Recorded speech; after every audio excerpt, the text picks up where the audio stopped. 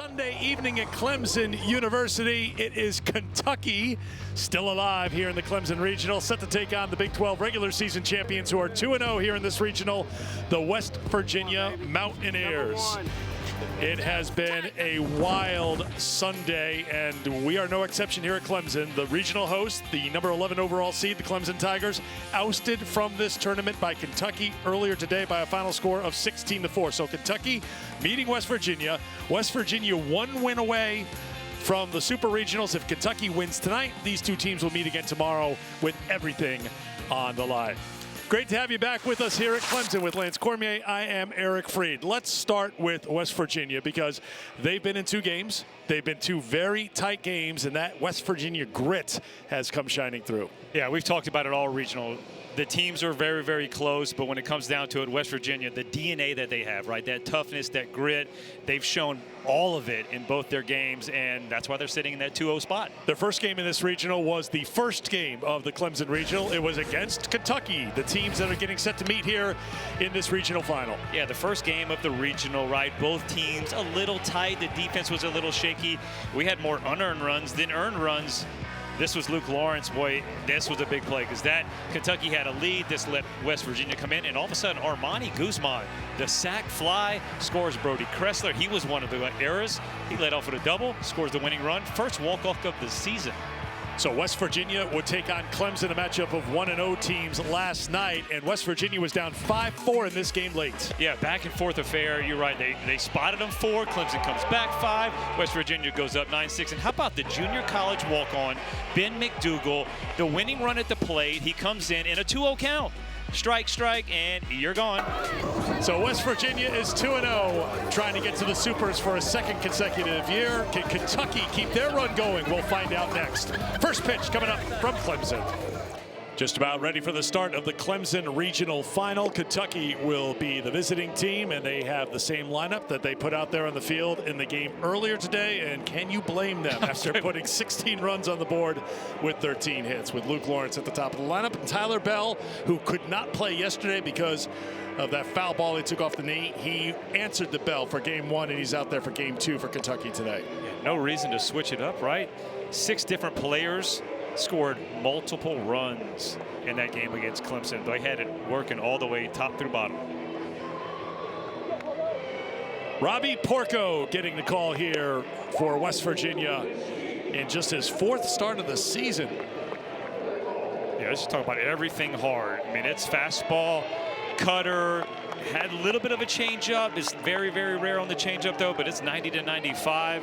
The cutter comes in the low 90s as well. So if you're a Kentucky lineup, you're looking at, hey, I'm gearing up for the fastball. You're adjusting, obviously, to some spin, but, man, you got to be ready for that heat. Junior out of Pennsylvania, ready to go. Opponents hit 270 against him last year. They're hitting 200 against him this year in 20 innings of work. His last start was March the 1st. So he has been a bullpen guy, but when you get to Sunday of regional weekend, everyone available. Yeah, when you look at his last 7 appearances, I mean, he's only given up 2 runs, and that dates back to all the way to March 9th. So that's an opportunity to go out here and have some success. Luke Lawrence leads it off and takes ball 1 at 93 miles an hour. You know, one thing he's going to have to do is manage the strike zone.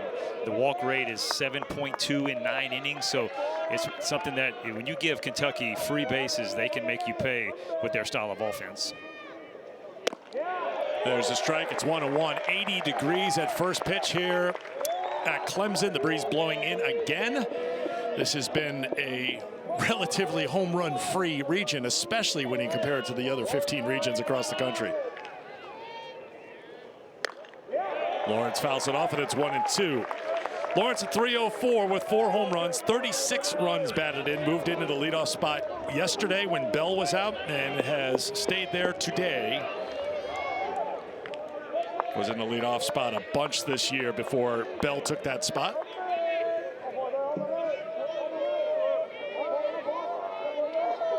Two for 5 earlier today. Ground ball to the right side, charged, gloved by Kelly, the throw to first. 1 away for Kentucky in the first. Kentucky started this regional, as we showed you, with the win, with the loss rather, to West Virginia. So that put West Virginia in that coveted 1-0 spot. And they got to 2-0 after that win last night against Clemson. Bounced back by Kentucky yesterday. They beat USC Upstate 7-3, and then the win against Clemson in the elimination game earlier today, 16-4. Runs inside for ball one to Cole Hage. Hage earlier today against Clemson was 2 for 5. A couple of runs scored in an RBI. 4 hits in the regional. This is game 4 for Kentucky, game 3 for West Virginia. 1-1. Yeah, I mentioned everything hard, and yes, those are back-to-back changeups, but it's still coming in at 86, 87. So you're talking about one of those power changeups where it's not that hard. You've seen some fastballs come in there at 86, 87. So it's still get your foot down, be ready. Bounced up, glove by Sauve, 2-1. 12th career start for the junior, Robbie Porco. His last appearance was against Arizona in the Big 12 tournament, went 1 2/3. Gave up 3 hits, a couple of runs, both earned. He has 1 career appearance in the NCAA tournament. It came as a freshman 2 years ago, ironically enough, in Lexington, Kentucky, against the Wildcats. Won an inning in 2/3, didn't give up a hit.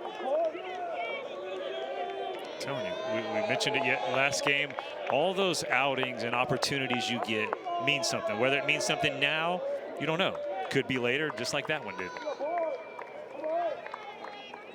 2-2 to Hage. Ground ball to the shortstop. Kresser reaches for it, throws on the run, in time, 2 down. We saw in our first game today, clean defense goes a long way to staying in ball games. Clemson committed 7 errors in the loss to Kentucky. Yeah, great job of just keeping the hitters out in front. You see Hage's body going out front, weak swing, easy ground ball. And you're right, the defense, it has to be there for you. You get pitchers getting ground balls, you got to be able to make the plays.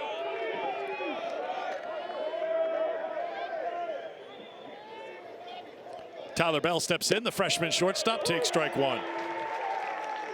Having an outstanding freshman year.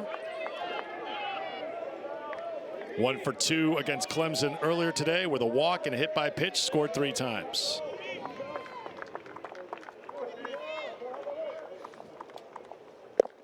Tried to check his swing, could not. Hey, that sequence right there was perfect. You go fastball in, 95, Bell takes it. Okay, so got to respect the fastball in, and then he goes slider right off the same, tunneled the same, looked like the same pitch, and then disappeared. 0-2 is bounced up there for ball 1.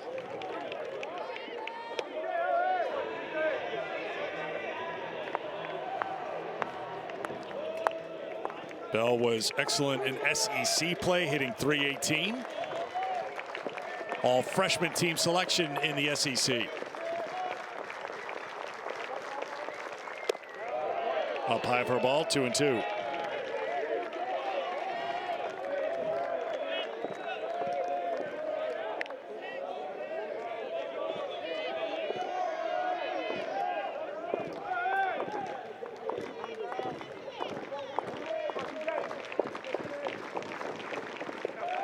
Bell doesn't chase, counts now full.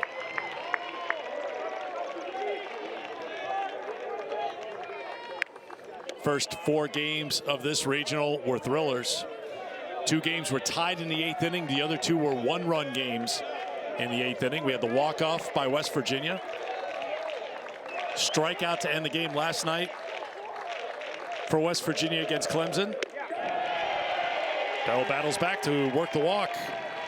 He's aboard with 2 down. Our elimination game earlier today is the one that first got away, and now you know Kentucky had to throw an extra game, throw some arms, but because it was such a comfortable game, that really helped Nick Mingione manage the bullpen and try to keep things as fresh as possible for tonight. Yeah, once the score got out of hand, you could see he wasn't content because by getting the score bigger and bigger, he got to manage the guys. He got to pick and choose who he wanted to go in, the spots they wanted to go in, and pull them when he needed to just to keep them fresh for tomorrow if there is. You could tell, you could see and hear it's James McCoy's music. He's at the plate, the cleanup hitter, the switch hitting junior. Takes strike 1. McCoy was 0 for 2 against Clemson today, but he was hit by a pitch twice, scored a couple of runs, and had an RBI. He has scored 4 times in this regional. Down on the count, 0-2. Kentucky has used 9 different pitchers. West Virginia 6 different pitchers as they begin here in this regional final.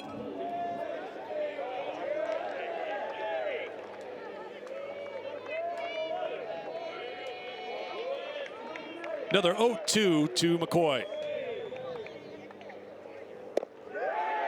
1-2.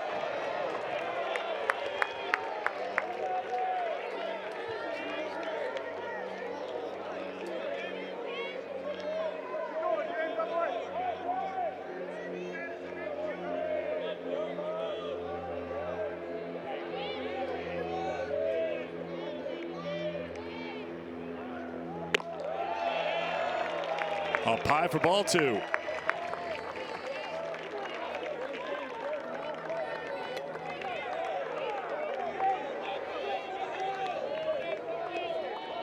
McCoy, a two-way player, by the way, so if you get really thin in the pitching staff, I think we'll get a chance to see him. He is available. Once again, Porco, after getting ahead of a hitter, works the count full. Well, it was the 1-2 pitch. What was it they thought he had, or maybe even the 0-2 pitch. Dotted one on the bottom part of the zone, walked off. I saw Brody Kressler. He was almost halfway to the first base. He thought it was going to be a strikeout, and it wasn't, and it looked like that affected him. Those are the little things that can affect pitchers, just because, I mean, your mindset goes from competitive mode to, okay, I thought I had strike 3 walking off the mound, and reverse back onto the mound and lock back in.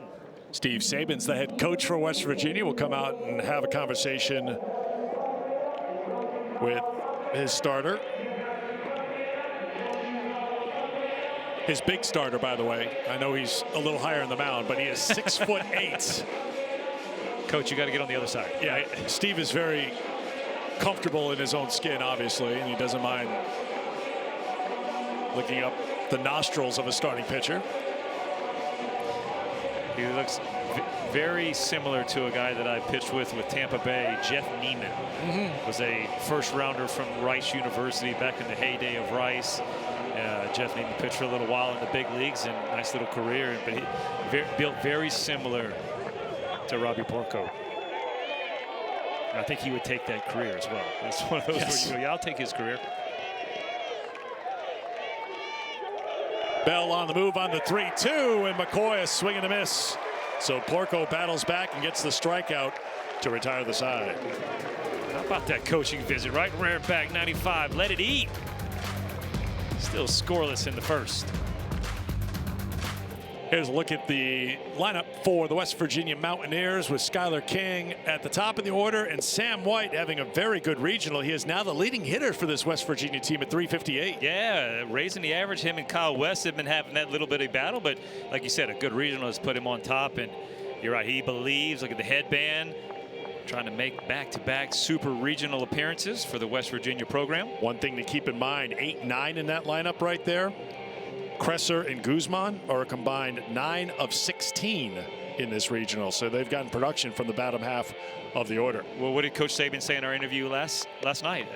Armani Guzman's got to be the best 9-hole hitter right now in the country, and so he feels really good about the bottom part of his order. Although you and I have been watching a lot of regional baseball today, a lot of guys are stepping up 1 through 9 in the order for some of these teams. Scott Rouse getting the start for Kentucky today. Yeah, the true 4-pitch mix. I mean, he really had, I mean, you look at the percentages, fastball in that 36%, changeups in the 40s, slider, cutter. He's got it all, 89 to 93. One of the things, though, much better against left-handed hitters, and right now West Virginia's got 5 of those in the lineup. Skylar King fouls off the first pitch. King at .303 on the season, 3 home runs, 30 runs batted in. He was 1 for 4 Saturday night. That hit was a double. He was hit by a pitch twice. King lifts a fly ball to right center field. You can see the flag pushing in from the outfield, so that's not going to help the hitters tonight. Put away by Hansen, 1 away here in the first. It's been a pretty consistent look for us since Friday here, and we were told the prevailing wind does come in here at Doug Kingsmore Stadium, and that has been the case even on a warm night. Yeah, we came in with a regional, right? I think coming into play today, we were 1 home run behind the 2022 record-setting total when all of the postseason combined, and this regional was not helping out. Only 5. We were dead last with only 5, and then you would think 20 runs scored in the first game. No homers. 0 home runs in our first game today.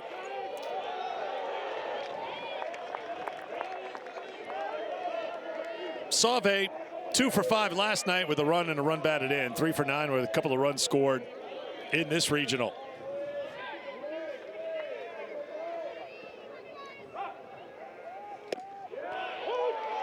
Two and 1. Rouse got the start in the SEC tournament for Kentucky against Oklahoma. Wildcats were 1 and done in Athens when 2 1/3 gave up 4 hits, 3 runs. This is well hit to left center field. Going back is Hansen. Back to the track, to the wall. It is gone. What were you saying about the lack of home runs here at Clemson? I don't know. Erase it. Yeah, ask it, you shall receive. Logan Sauve goes deep for an 8th time this season. 1-0 Mountaineers.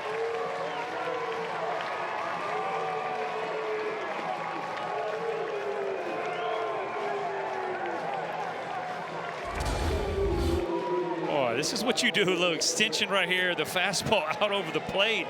Sauve, left center field. Oh, yes, sir. How about this place where his dad played a little football and baseball? That one means a little bit for him to hit one out of here. First home run of the regional for West Virginia, their 55th as a team. And here is their leading home run hitter this season with 10. Kyle West hammers it foul. It's 1-1. West has been the top hitter for this West Virginia team for the most part down the stretch. Gets on base at a .498 clip. You can see his OPS, 1110. Little cue shot. I don't think Kyle knows where the ball is. It was in the glove of the shortstop Herrera, who threw to first. West got jammed so much that he got spun around and lost track of where the ball went. 2 down.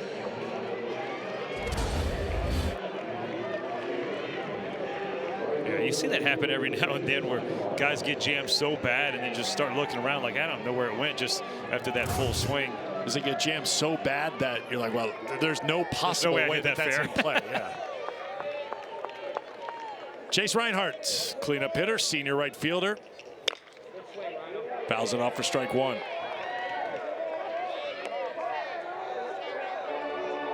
West Virginia native who was 1 for 4 last night. That one hit was a double, scored a couple of runs. Everybody contributed last night for this West Virginia team.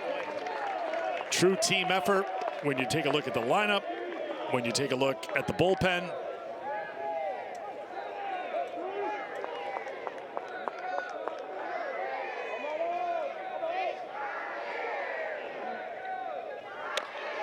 That's a squib shot towards the second baseman. Lawrence up with it. And that will do it for West Virginia. But West Virginia scores first on the Sauve home run. 26 wins this season for Steve Saban's team, but getting on the board first. Welcome to June, and June is looking like it is going to be wild if we're going by play today in the NCAA regionals. If you had Vanderbilt in your bracket going to Omaha, put a line through it. The Commodores eliminated before getting to the regional final. Yeah, you can say the same thing, right? We just in that advancer, you have a couple of shots of Vanderbilt, a couple of shots of Georgia, 2 national seeds, both not advancing. How about that? Georgia walked off today at home by Oklahoma State. 4 runs down. Of yes, they were down 2 in the 9th, tied it at 9. Georgia had a chance to get out of it, but then a walk-off 2-run shot for the Cowboys, and the Pokes stay alive in Georgia. A lot of that happened because of I was reading up on it, what would have been an ending double play. The pitcher missed first base. So all those little things like pitcher fielding practice, things that you do, the monotonous things that go through practice that you're like, why do we keep doing these things? And coaches will say, hey, like this could win you a ball game, could lose you a ball game. There you go. This could keep your season going or end your season. So I need your help. I'm trying to keep track of the seeds out of the tournament. University of Oregon, Clemson, Georgia, Vandy. I think we've got 4 of the 16 seeded teams out of the tournament here before. Right, I think that's right where you're at. Yeah, before first pitch of the regional finals, 6 o'clock Eastern time. Boy, you got to respect the heater, right? Because it's been up to 96, man. He makes that ball, and that hand looks so small. The changeup comes out perfectly. Great arm speed, the hand speed through the ball. Tough to pick up the changeup. Picks up strikeout number 3.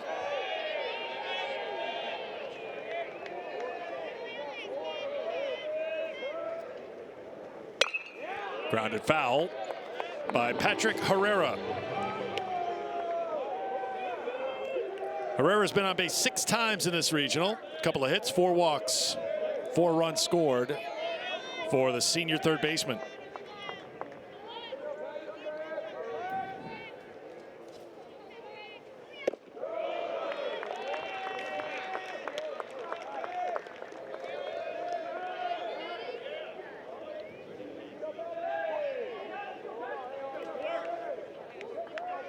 Robbie Porco making his 12th appearance of the season and just his 4th start.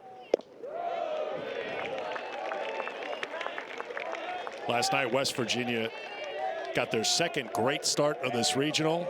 First, it was their top pitcher, Griffin Kern, and then yesterday, Jack Kartsonis went 5 1/3, giving up 3 hits and just a couple of earned runs here at Clemson against the Tigers. I like to talk about Griffin Kern's outing because to me, after the walk-off and other things, it's almost forgotten, right? He went 7 1/3 innings, early deficit, which when you get an early deficit and all of a sudden, you know, it's a tough thing. Guys tend to maybe give up a couple more runs than they shouldn't and fold a little bit, but he didn't. He stayed tight, pitched into the 8th inning, and allowed his offense to come back. Porco battles back, the count now full. As you mentioned, 7 1/3 for Kern, 5 hits, 3 runs, 1 earned, a couple of walks, 7 strikeouts.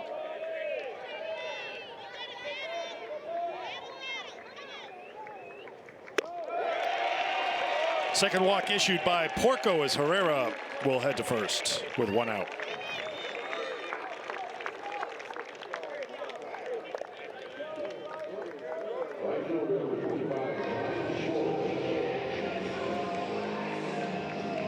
Oh, West Virginia is locked in. when you go with that look, you got the telescope out as well. Just making sure he hears things and he can see them as well. Hear everything, see everything. What they are hearing is phenomenal in-game music. This place is awesome. You have been a big fan. Yes. Obviously.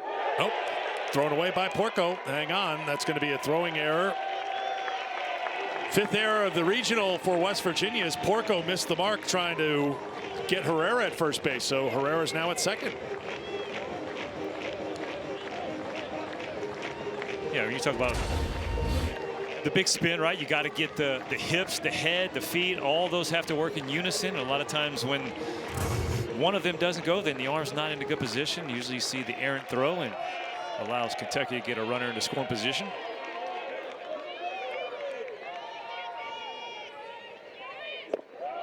Got to imagine, too, there's part of it. Your footwork or your body work was wrong, and now you're trying to compensate doing something with your arm, and that's when it's going to sail on you. Right, when it's all synced up, right? The feet hit, the shoulders, the head, everything's turned the same, and the arm's where it needs to be. Well, if one is a little bit off, then all of a sudden the arm either speeds up or it slows down a little bit behind. Right there, it looks like he sped it up, cut off the throw, pulled it, and all of a sudden you got an error. And you got a Kentucky runner in scoring position in Herrera. Ryan Schwartz, the freshman right fielder, 3 for 10 in the regional with 4 runs batted in.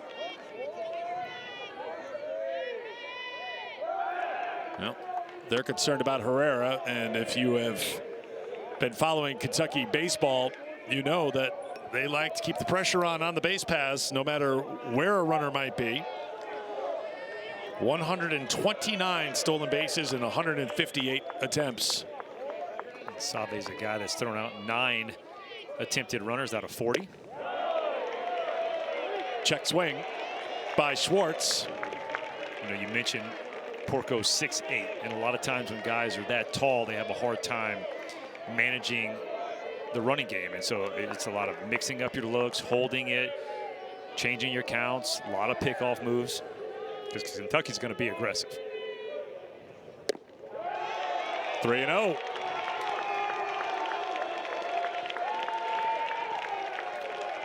You know better than anyone else because you've pitched in the NCAA tournament. You pitched in Omaha. When you're at this stage of the season and this stage of regional, you can ask a coach, well, how many pitches? How far he's going to go? He's going to go until we feel like he is done and loses the zone or is trying to do too much. Right. And then we're going to get the bullpen ready to go pretty quickly if we sense that. It's not going to be like, give me 50 pitches. It's going to be like, you're going to give me the number of pitches where my eye test shows me you're still good, right? Yeah, the old gut feeling, right? The coach trusts his gut. Ooh, foul tip off the catcher, Save, who's going to need a minute or two. The stuff is good, though. I love how, I mean, he works downhill. That's something, as a 6'8" pitcher, being able to work downhill is really nice because he creates angles that are tough. First 3 pitches of this batter just kind of lost the rhythm, right? He, you know, maybe thinking about the throw, what happened on that, and basically spinning off a lot. Now he's looked like he's locked back in.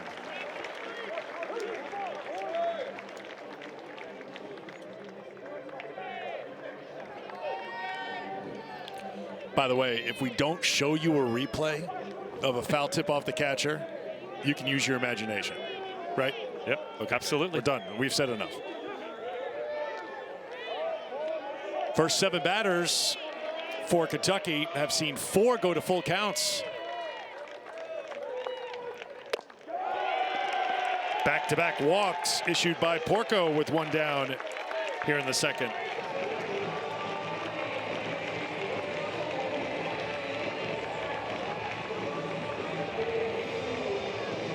So the work begins down in the bullpen. Carson Estridge, who we saw come on last night, faced 2 batters as he gets back up to speed after missing time.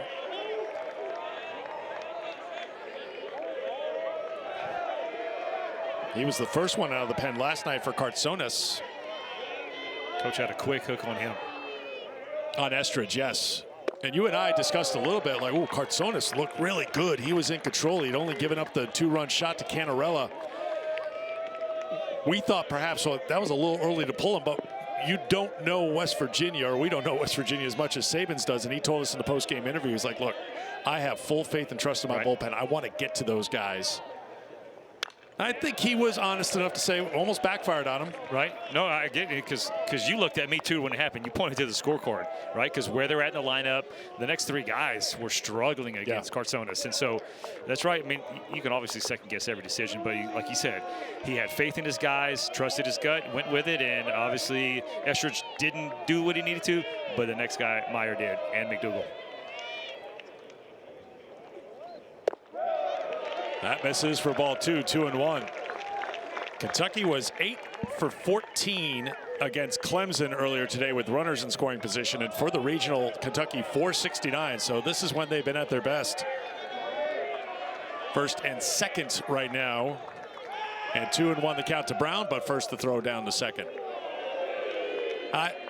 You've talked about it during this regional too, about guys getting an opportunity. Maybe they don't pitch well in that moment, but there's something to be learned or something that you put into the bank or something you don't repeat. And maybe that's something with Estridge last night. Well, you're talking about your first outing into the NCAA tournament, right? And so now when he comes on that field again, maybe the anxiousness, the nerves, all those things aren't there that maybe he experienced last night. I don't know if that was the case, but you never know. And then now the next time there's a little bit more comfort level when he gets on that mound. Yeah.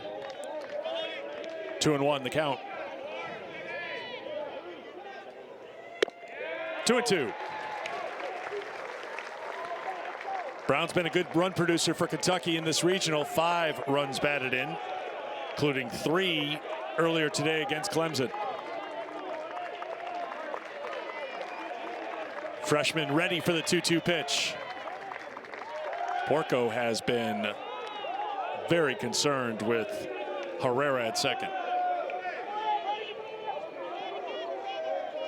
Dan Ferran tells me that's 6 lobs to second. Lobs is my word, well, not his. Well, the new rule, right? I don't know how new it is. Last 3-4 years, where most of the time you'd have a guy just would pick his leg and wouldn't throw it. Now you have to make the attempt, right? You only have 2 step-offs, or it's going to be a ball. So that's why you see the lobs. You have to throw it. Yeah, back in the day, you would have just picked up your leg, spun around, and just faked the throw, held on to it. But now they're going to make you throw.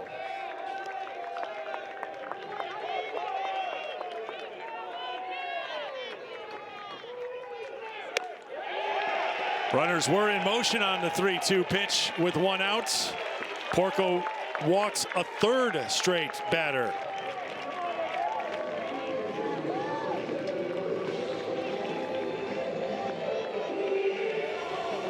Number 9 hitter Devin Burks coming to the plate. More action in the bullpen for West Virginia.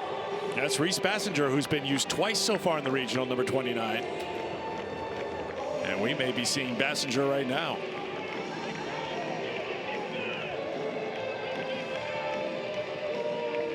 Yes, I think you see Bassinger getting loose, obviously in a situation to basically put out the fire, maybe giving Estridge an opportunity to get a clean inning. Because we've already seen Bassinger go 2 2/3 innings. Don't know how extended he can get, but maybe, hey, 1 or 2 hitters, ground ball guy, get you a double play. We also don't know how long he's been getting loose in the bullpen. It's a line to us right now, and Sabins hasn't made a move, and now he will. He was obviously trying to buy a couple of more throws in the bullpen for Bassinger. Yeah, especially with a guy that's thrown back-to-back games. The soreness is still there, right? So it's still a real thing. But he's ready to rock. He better be. He's coming in with the bases loaded and 1 out in a 1-run game. I think squeeze play may be in play for Kentucky on the field here. We'll see how they want to play it with Reese Bassinger making his 3rd appearance of the regional. Well, you better be ready to go, right? You got to have the all-speed locked in. Devin Burks only hitting 200 bases loaded, but he is a first pitch swinger when it comes at over 70% of the time. So usually when guys come out of the bullpen with runners in scoring position, you got to land the all-speed early because your hitters are going to be aggressive. But you're right, though, Eric. This could be an opportunity where the squeeze comes into play. 7-1 record, 5 saves. Bassinger is used to being in situations like this, but not in the 2nd inning. This is one of those high-leverage guys for West Virginia, usually pitching later in the game. Well, in the regional finals, right, the 7th inning becomes the 2nd inning sometimes. I mean, this is, you always hear coaches say, like, yeah, the 9th inning, the last 3 outs are the hardest to get, but sometimes you win the game in different innings, and right now is an opportunity. You get a ground ball double play, get out of here, keep the lead, everything you can do. That's what they're hoping here for Burks. Infield at double play depth, and Burks takes ball 1. One of the leaders, if not the top leader for this Kentucky team and program. He has struggled at the plate, 216. He's 1 for 11 in the regional. 1-1. He started the first 3 games of the regional, and Minjion was able to get him out late in the game earlier today just to try to get him off his feet for a little while thanks to the lopsided score. Yep. 1-2. We mentioned that was big, right, for him to manage his pitching staff. Well, he was also able to manage his lineup and get guys like Burks, the catcher, who's caught every single inning off his feet. Also Tyler Bell, a couple other guys off their feet, preparing for the 2nd game today. Tapped out in front of the plate. It will roll foul. Meanwhile, West Virginia had their feet up at their hotel while Kentucky and Clemson were playing at noon. That's the advantage. You go 2-0, and you have recited the numbers. The teams that go 1-0 in a regional, how successful they are in getting the supers, are 2-0 the edge. I think those numbers are going to be skewed a little bit after what we have seen here. Steady dose of sliders right here from Bassinger. Ready with another 1-2. Mixes it up a little bit, brings a little heat. Thinking just like, I'm thinking right along with him. I was in my head, I'm going, fastball in right here will just blow him up just because his mindset is, hey, take the slider away, wait on it. You blow him up on a fastball in, get you an easy double play. He missed over the middle, got away with one. Another 1-2. Goes back to the slider, misses the plate, 2-2.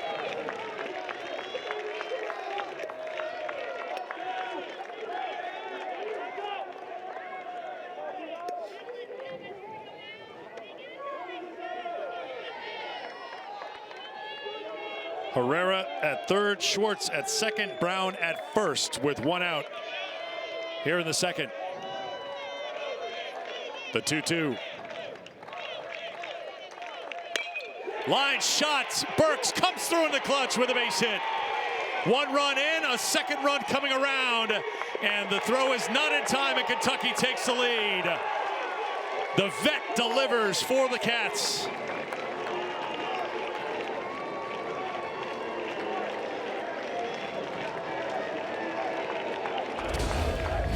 Big Blue Nation on their feet. Yeah, I would be too right here. Like you said, Eric, the vet, right? Back-to-back regional all-tournament teams.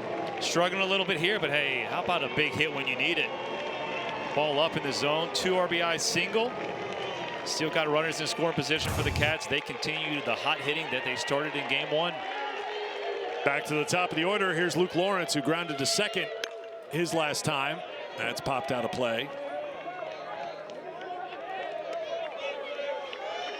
So Kentucky continues their hot hitting with runners in scoring position here in this regional. They have come through with the timely hits. They have had the great pitching.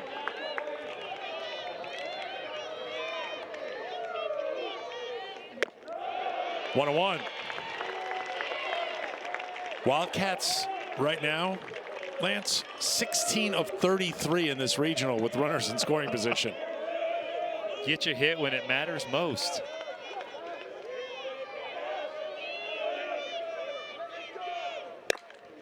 Lawrence, slow roller to the short. This is going to be trouble. Lawrence beats it out, and the bases are loaded for Kentucky again. 6th hit of the regional for Luke Lawrence.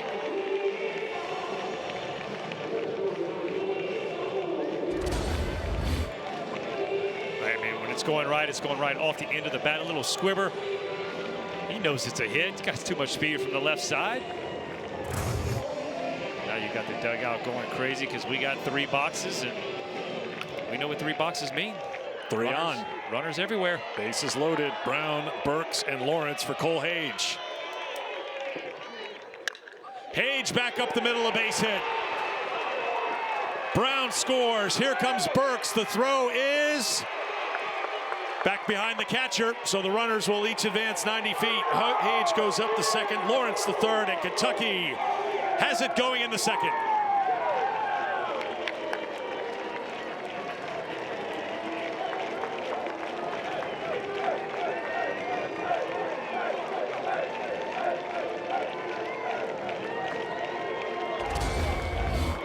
Another opportunity with runners in score position. Another big hit from the Bat Cats. Little sharp single up the middle. Skylar King, beautiful throw. Watch, Logan Save is trying his hardest to deke Devin Burks. Burks doesn't slide.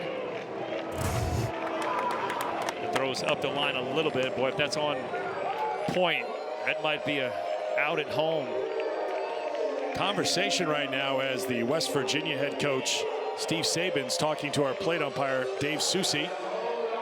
And the umpires will have a conference. We'll see if there's going to be a video review here as well.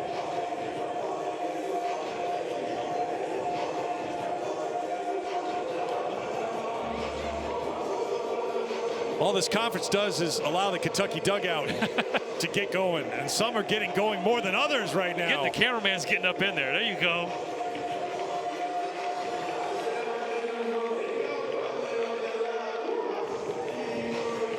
That was Cole Henschel, right? Cole Henschel was the one who was really getting into it when we were asking this team, you know, about quirks or different things. No clue. He was the one who was walking on the hands in the dugout. Oh, yeah. And it looked like he hadn't practiced in a while. Right, definitely hadn't practiced in a while. But yeah, my man was getting after it. They're still getting after it.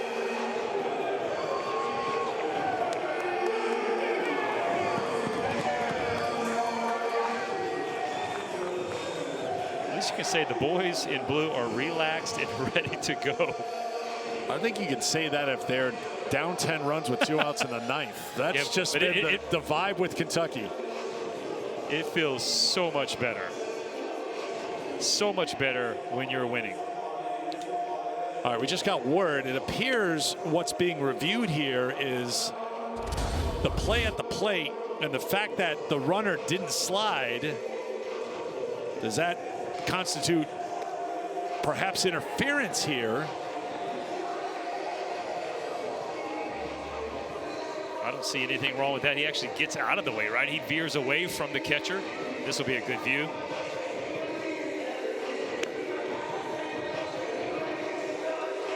If anyone would know what he's entitled to do and could not do at the plate, it would be the Kentucky catcher, Devin Burks, you would think as well. You see Hudson Brown, he had the arms up, like stand up, and then the facial expression was like, uh-oh, and then Devin Burks is looking like, hey, wait, like, bro, you gotta tell me to slide.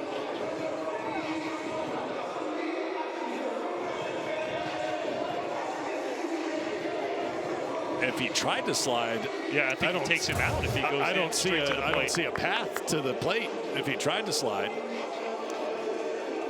I think if Sabins was able to watch the replays, he would go, oh, he actually saved his catcher by getting out of the way.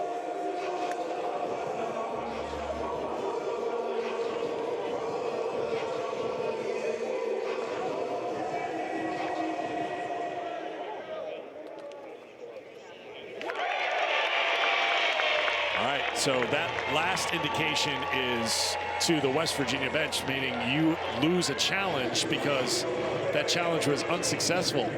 So you're down to 1 challenge early in the game.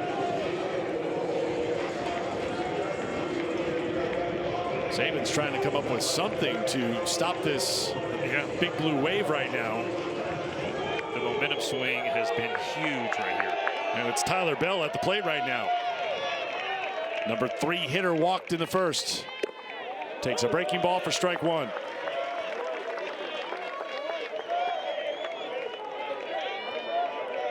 Cole Hage getting his 5th hit of the regional, now with 4 runs batted in.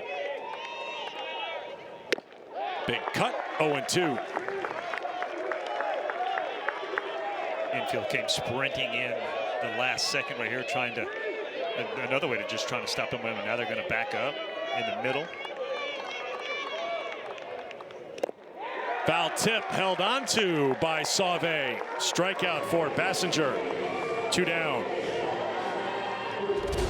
Big out right here by Bassinger. The changeup just breaking away from him.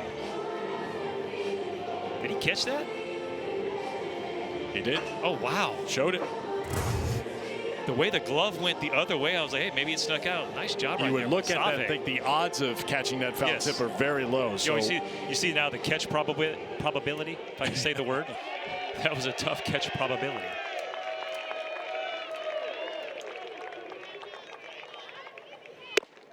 Strike 1 to James McCoy. 9th hitter here in the second for the Wildcats. 4 runs in for Kentucky.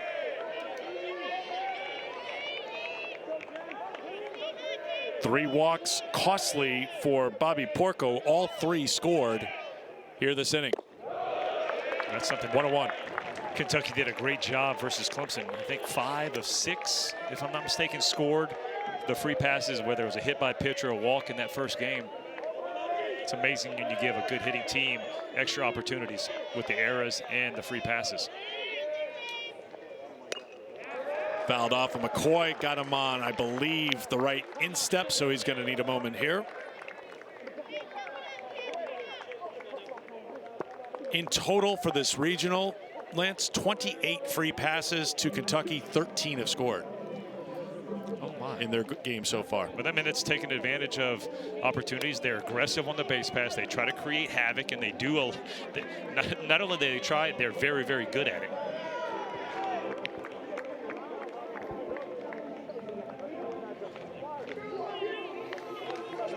McCoy ready to step back into the box.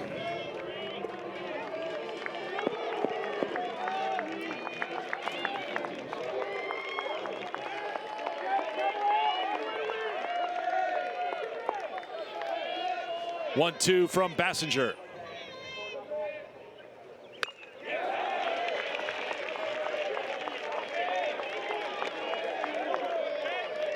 Look at Jackson Jelkin. Got the wrist protector, the elbow, 2 shin guards. Life of a first base coach. Got batting gloves in the front. How can you tell you've had a lot of base runners on and your dugout's on the other side of the field? Right. He's like, where's the helpers? Come and get this. Oh, good pitch from Bassinger. Swing and a miss. They say that Sauve caught it, and McCoy was running down the line like it was in the dirt. 4 runs, 3 hits, 1 error, 2 left. Kentucky on top. Welcome back to Doug Kingsmore Stadium, Clemson, South Carolina. On a Sunday night regional final here at the Clemson Regional, Kentucky and West Virginia. Mountaineers scored in the first, but Kentucky answered back with 4 in the second as West Virginia comes to the plate in the home half of inning number 2. Sam White, Gavin Kelly, Ben Lumsden to face Scott Rouse. Well, if anything goes according to how it has in the first couple games, West Virginia is scoring this inning. They fight back so well. Sam White swings at the first pitch, grounds it to Herrera at third on the first. 1 pitch, 1 down here in the second. Nice pitch, nice piece of hitting though. I mean, shoots the ball the other way, hit it where it's pitched. Sometimes you hit the ball right at guys. And we were keeping an eye on McCoy. He ran down the first after that 3rd strike last inning. He was limping a little bit after the bag, after fouling that ball off his foot, but he's out there right now. Season's on the line. It's going to take more than that to get you out of the game. This is chopped again to third. Herrera again to McCoy. 2 pitches, 2 outs. I mean, this is tailor-made for Kentucky. When you've played earlier today, you're throwing out a pitcher who hasn't pitched in this regional, but you've used guys behind him in the bullpen. You keep that pitch count low. Well, this is the part of the game that has changed so much over time, right? You have such a long inning, right? Your guys have been out there so long. The pitcher had to work a lot. You went through multiple pitchers, and your guys come up and swing first 2 pitches of the inning. And now you're 2 pitches, 2 outs, and you put Ben Lumsden in a spot where, like, you got to take 1, got to take 2, really. And if not, man, you get a chance to give up 4 and all of a sudden have 3 extremely quick outs. You also have Ben Lumsden, who barely got into the on-deck circle. Still put on batting gloves. Yeah. And if you're Scott Rouse and Devin Burks, you're like, just pump a couple down the middle because he's got to be taking. Oh, 100%. Do that. 100%. Like right there, especially if it's not a 1-run game, I'm getting beat if I give up a solo home run because I'm going 4-seam right down the middle because I expect he's no chance he's swinging.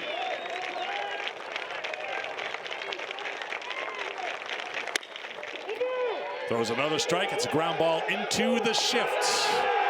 Very easy inning for Mr. Rouse. Just 5 pitches for 1 after 2.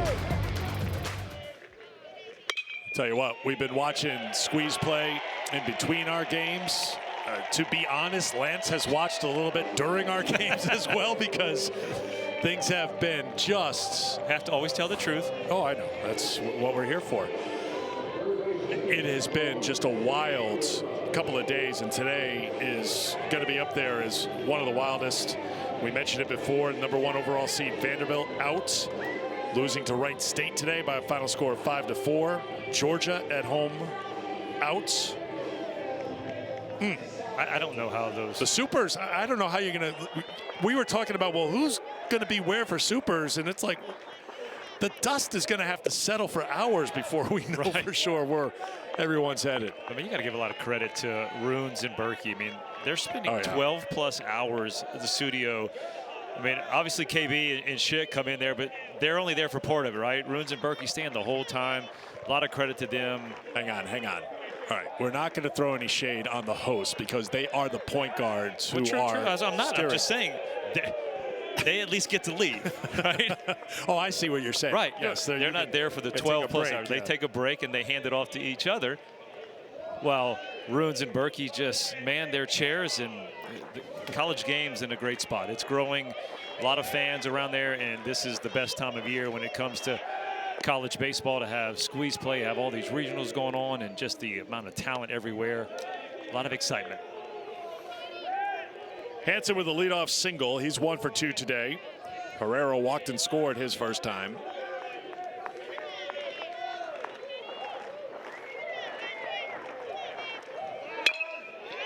Line shot, fair ball headed towards the corner in left. Hansen was on the move. He's coming around third, being sent home to score, and Kentucky has a 5-1 lead over West Virginia. RBI double for Patrick Herrera.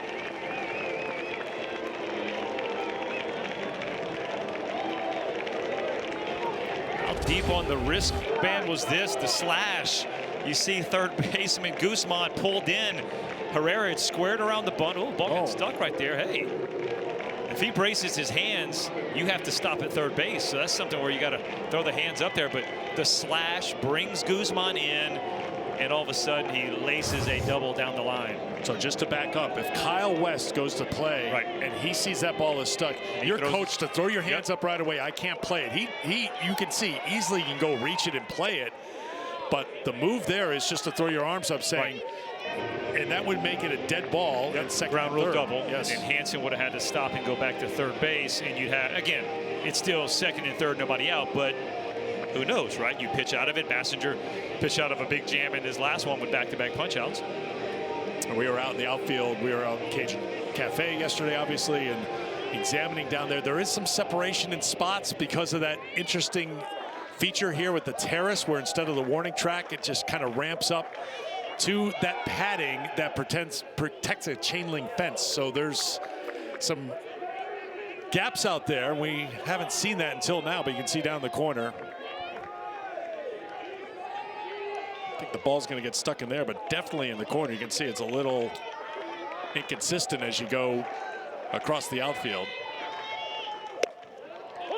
0-2 is the count to Ryan Schwartz.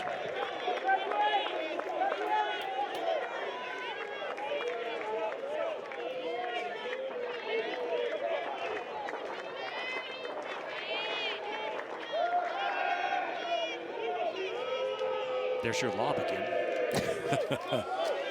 It's a mandatory lob, though, in their defense. But I don't know in our time here in this regional if we've seen, well, we've seen a couple of throws with intent behind it to, to try to get the runner, but they've been thrown away a couple times. Used to lobbing so much. Big sweep on that slider, misses for a ball. You always have to expect Kentucky's going to do something on the base pass. I mean, it's a large lead, but he's got a large lead. He might not be going anywhere. He just knows he's comfortable with that lead. It's a extremely large lead. Schwartz gets a piece.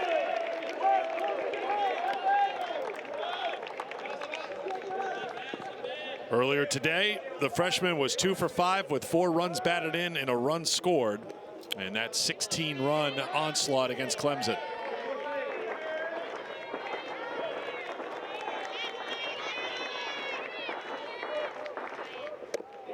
Comes inside, swing and a miss. Strikeout for Bassinger.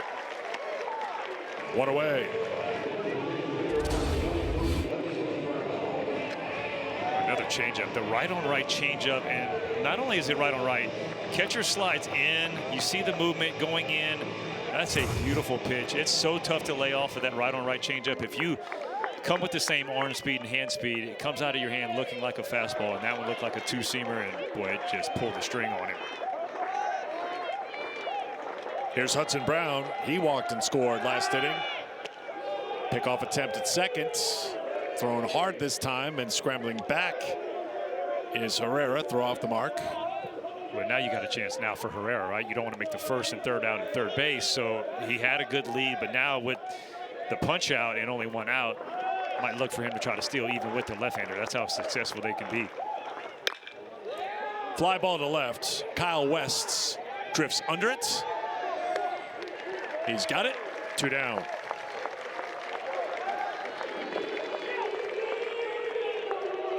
Nick Mingione will have the headset on next half inning. We think in our first game we had Ben Cleaver, and we're getting reports that the Slim Reaper interview was wildly popular across the country. As the kids would say, it went viral. Do they still say that? You are definitely showing your age now. My son told me that. Hey, on social media, everybody's talking about the interview. I think those are things 18-year-olds tell their dads just to make them feel like they're hip. You know, there's a different term that they're probably using right now. There's the Slim Reaper. Joined us and chatted. Or he had. Look at the eye black. It's thicker and it's farther down the neck than it was in the interview. The glove is still on the hat. Well, he had a staff of eye black artists working on it for him, right? Yep. Yeah, it was way too good. He couldn't do it himself. I think one of the biggest takeaways is he's 6'3", 185 pounds, and his goal is to be 200 pounds by next year. We told him start drinking some milkshakes and start right now. Spaghetti was his go-to. He's going big. It's going to be a big pasta summer for the Reaper. Yeah, you put a little bit of weight on the Reaper, right? He was up to 91 maybe with the heater, you know, maybe looking at some 93s. Swing and a miss by Burks. He's got a disgusting changeup right here with Bassinger. Burks had a big hit last inning. 2-run single.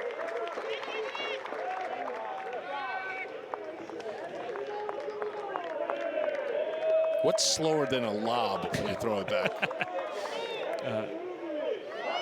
A flip, but he's not flip. Flip would be an underhand. Just shot put it for us. Just a toss. Toss. Bassinger gets it done again with that pitch. Gets Burks to swing and miss. Now retire the side. Kentucky adds a run on top 5-1 after 2.5. Nick Maggione, the Kentucky head coach, putting a headset on. In the first game, the Slim Reaper had the headset on, and he did a good job, Nick. You'd be very proud. Represented you and the program very well. Yeah, I'm not surprised. What a great dude. And, man, just how special is that guy? I mean, you saw him Friday night and all year. And, man, we ran him out every Sunday. And, yeah, just a special dude and great competitor. Well, Coach, I mean, just right now, the story, the Kentucky offense, 16 runs in the first game, already 5 here. What has been the difference today than the past couple days? I really like our situational hitting. I feel like we've committed to using the entire field. And with 2 strikes, we have just battled, you know, obviously not that past inning, and then you know this, but there's 6 components to offense. And I give Coach Sloan and, you know, Coach Kuzi a lot of credit. Like, they are just firing a lot of things off. I mean, last inning alone, you know, we did a slash, hit and run. Slash, hit and run, pulled the third baseman in just enough.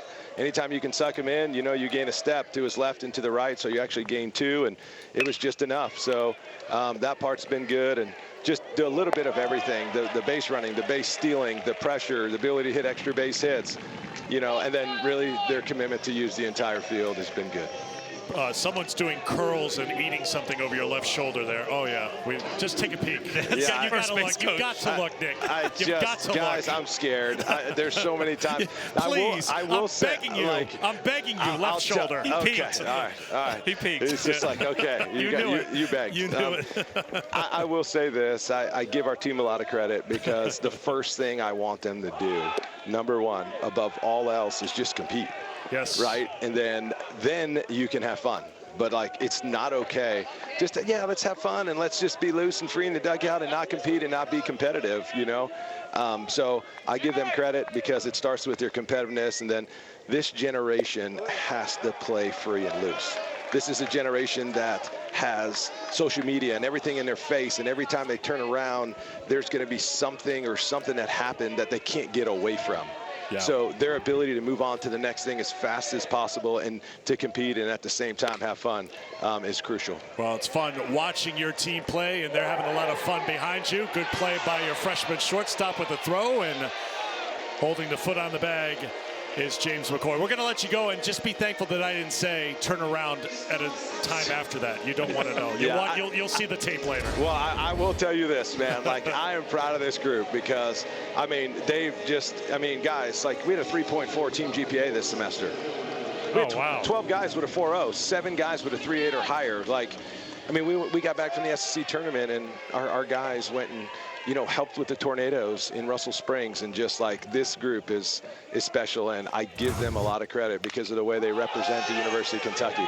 Let's see if TJ can get this with his knee. Of course he's got it. He looks fine. You wouldn't know. We appreciate it, Nick. Yeah, I'll be back next inning. That went pretty good.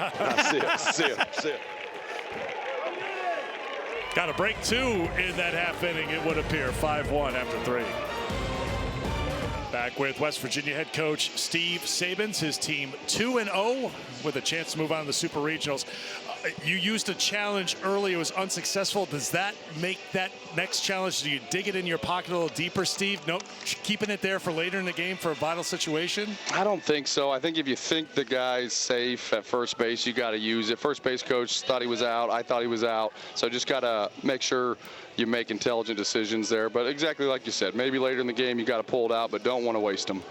Well, Coach, right now, when you look at the lineup, right, a lot of balls hit hard just right at the guys. What's the message to the team to stay focused and, hey, just keep swinging the way you are? Yeah, every pitch is critical. Every pitch Bassinger's throwing, every at-bat. It's essentially a 2-game series, and we're going to go hard to win this one. Forward in everything that we got, but we're in the luxury because we're 2-0, so we're in the catbird seat, and you got an opportunity to win one of the 2 to move on. So you got to be intelligent, but these guys got to compete. There's so many things. It's a chess match with their bullpen and making sure you draw guys out of it. I think I know the answer. I want to hear it from you. Does this group have any trouble staying loose and being free in a game? No, not too much. I think these guys just love to compete. They love to be at the yard. And so in general, they love to play together, and they're a great team. So no issue there too much. All right. We appreciate your time, Steve. Best of luck. Thanks, guys. See you. Had a great conversation with Steve after last night's thrilling game when Ben McDougal came on with a 2-0 count. JUCO kid who was a walk-on. And when they had a spot for him on the roster, he was wondering if he had a locker coming to West Virginia. And Steve's like, not only do you get a locker, get a uniform too. You get a jersey, man. And that kid came on, 2-0 count, bases loaded, game on the line, got a strikeout, spiked his glove, a huge moment. And that just gives you an idea. We showed you at the top of the telecast, but it's worth repeating how this West Virginia team competes. And they have done so in the first 2 games of this regional, and I would expect it to continue here as this game goes along, even though they're down 5-1. Still a lot of time left in this game. Lawrence back up the middle and through. Kresser couldn't knock it down. Lawrence has his 2nd hit of the ball game.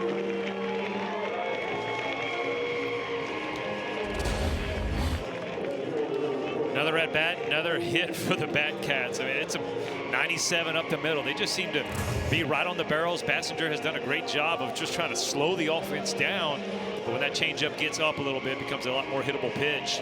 But like you said, Eric, Coach Sabins has been great with us. I mean, the conversation has been good. I mean, he even was trying to get his little man to sit on his shoulders during the interview, and he kept saying, no, sir, he wanted to go run the bases. Yeah, he had a whole field to go out and run on and get tired before bedtime at 10 o'clock at night, yes.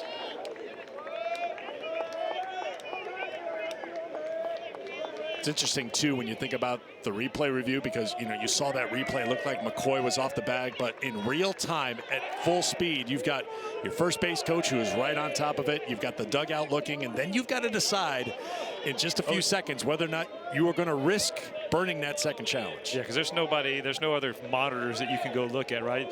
Pro ball, you have the guys going, hey, you'll see the coach wait till the very last second, and, oh, yeah, we'll challenge that. But you're right, you got to go on the reaction. Hard hit up the middle. Cole Hage has his 2nd hit, and it's dropped by the center fielder, King. An error on West Virginia, and that allows Lawrence to move to 3rd. 3rd error of the game already on the Mountaineers. Eric, we can't say it enough, right? It's literally in their DNA for Kentucky to always put pressure on the defense. And with Lawrence just dead sprinting and looking like he's about to take 3rd base, right? Watch right here. Looks like he's going to take 3rd base. Skylar Kings comes running in. He picks the head up at the last second. The ball rolls under his glove. Lawrence had stopped. All he had to do was field the ball. But since it goes under his glove, he got 1st and 3rd for the Cats. With nobody out for Tyler Bell.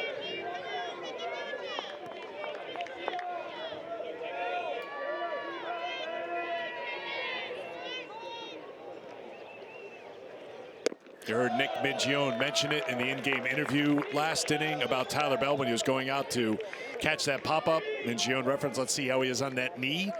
Didn't play yesterday after fouling off a pitch Friday in day one. You spoke to Tyler earlier today, this morning, before their first elimination game, just to check on him. Yeah, bright and early. Oh, yes, sir, I'm ready. I was like, okay, that's all I had to say. I mean, it was later, you ready? But talking to Coach Mingione and hearing just the admiration of a player like Tyler Bell and just a young guy coming in, just showing so much admiration. That was one of the more interesting stolen bases that you will ever see. Hage was at second before Bassinger even threw the pitch. What's even more shocking, see right here, Cole Hage just takes off, nobody's there, is Bassinger didn't step off. Like a lot of times you're thinking, hey, step off, because your mindset's not where it needs to be.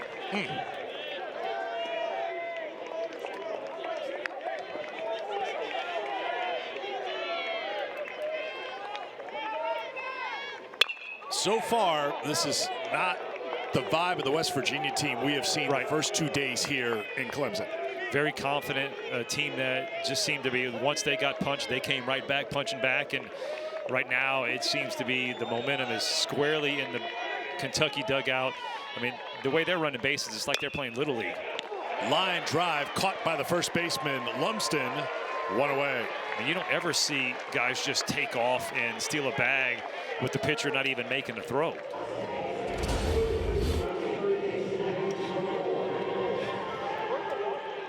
Shot right at Lumsden. That's a big play. Good base running, but you're talking about if that ball gets down the line. 2-run score, looking probably for a triple for Tyler Bell, but nice job right there by Lumsden.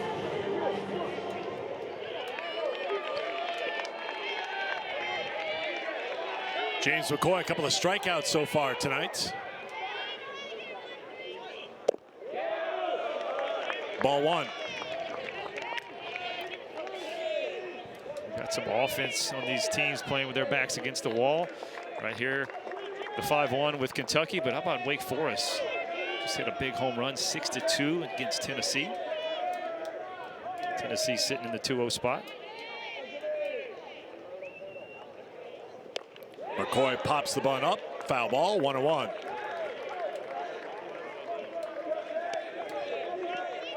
Even though it feels like the lead is bigger than 5-1. Kentucky showing that they believe that 5 runs is not enough. They're going to continue to play their game. This is a spot where they would, even with the cleanup hitter, bunt, safety squeeze with him and try to get an extra run. And again, we saw it in the Clemson game earlier. You just extend that lead. The further you extend it, the longer you leave that pitcher on the hill. Check over to third with Lawrence.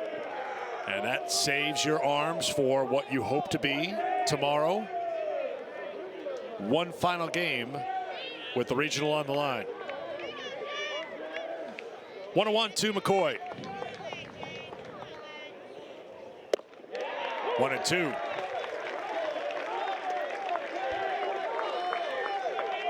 Kentucky led 3-0 after 4 in the game 1 meeting with West Virginia. And the Mountaineers came back with a walk-off win.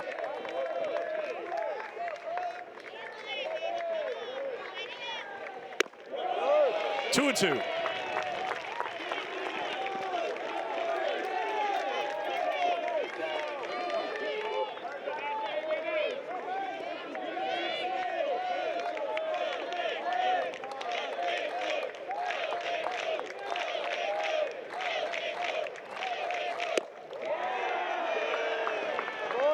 Full count.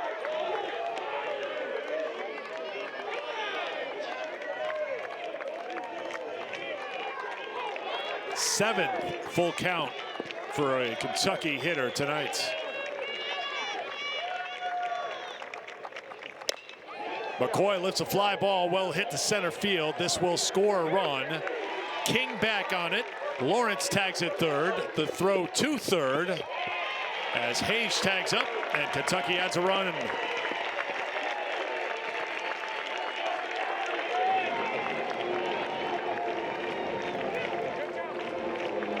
back-to-back Ks. James McCoy, big-time productive out.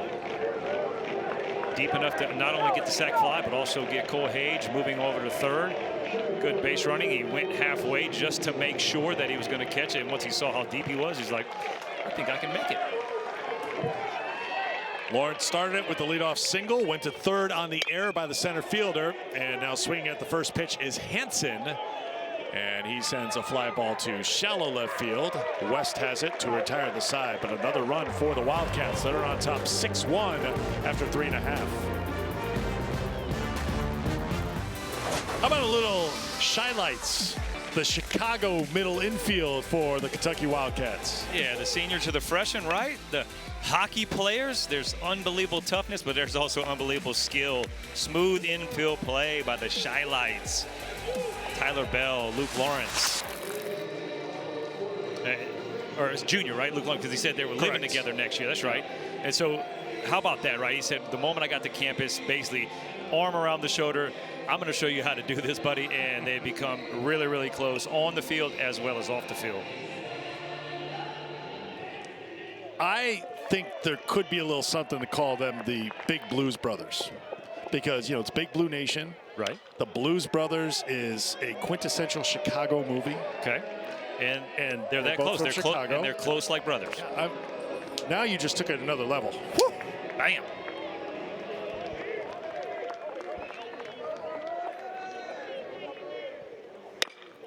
That ball just must smell different.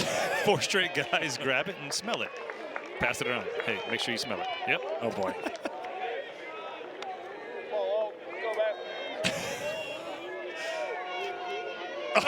Oh, no. Oh, Novi does it again. Is he your favorite guy? Jackson Novi, in our first game, he was the one behind the Slim Reaper who would not break character. Right. He had the glasses. This would be even better if they passed it to the coaching staff. Keep going. No. Come on. Oh. Yep. Look. Oh. Come on. Oh, come on. Let's get to Coach Mingione. If Coach Mingione, oh, they know better. They know better. Dang it. We only had about 7 more guys to go to get the whole team involved. You got a lot of, there was a lot. There was a lot of nose meat ball in that dugout.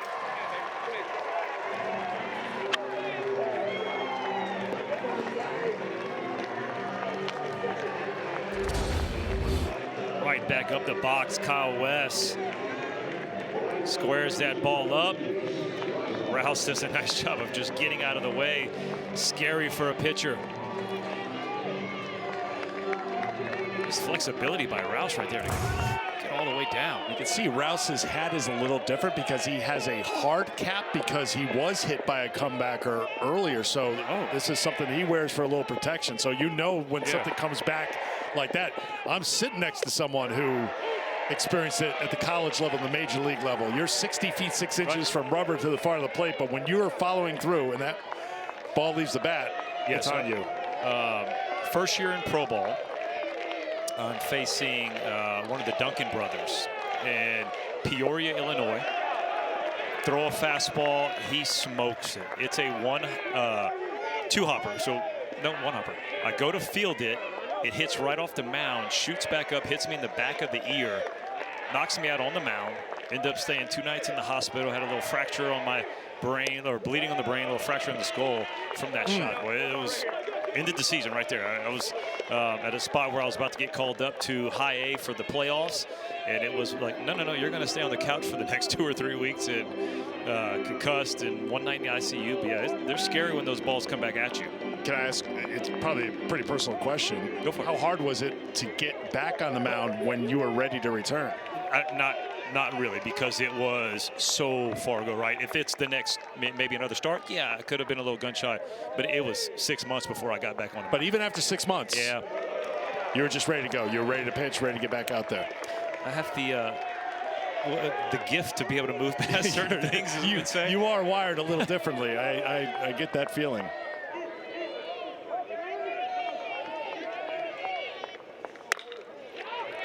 Ground ball, gloved in the shift, up and throwing, not in time. That was Lawrence who was positioned and almost made the play. But Reinhardt is safe, and West Virginia has got a little something going here with 1 out and 2 on here in the 4th. Well, you're right. Great effort right here by Mr. Shylight Lawrence, but Jace Reinhardt out of the box. He smells the hit, and you're right. They're just trying to give the Mountaineer crowd, the faithful here, they've traveled really well, looking for something to cheer on, and now you got 2 guys on, 1 out. Got an opportunity to make it a ball game.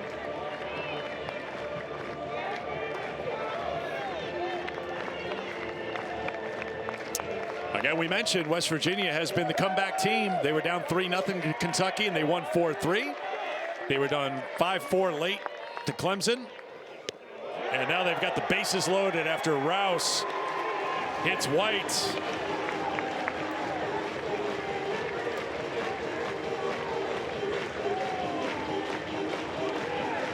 I was going to say you had the right guy up, right? Team leading hitter, but they don't give him much opportunity. Takes a fastball 91 off the ribs. But all it does is keeps the crowd going. Guess who's up in the bullpen for Kentucky? My guy Jackson Novy. I knew he was going to pitch today. His first name out of the mouth of Coach Mingione. You know he's coming in. Dan Roselle, the pitching coach, is going to go out, buy him a little time to get loose. Novy was the one who was the standout during our in-game interview behind Cleaver, and then he was the one who just licked the baseball. Yeah, took it to the next level. Yeah, that was a level that I wish we didn't see, frankly. Well, it's not a fire drill, right? You see him, he's warming up, right? He's getting loose. It's not like it's, hey, you know, put the foot on the rubber, let's go get loose as fast as you can, because the way Rouse throws the 2-seamer, the sinker, he's 1 pitch away from a double play, and an opportunity, if you're able to get out of it without giving up any runs, right, you're going to try to ride the guy a little bit longer, especially with the lead. But you are getting ready just in case something happens. Another hit right here. I think you're going to start seeing Novy speed it up. Well, think about it. 12 pitches in the first inning, just 5 in the second, 6 in the third, already 10 in the fourth for Rouse, as West Virginia getting to him second time through the lineup. Starts with strike 1 to Gavin Kelly. Kelly grounded to third his first time. He's 2 for 10 in the regional. That has dropped his average under 300. 1-1.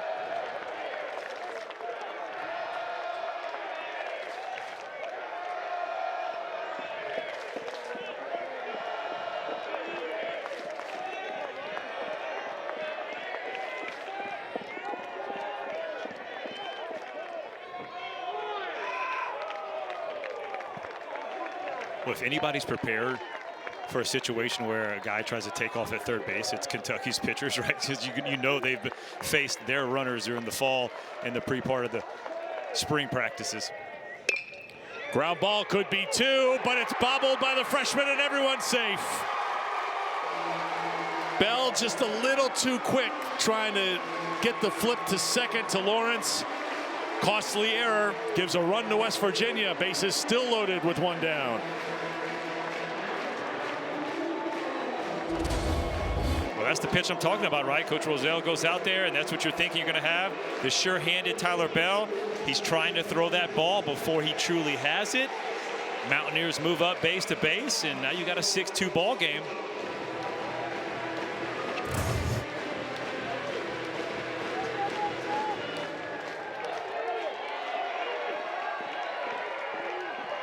This team just won't go away. We could expect this, there's no doubt. Ben Lumsden takes strike 1.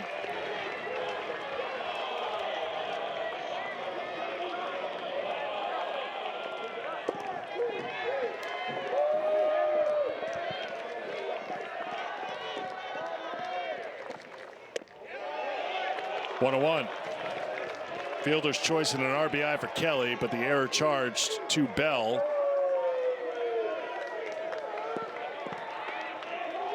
Nobody retired on that play, and Kentucky got what they needed, a ground ball. Can they get a ground ball here? It's up the middle on the ground, but it's a base hit. Reinhardt scores. White scores. Here come the Mountaineers.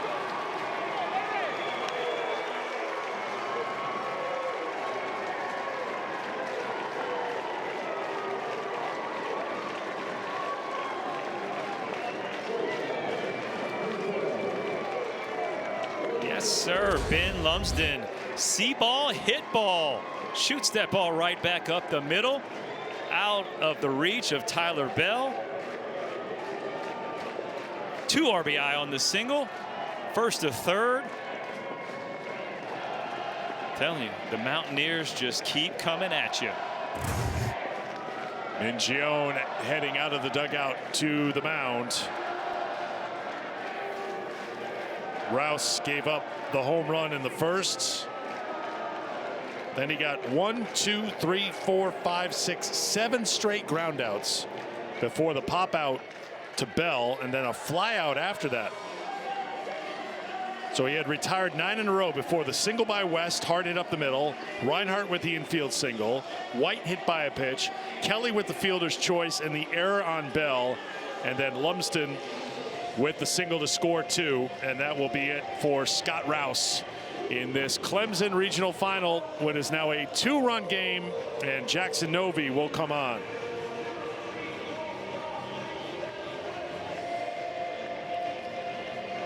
So they're huddled up on the mound, and Rouse is heading off the field for Kentucky.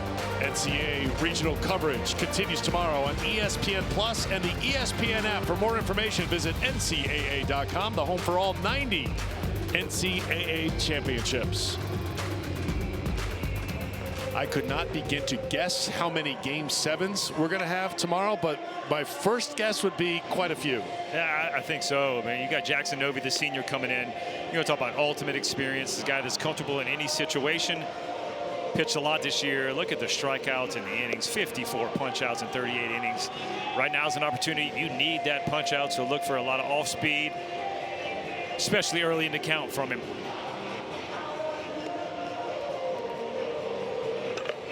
Novy, the senior from Fairfax, Iowa.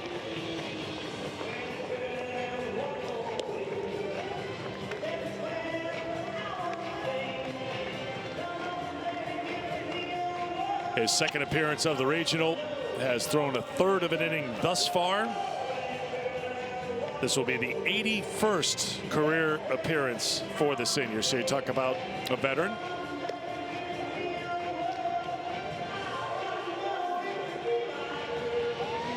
Is there something behind this dance party here? Oh boy. Oh no. Oh boy. I mean. Oh, he is in it. She had no clue what was coming, but he's like, I'm in this. Look at him.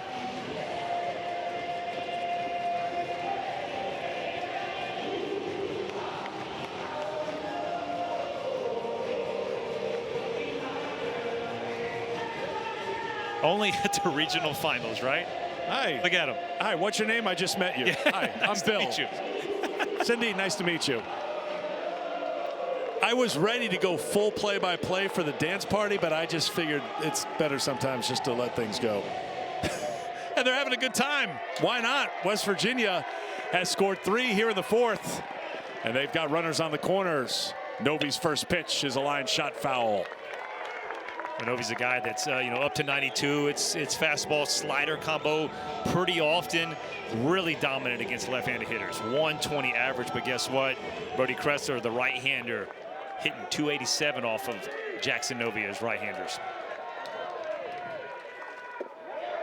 1-1.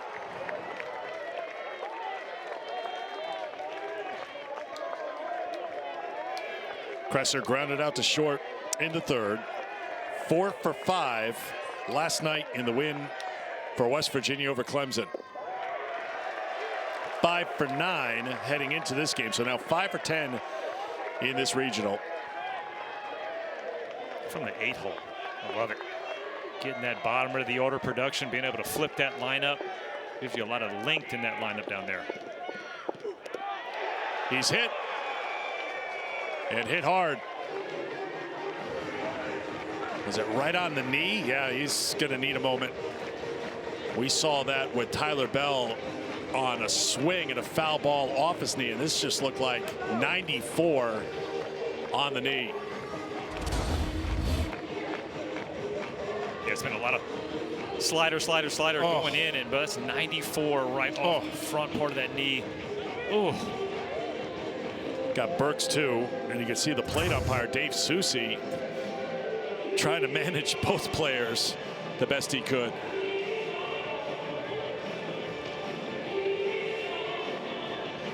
How many foul tips and redirected pitches has Devin Burks had to laugh off in his career? No laughing right now for Brody Kresser, for sure. Stephen Rozier is the athletic trainer for West Virginia.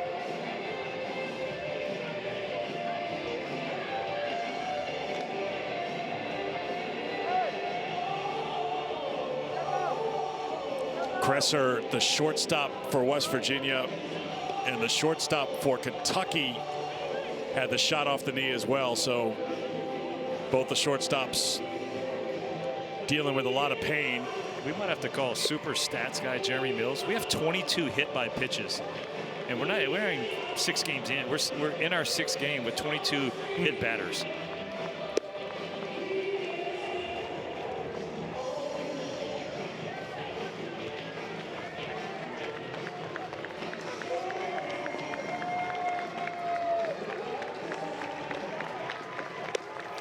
Is that Jason Seff? Was he shooting the dance party in the stands a minute ago? I don't know, but Jason, great job out there. You never know what's going to happen. And happy birthday, by the way, we've been told. So thank you for spending your birthday with us. Speaking of dance party, he's hoping his birthday turns into that dance party. Well, if you come down to the stands, the guy will give you a flip, Jason. He's just handing them out down there. All business. Come on, Jay. All right, Kresser's going to stay in the game, but we'll have to see if his mobility is impacted here. How could it not be after taking 94 off the kneecap? Here's Guzman. He's been outstanding in the 9-hole. Was not playing a ton, and we talked to Steve Sabins right before this regional. He's like, gosh, this is a guy who is just about ready to break out, and we have seen him break out in this regional. 4 for 8. Made some really nice plays at third base as well. Big time sac fly situation where he's done it all with the bunt. To me, there was one bunt. It was against Kentucky, against Cleaver. Maybe one of the best drag bunts from a lefty I'd ever seen. Big part of that bottom 3 in this lineup. Ooh, that's up and in. Got out of the way just in time, 2-1. That bottom 3 of that West Virginia lineup has been outstanding. Yeah, 11 for 28 in this regional, 7 RBI. This is a fastball, 94. Watch your lips. Talk about moving somebody's feet, right?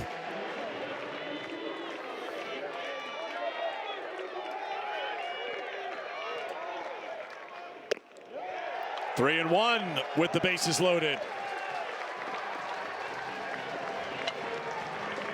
If I'm Guzman right here, this is to me 100% take. I know 3-1, you want that hitter's count, but Novi just looks all over the place right now. Bases loaded, the pressure is on him. Let's see if he can rise to the occasion. Line drive to center field. He'll get down for a base hit. Kelly had to hold for the moment, but he scores. Right behind him is Lumsden. Stay hot, Armani Guzman. He delivers again from the 9th spot in the lineup.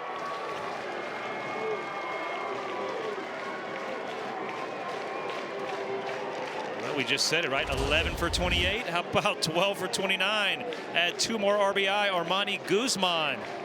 5 for 9 in this regional. Stay hot is right. Carson Hansen tries to throw the glove deke, but Lumsden does a great job of scoring from second base. And we got a tie ball game here in the bottom of the 4th, and still only 1 out for the Mountaineers.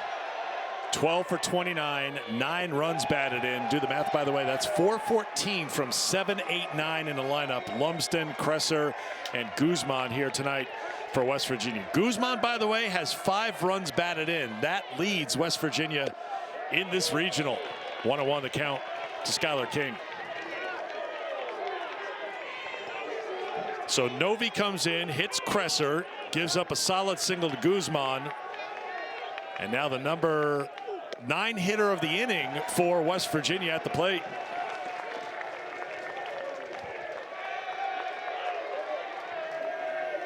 Boy, what a difference an inning makes, right? Kentucky's dugout, carefree, looking like the game's in hand. All of a sudden, 1 out later, and they've got 5 runs in with only 1 out. That out was a fly ball by Sauve leading off the 4th inning, but then a single by West, single by Reinhardt. White hit by a pitch. Kelly with the fielder's choice. Lumstead with a single. Kresser with a hit by pitch. Guzman with a single, 3-2. To King, who has to go get his bat.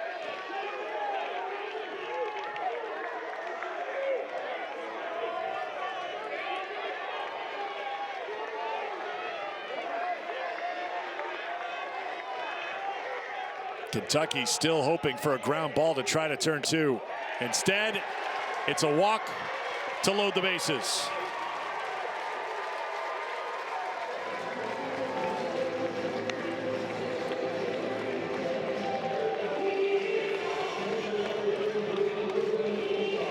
Double-barreled activity in the Kentucky bullpen right now. Tommy Skelding on the left. Simon Gregerson on the right.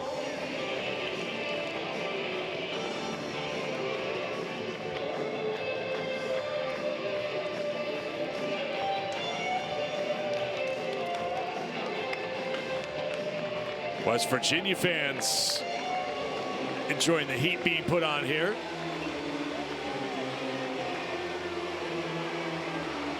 Sauve will try to keep it going. Homered in the first for the first West Virginia run. Comes up with the bases loaded and 1 out here in the bottom of the 4th inning in a tie game in the Clemson Regional Final.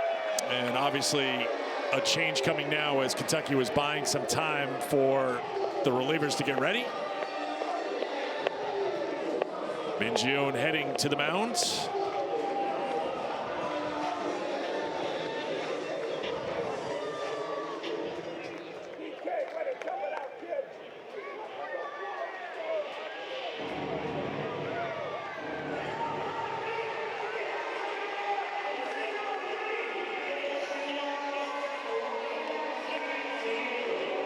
Mingione taking the time, and plate umpire Susi came out, said, "I want 40." So Gregerson coming on in relief. 3rd pitcher of the night for Kentucky. We'll tell you about him next. Well, as Lance mentioned, how quickly things can change. It was a 6-1 game. There wasn't much joy in Mountaineerville, but now things have changed. 6-6, bases loaded, 1 out. And here comes Simon Gregerson, who faced West Virginia, pitched 2 innings in the first game of this regional. Yeah, he was the guy who came out there, really shut it down, and then gave up the leadoff double to Kresser, and then the sac fly ends up winning the ball game. But Gregerson, the senior, 90-94 with the fastball, been in some high leverage situations. But when you look at the record, I mean, you've seen a lot of close ball games from Kentucky. That 0-6 record shows that, man, every pitch matters when you're in that high leverage spot, right? A pitch here, a pitch there can go. Sometimes you need defense to pick you up. This is a situation where it was 6-1.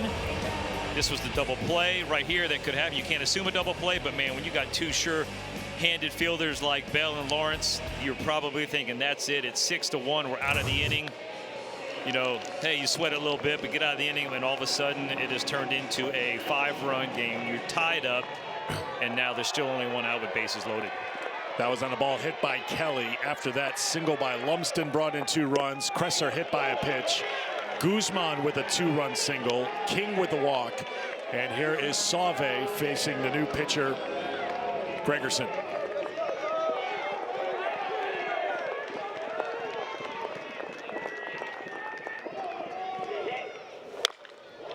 That's out of play, and it's 0-2. Sauve 2 for 4. With 3 walks with the bases loaded. So you got a guy that's really comfortable in this situation. Already with a home run, so you know he's feeling good today. Kresser at 3rd, Guzman at 2nd, King at 1st with 1 out. And the 0-2 pitch from Gregerson. Little tapper out in front of the mound. The play is to first. The run scores. Did he have a play at home because it was a forced play? He might have, but it's an out at first and a run in, and West Virginia has a 7-6 lead.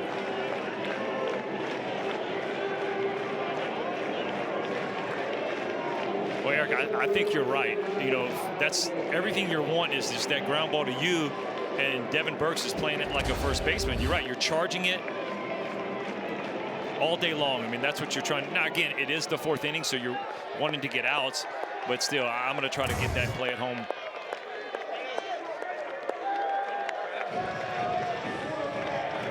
Second time this regional that Kyle West has been intentionally walked. So the bases are loaded for West Virginia again, as West is aboard for a second time today.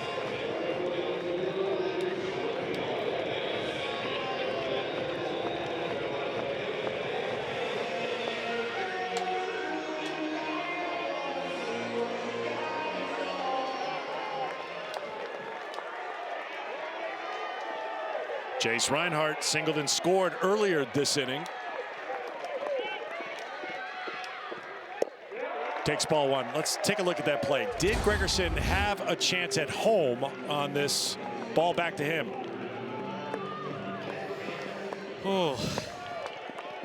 Because he's a right-hander, right, he's got to turn how it. And you take the chance. You don't get the feet turn, the hips turn. You throw that ball away. Boy, you get the carousel going.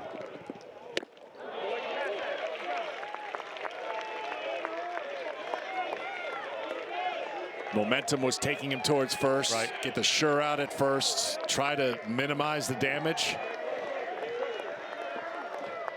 Reinhardt trying to make a little bit more damage. That's up for a ball, 2-1.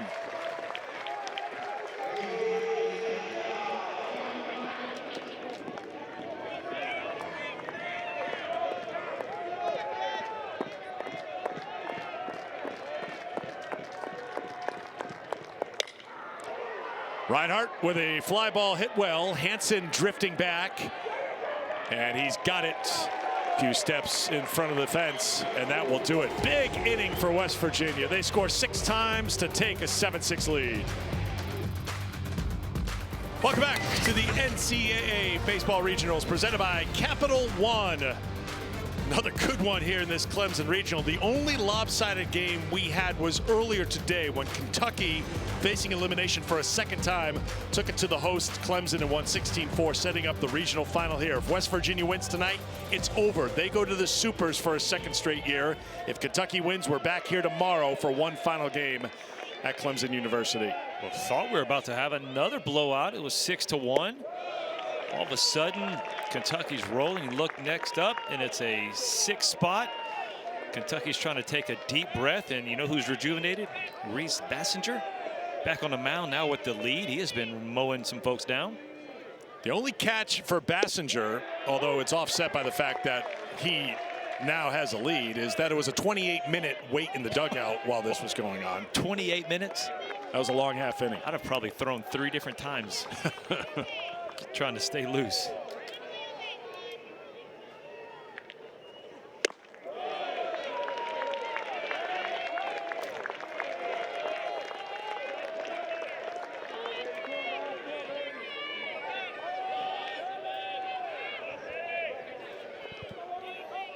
Herrera's been on base twice tonight. Walked and scored in the second, doubled in a run in the third. Counts now 3-1. Well, now the question is, how much juice does Bassinger have left, right? He's already had pitched in back-to-back days, so this is 3 days in a row. So he had 2 2/3. It's not like he came in to face one hitter. He's gone multiple innings, and now he's at 56 pitches in this outing. Misses for ball 4, and I think anticipating what might happen after that long wait, and the fact that this is the 3rd time he's being used, there is activity in the pen. Carson Estridge and Ben McDougal. McDougal, the man who got the final out last night, starting to get a little loose. The JUCO walk-on. Hey, one pitch, all of a sudden throw some confidence in the coach's mindset, right?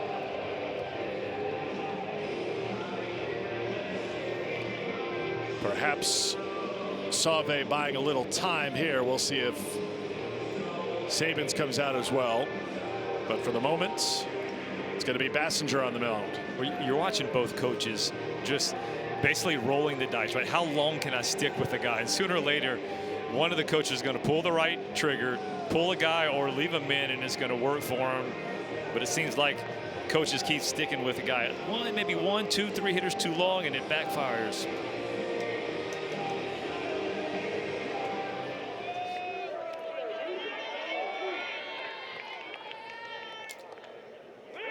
There goes the runner, and it's out of play. Off the bat of Ryan Schwartz. Herrera had a really good jump, too. Yeah, if there's any question if Kentucky was now going to play a little different, the answer is no, right? First guy gets on, first pitch, a little hit and run. Wouldn't expect anything different. Left-handed hitter Hudson Brown is on deck. So you wonder if this is it for Bassinger and if McDougal will come on. Ground ball, slow roller towards third. Guzman with the charge. Throw, hops over, not in time. Schwartz gets down the line with an infield single. First and second with nobody out for Kentucky, trying to punch right back. Well, punch right back they do. Another hit right here. Look at this. Nice play by Guzman, but he can't get it out of the glove quick enough. Schwartz down the line even makes the call for the first base umpire, Tim Winningham. He showed him, like, I'm safe.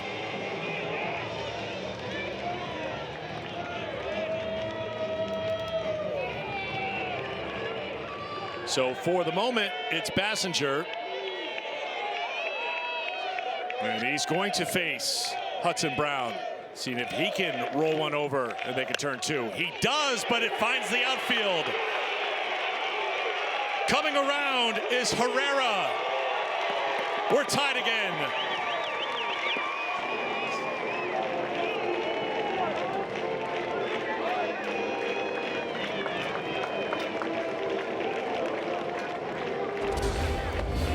Eric, boys and girls at home, get ready. We are in for a barn burner right here. The Batcats continue to hit. 16 runs in game one. Now tying it back up. They have scored in almost every inning today. Outside of the first inning, you got 4. You got solo runs in the 3rd, 4th, and 5th. And with nobody out, 2 guys on, and it looks like we got a pitching change.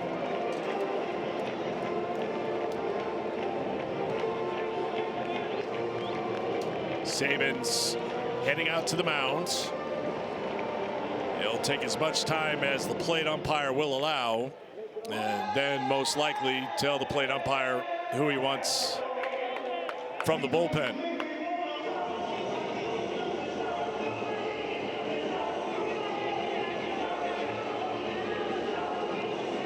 Sabins buying a little bit more time, and now he'll make the call.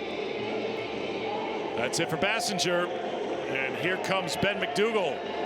When we last saw him, he was spiking that glove to the ground in joy after ending the game against Clemson last night. We'll see what he can do coming up against Kentucky when we come back. Ben McDougal came on in a big spot in a hostile atmosphere last night against Clemson. 2-0 count with the bases juiced and got the strikeout to end the game. He comes in a little earlier, but a lot still on the line here for West Virginia. 2 on, nobody out in a tie game. Yeah, and this is a lefty specialist type of guy, right? Lefty's hitting 0-36 off of him. Righty's at 310, but right now you're in a situation where this is an outs type of guy. Coach Sabins is walking around the dugout saying, hey, I need somebody to give me some outs and give me some outs quick. Ben McDougal's on the call for his 18th appearance. Surprised we didn't see him against the left-handed hitter Brown. Maybe he wasn't ready in the pen yet. Yeah, that's what it was. He just wasn't ready. You know, sometimes things happen so fast, you know, hits here, hits there, and all of a sudden you look up, 3 pitches in, hadn't had a chance to throw. Kentucky 4 of 11 with runners in scoring position tonight. And Devin Burks, one of those guys who delivered with runners in scoring position. He had a 2-run single in the second. It was a 4-run second inning for Kentucky.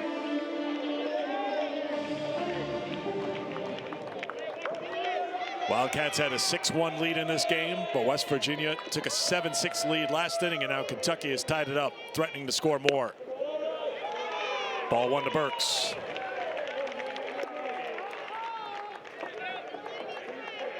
Well, Kentucky pulls something else out, right? He said he had a slash hit and run. Obviously, he squares. Guzman has to hold his bag because you have a man on second base, so the Mountaineers going through their bunt defense right here.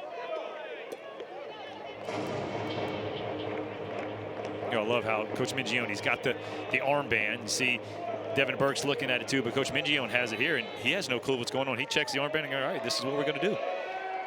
Call comes from the dugout. Burks looking to bunt. It's going to roll down the line and foul as Guzman touches it. At about 10 feet left before it was going to get to the base. That's a nice heads-up play right here by Armani Guzman. Looked like it was going to be a beautiful bunt, but hits that grass, and it takes that roll. Guzman sees the spin and just have to wait a little bit longer, and there you go. Grab it while it's foul.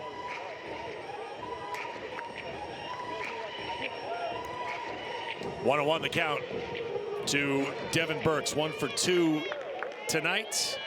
Was 1 for 4 against Clemson in the elimination game earlier today.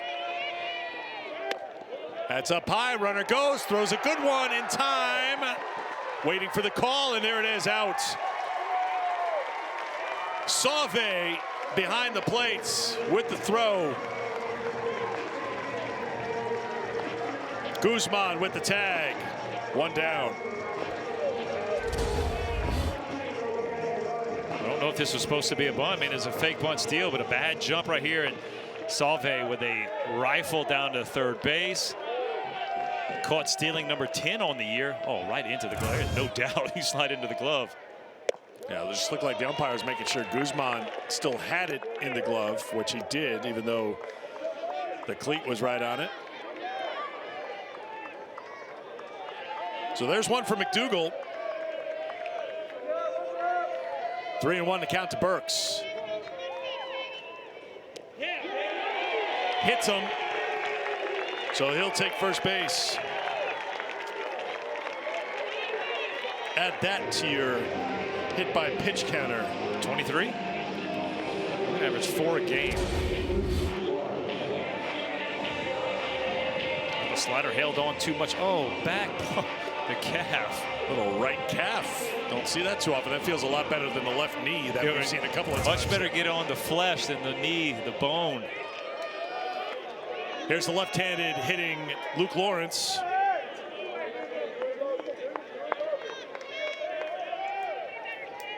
Two for 3 tonight.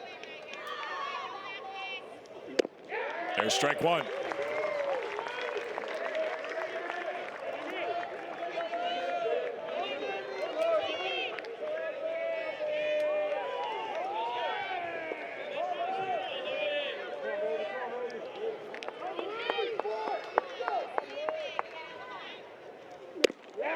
That's in there at 91 for strike 2. Luke Lawrence, baseball player, hockey player. Tough guy. Oh, you want to talk about ultimate respect for hockey guys? Not only do they do what they do with the stick, you know, the hand-eye coordination, but they're on ice skates. Has to be tough. I think we saw in that shot. Kirk, can we see that one more time? Give you an idea, too. I see a C on that sweater, which would tell you the respect of his teammates if you're a captain of a hockey team. You do? Looks like it, doesn't it? Kurt Sutton getting to us. Our producer. Leading our production crew with director Rick Bagby. We've had a lot of good shows here this weekend. Play on the field's been thrilling, and our crew has done an outstanding job catching everything on the field and off the field as well, which has been a lot of fun for us.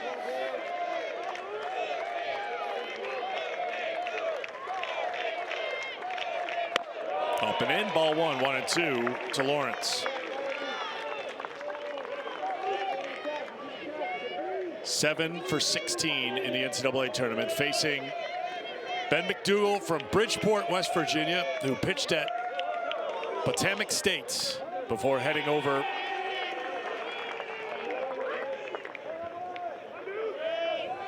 to Morgantown.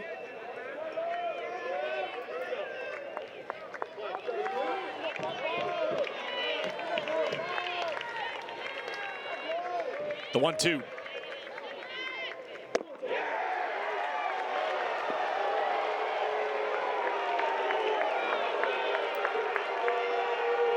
Heck of a take right here. This ball a little bit off. You can see it's over the white right here. Save does a great job of making it look good. But right now, just the way he's taking it, it looks like Lawrence is sitting off speed.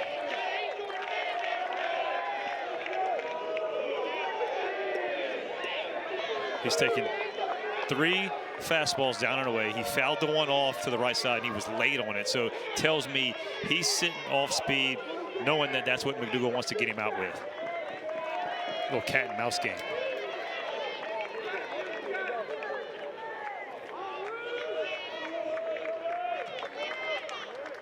Two to Lawrence. He's hit by a pitch. Bases loaded. Back-to-back hit batters here in the 5th. Chuck that one up. Another one, 24 hit batters. What, 5.5 games in?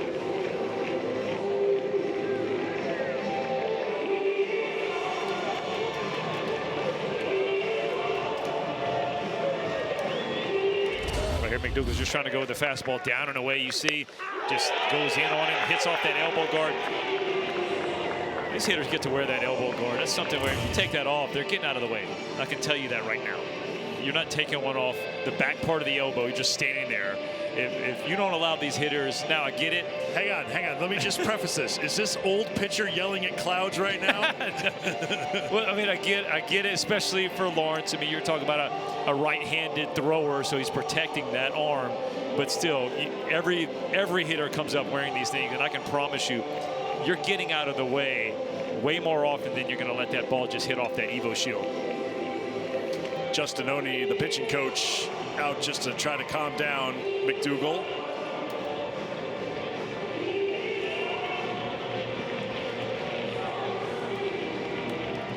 One out, bases loaded here in the 5th. Regional final at Clemson. West Virginia wins.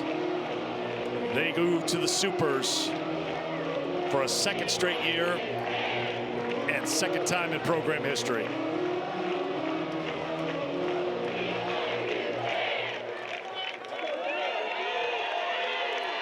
Cole Hage steps in. That's out of play for strike 1. Hage grounded to short in the 1st, singled in a couple of runs in the 2nd, singled again in the 4th. 2 for 3 tonight. 6 for 14 in the regional, with 4 runs batted in.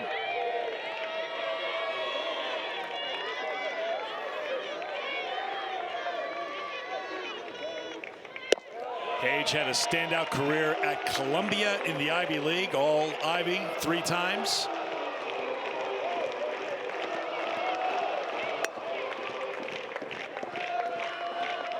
And he's had a very good year in the SEC. Team leader in home runs.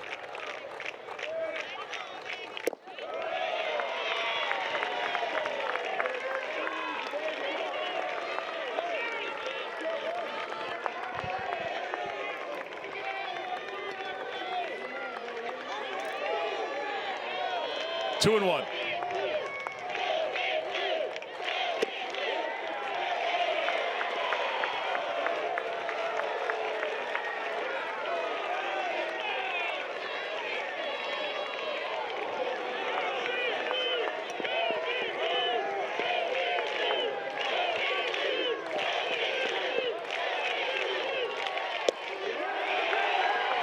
Ball 4, run scores. Kentucky in front.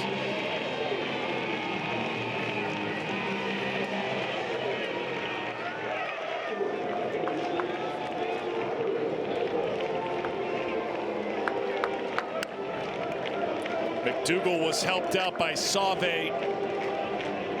getting the would-be base stealer at third, but it seems that McDougal magic is not there tonight. Think about it. This is the third runner that in the first game Kentucky had 2 runners thrown out. Then they've had 1 in this game.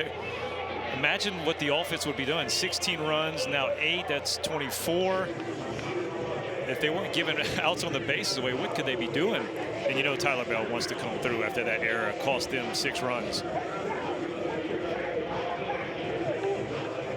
We saw Estridge up earlier. He has the look of someone making his final couple of throws in the bullpen before he's called on.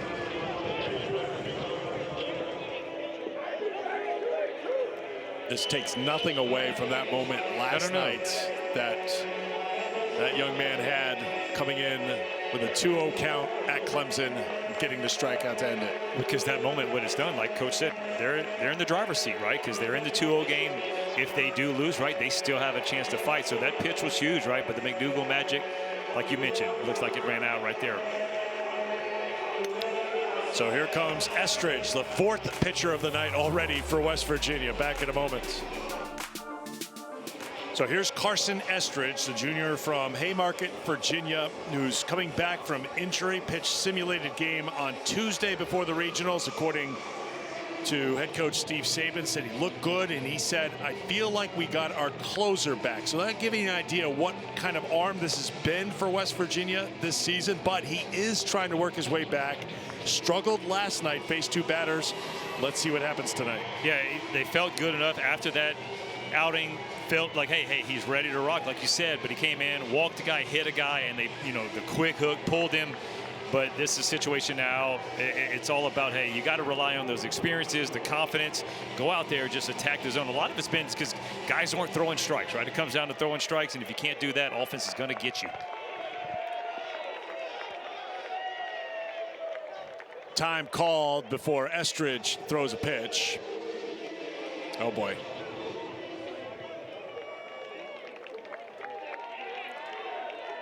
Just another Sunday night at the ballpark.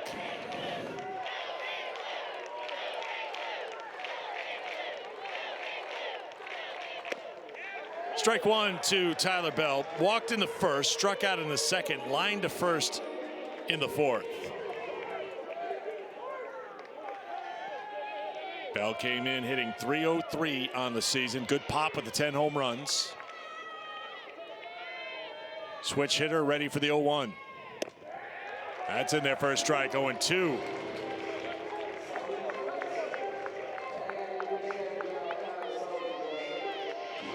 Estridge is a lot like the other Mountaineer pitchers we've seen today. Porco, Bassinger, really, really good changeup. Likes to use it. That's up for a ball. 1-2. Estridge was the first out of the pen last night after Kartsonis was pulled with an out in the 6th inning. Hit a batter, walked a batter. Both those runners would score after Estridge was pulled.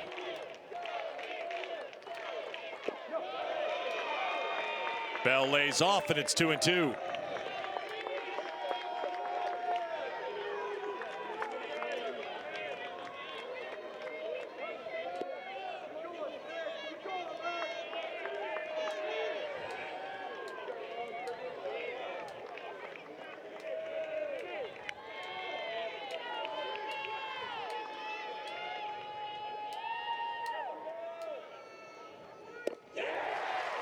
Estridge looks like a different pitcher tonight. Gets the strikeout of the dangerous Bell. 2 down. Fastball changeup. How about the slow curveball? 73. Look how out in front Tyler Bell is. Look at this. Tight spin. Right out of the hand. Looks like a heater. And oh no.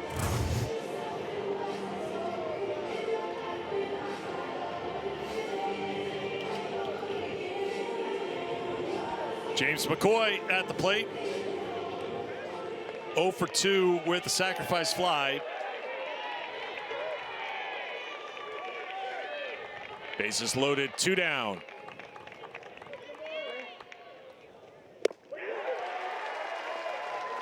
Swinging through 92 for strike one. It's crazy with a strikeout like that in a big situation. All of a sudden you see Estridge blows the fastball by. You got a little head nod. Is this the confidence building outing that he can start to continue with?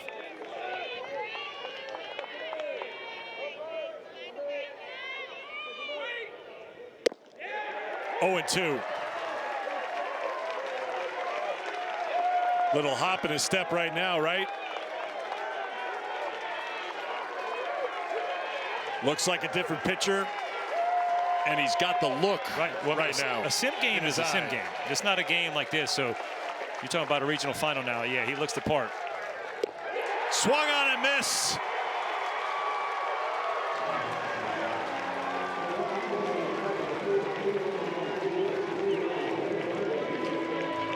Boy, same guy as last night, right? Different results, though. Back-to-back punch-outs. Uncle Charlie coming to play. Look at the emotion right here from Estridge. I don't know how Squeeze plays staying on top of all the drama and craziness that's been going on at the regional sites today. Well, right now, you got the quad box. We got an 8-7 ball game in the bottom of the 5th. You got Oklahoma, North Carolina, 2-1 in the 5th. Wake Forest, Tennessee, 6-6 in the 7th. Bases juice with 2 outs. Mississippi State, Florida State, tie ball game as well. Coastal and East Carolina, tie ball game as well. This has been a great regional final Sunday.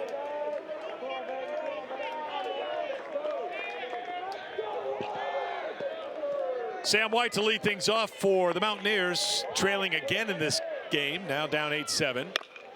And White lifts a fly ball to shallow center field. Hansen in on it, 1 down.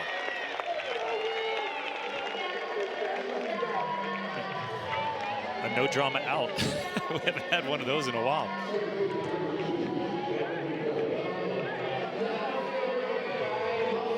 Well, Gregerson seems to be a guy who has come on and settled things down for Kentucky.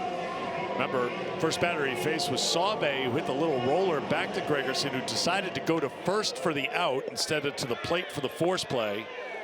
That intentionally walked west, but Reinhardt with the fly out to end the 4th inning, and now a fly ball by White to start the 5th inning. Well, how smart does that play look, right? Gets the out, minimizes the damage, and then the team comes back and scores, puts up a 2 spot to take the lead again. Who knows what would have happened if he'd have tried that play. That's in there for a strike, and it's 1-1 to Gavin Kelly, who's 0 for 2. Hit that ground ball to Bell. That looked like it could have been 2, but it was booted by Bell, so Kelly was aboard. And that launched a big inning for West Virginia. Should have been out of the inning, Kentucky, but instead, after that point, single hit batter, single walk. And West Virginia led 7-6 after 4.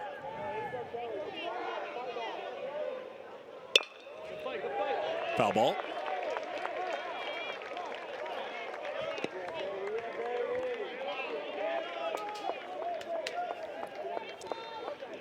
Gonna do the smell test. Here we go. 1, 2. Oh, we're just going with 2 right now. See ball, smell ball. 2-2.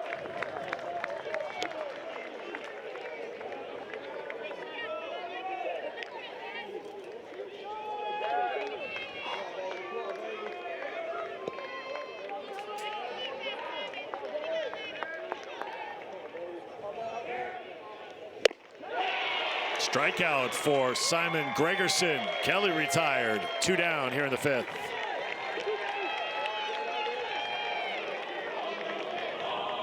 Like you said, Gregerson has really settled it nicely right here. Rare bag, 93, let it eat. Fastball down away. Guess what? That plays every single day and twice on Sunday.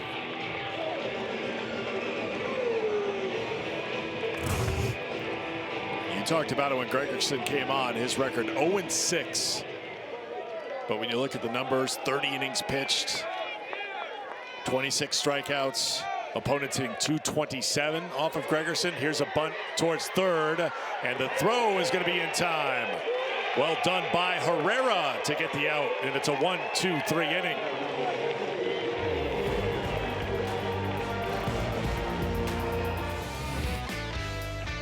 Back here at Clemson University, let's try to sum up what has happened here.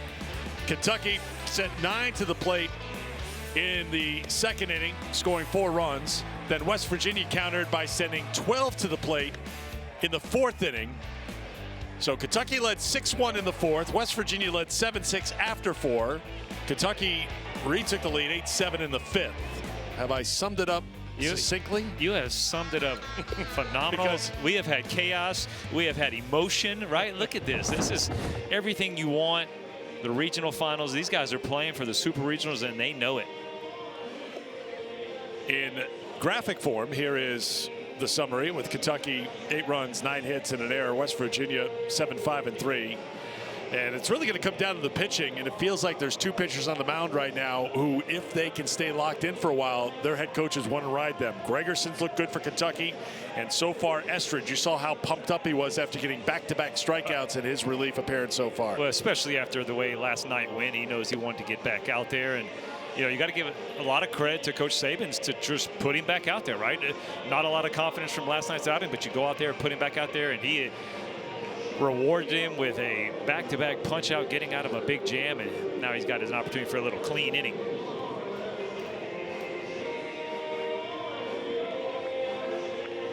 Hey, we've had the Cajun Cafe, right? Yes. A lot of food like that. That's had. one thing we haven't had is a sweet come in here, a little dessert, a little snow cone. Chocolate chip cookies. Yeah, but that's before. I'm talking about like in-house. They're still there. Snow cone, Dippin' Dots or something like that.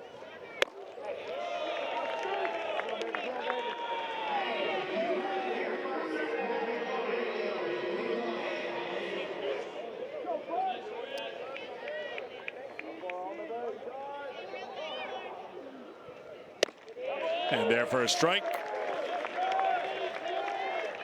Top of the 6th inning. Hansen facing Estridge.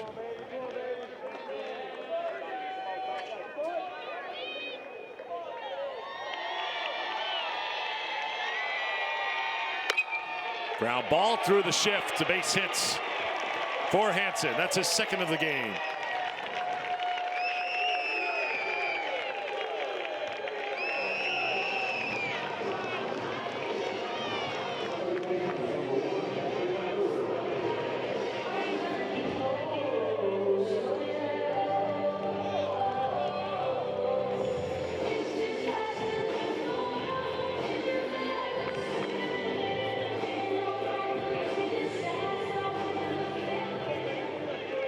Of course, West Virginia and Kentucky neighbors, and as we were just going around the crowd, it seems like everybody's getting along just fine. Swing and a miss, the throw to second, and a stolen base for the Wildcats as Hansen. And hang on a second, I think they're going to send the runner back and call the batter out. Batter interference.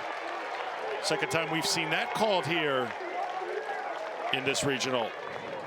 So Herrera is retired. Mingione wants an explanation.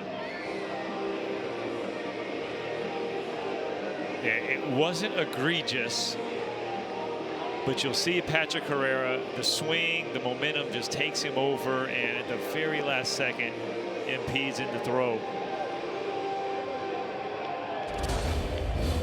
Watch right here, just the swing, right? He falls over, and he tries to stay there, but he is over the plate. You see that back foot right over the plate. Nasty pitch, by the way.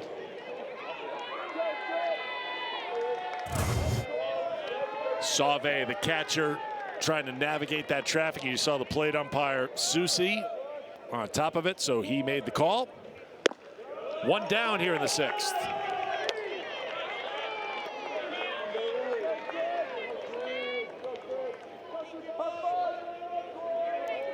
Schwartz walked and scored in the 2nd. Struck out in the 3rd, reached on an infield hit in the 5th.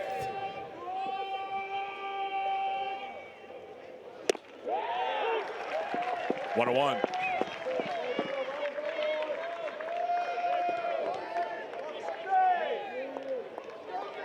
Back-to-back freshmen in the batting order here for Kentucky, Schwartz and Hudson Brown. Check on the runner. Well, just what we've seen from Kentucky and the lineup, like you said, back-to-back freshmen. You also throw in Tyler Bell. Lawrence is a junior. You also have McCoy, Hansen. There's a lot to like about what's coming back.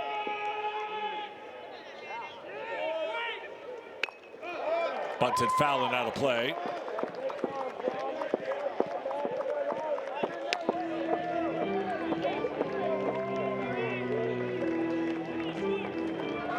See that very often. A bunt goes into the stands over the netting. Yeah, but she made their night. And he said thank you. Excellent manners.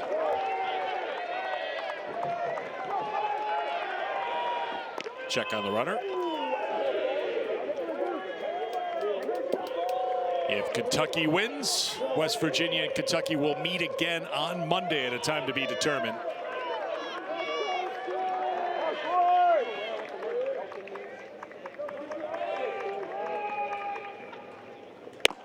Pitch out, nothing happening here for Kentucky. West Virginia really, you know, I want to make sure we take time to thank everyone on our crew. Dan Ferran, our stats guy sitting next to us, he's been tracking the number of pickoff throws, and I'm doing quote fingers on some of them to the bases. 20 by West Virginia today. Wow. Either the second or the first. Now we have a pitch out mixed in. That's what Kentucky will do to you. You've talked about it. Swing and a miss. Schwartz gets the strikeout. That's the third K for Estridge. 2 down here in the 6th.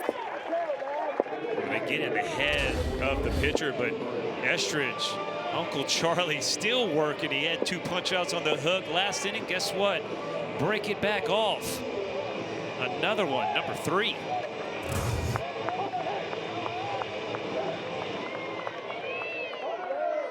That's next level, though, counting the pickoffs.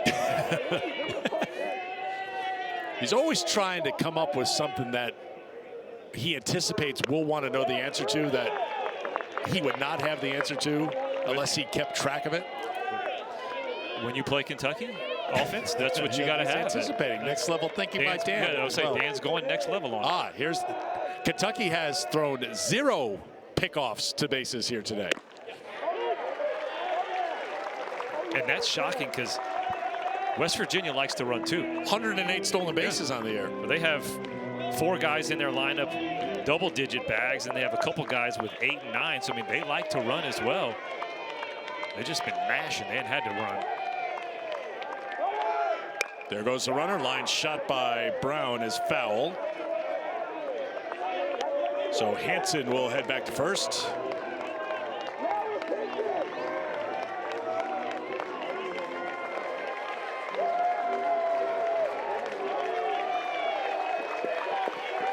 West Virginia fans making a little noise, trying to get Estridge to pick up his 4 strikeouts.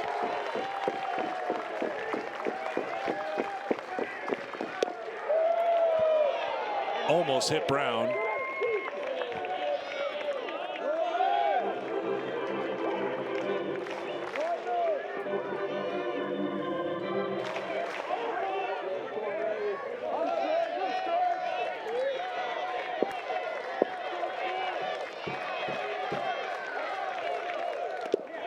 That one bounces up and gets away from the catcher, Sauve. Hansen to second with 2 down.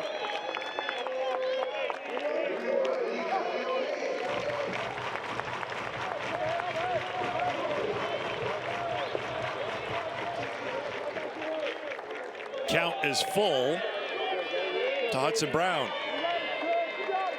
I know Dan's been keeping track of full counts tonight for Kentucky batters. There's been a few. I'd look for another breaking ball right here, or a change, something all speed. 8th full count to a Kentucky hitter. This one is hit deep to right field. It is back. It is gone.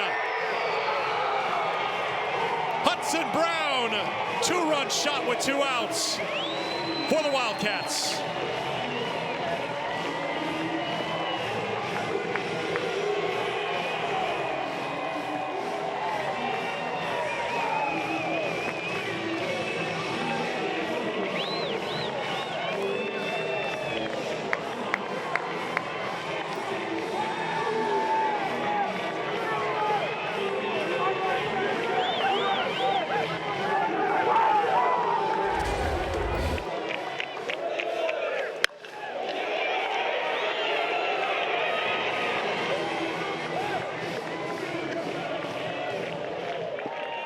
Kentucky fans and all out there in the right field seats.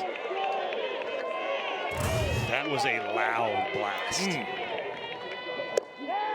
He went changeup.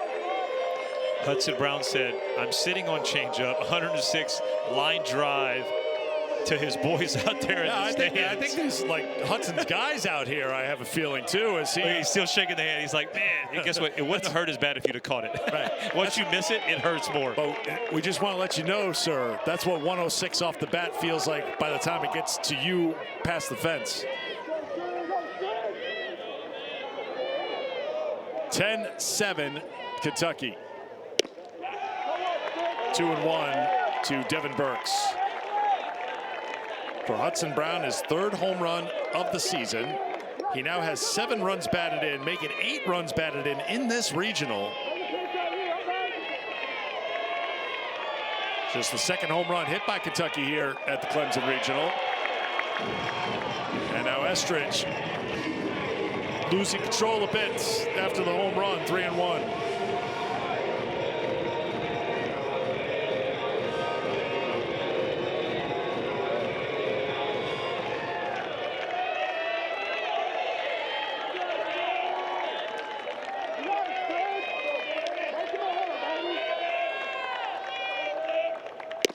Ball 4 to Burks.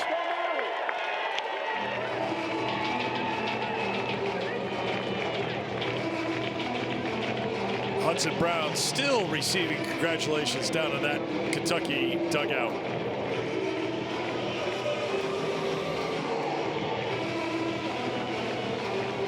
Brown has 3 runs scored tonight, 3 runs batted in, a couple of hits and a walk. Activity in the West Virginia bullpen. J.J. Glasscock getting ready.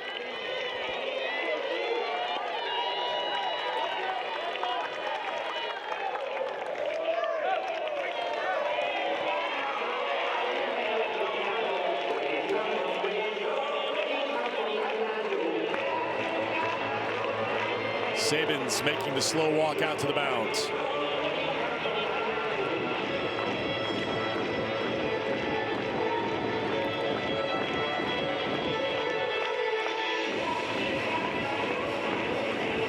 Estridge came on with the bases loaded in the 5th, got back-to-back strikeouts, but now in the 6th. Single, batter interference for an out, strikeout, so 2 outs, but Hudson Brown hit a 3-2 pitch out. Slim Reaper loves it in the Kentucky dugout. Estridge not so much on the West Virginia mound. No matter what happens, these fans, these players, even these announcers are going to crash. The emotions has been up and down, back and forth all game. So that's going to be it for Carson Estridge. Pitching change for West Virginia. Kentucky on top by 3 in the 6th. The NCAA regional coverage continues tomorrow on ESPN Plus and the ESPN app. For more information, visit ncaa.com, the home for all 90 NCAA championships. I don't know if I can stretch that any longer just to enjoy the dance party here. Future social media superstar. Oh no, not the future is now. I have a feeling. The future is now. Future is now for the freshman J.J. Glasscock now on the mound. 5th pitcher of the night for the Mountaineers. Look at him right there. I love the little smile, looking at it, soaking it in, enjoying the music. Glasscock, fastball 92 to 94, got a live arm. Hasn't pitched a lot this year, though, just 5 2/3. This is 11th appearance. He has walked 7 in those 5 2/3 and struck out 7. Yeah, your 1-to-1 strikeout to walk ratio, and that's, like you said, why it's only been 5 innings. That was nasty. Yeah, when you look at the stuff, though, I mean, the velocity's there, the slider's there. It's just a matter of commanding the strike zone, and again, that's where it's coming down to where we're at in college baseball, right? Who can throw enough strikes? Because when it comes down to end the game and in the regionals, when your season's up the line, the coaches are going to put guys that can throw the strikes. Swing and a miss by Lawrence. Down to the count 1-2. Lawrence was hit by a pitch his last time up. He's been on base 3 times tonight, 5 times today. Was 2 for 5 with a couple of doubles against Clemson in the elimination game.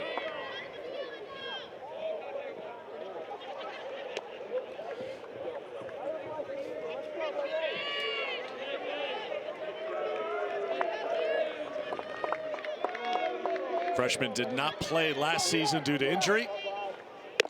Goes up top. There goes the runner on the delayed steal, and the ball gets away into the grass, but Burks isn't going to go anywhere. But he's in scoring position with 2 down and a 2-2 count to the leadoff hitter Lawrence.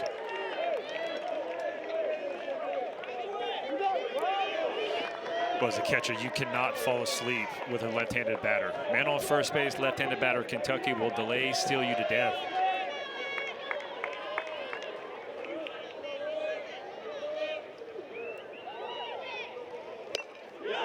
Lawrence gets a piece.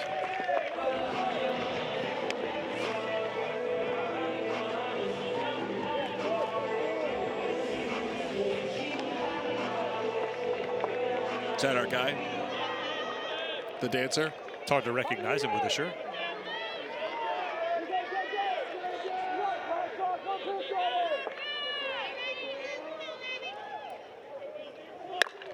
Ground ball right side, tough play, and it gets through. Burks rounding third. He will score, so the stolen base comes up big for Kentucky. Burks in the scoring position. Lawrence has an RBI, and Kentucky is up by 4.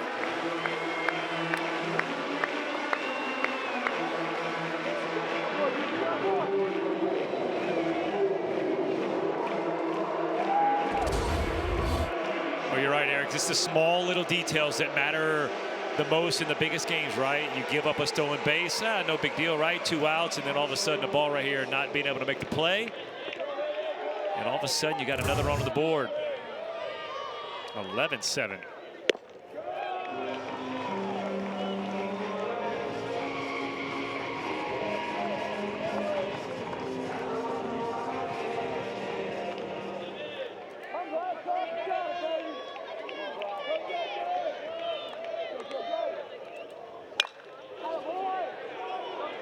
Fly ball, long run for the left fielder who is shaded towards center, and he's going to get there.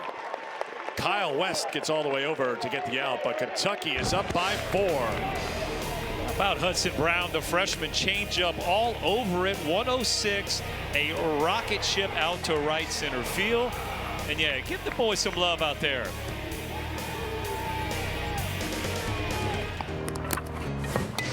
Welcome back to the NCAA Baseball Regionals presented by Capital One. We're here at the Clemson Regional where the hosts were knocked out of the tournament today. So there's a national seed knocked out. The big story, Vanderbilt, the #1 overall national seed, stunned at home by Wright State. Vandy is done. First time the #1 overall seed has not made the regional final. Oof. Oklahoma, go ahead. Yeah, you saw that bottom. Texas, Yeah. 50th regional final. How about that program and just the history, the legends that have come through that place. But had to sweat it out, right? Lost to... Oh, they're still, yeah. I mean, they have to beat UTSA twice. They still have to get some work done, but they're in the regional final, but they lost to UTSA, who's in the regional final. So it'll be Texas and UTSA. Georgia is done. Oklahoma State with the walk-off. They were the home team in Athens. They scored 4 in the 9th to win it. Brock Thompson, the freshman, had a 2-run shot to give the Cowboys the victory over Georgia, stunning the Bulldogs. Well, they need some more 9th inning magic. It's top of the 9th, man on, 2 outs, and they're down by 1 against Duke. Breaking ball in there for a strike to Kresser, leading things off for West Virginia against Simon Gregerson. Gregerson had a 1-2-3 5th inning, working to Kresser here to start the 6th. Another bender in there for a strike, 2-2.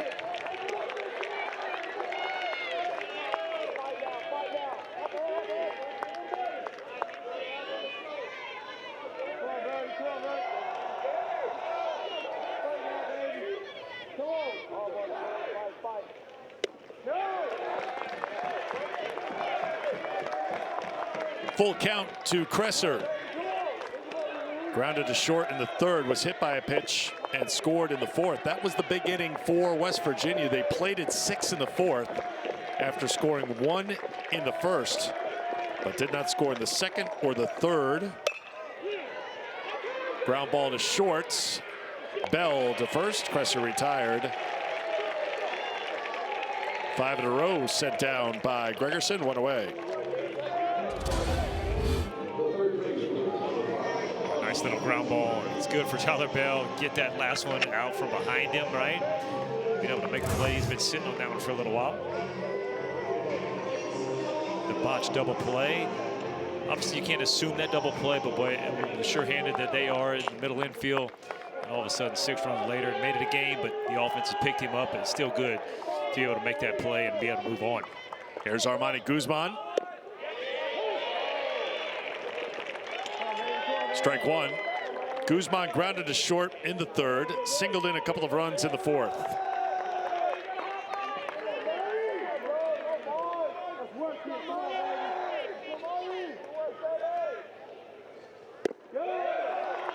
Winner of this regional will take on the winner of the Baton Rouge regional. LSU in control, playing at home, shutting out Little Rock, shutting out Dallas Baptist. Shutting out everybody they see. They might have the best 1-2 punch in the country. Guzman with a fly ball to left center field. Hansen looking for it, doesn't know where it is, and it drops in closer to the left fielder, Hage. It's going to be scored as a double, not completely dark yet. We still got a little bit of twilight, and that can be an issue this time of the day anywhere for a high fly ball like that. Yeah, you can see Hansen throws the hands up early, but it's one of those where he kind of pulls him down. Cole Hage is not really looking at him. He's not finding the ball, but you're right. The twilight, you wish it was a little darker or a little bit brighter. It's kind of right in that just bad moment, and a double for Guzman. Things have been going right for him. 2 for 3 tonight, so he's aboard with 1 down. Top of the order for King. King 0 for 2 with a walk tonight. He is 1 for 10 in the regional. That hit came last night. It was a double. And the win against Clemson.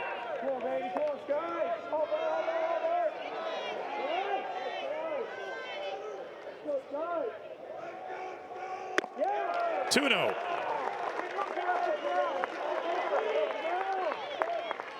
Devin Burks wants to talk to Gregerson.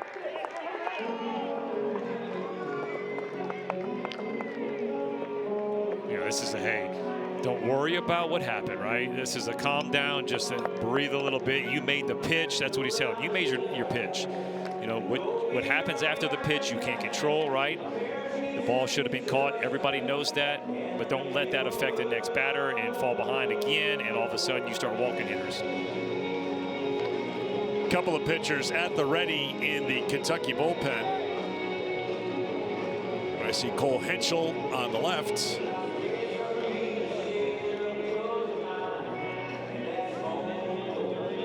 Not really throwing at the moment. They're just watching, seeing what happens here with King. Tommy Skelding also out there, the right-hander. Breaking ball in there for a strike. 2-1 now to King.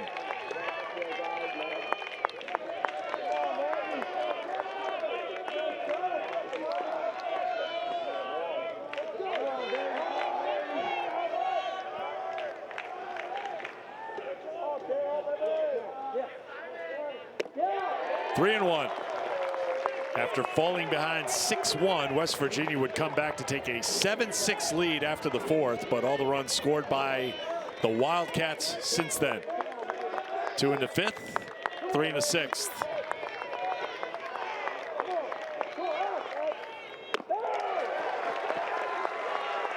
West Virginia's got something cooking here in the bottom of the sixth.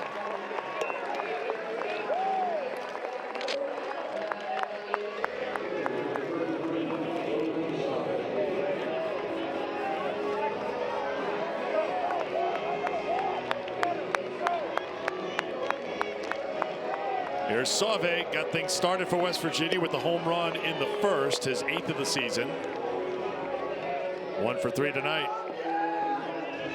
Brought in a run with a ground ball his last time.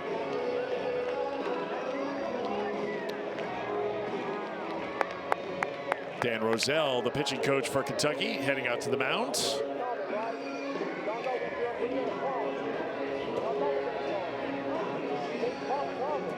Kentucky wins. That means they have won 3 straight elimination games.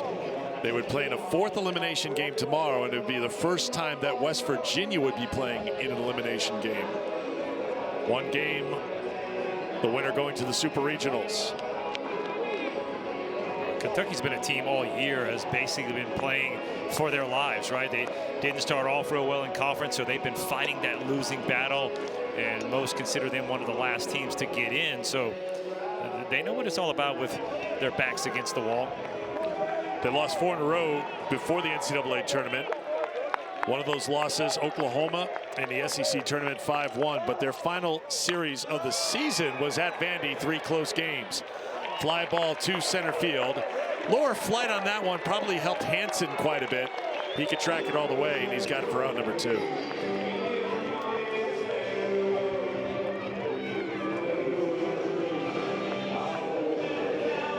Yeah, both teams right now take any out they can get. Precious outs, doesn't care how hard it's hit as long as it's right at somebody.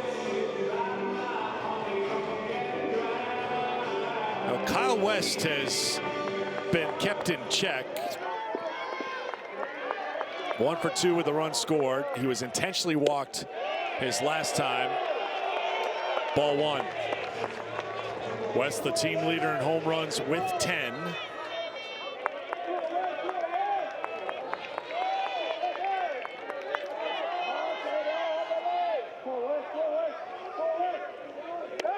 Two for 8 in the regional.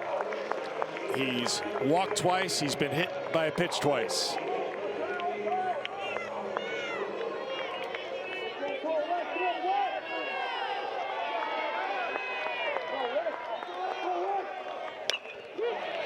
Running in on him, swings at the 2-0, and it's fouled off. 2-1.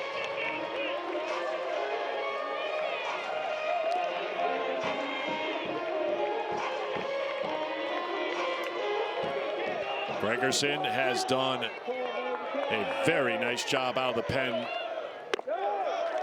Remember, he came on in the 4th inning. That's when 12 batters went to the plate for West Virginia. Got the ground out that brought in a run, then walked West, then got a fly out, and did not give up a hit until the Guzman double, which was a fly ball that normally would have been caught, but the Twilights interfered with what Hansen was working with, trying to catch that fly ball. So it's a 3-2 right now to Kyle West.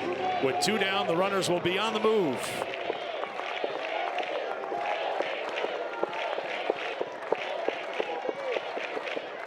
Gregerson misses for ball 4. West walks again, and the bases are loaded for the Mountaineers.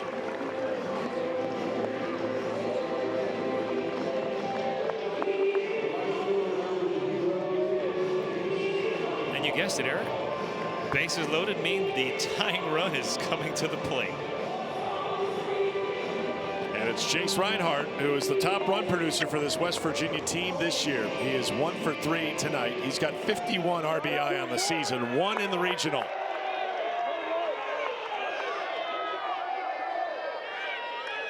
Two for 10 on the season, and time is called. I think it was called by the head coach. Sabins coming down from 3rd. Does he want a pinch runner?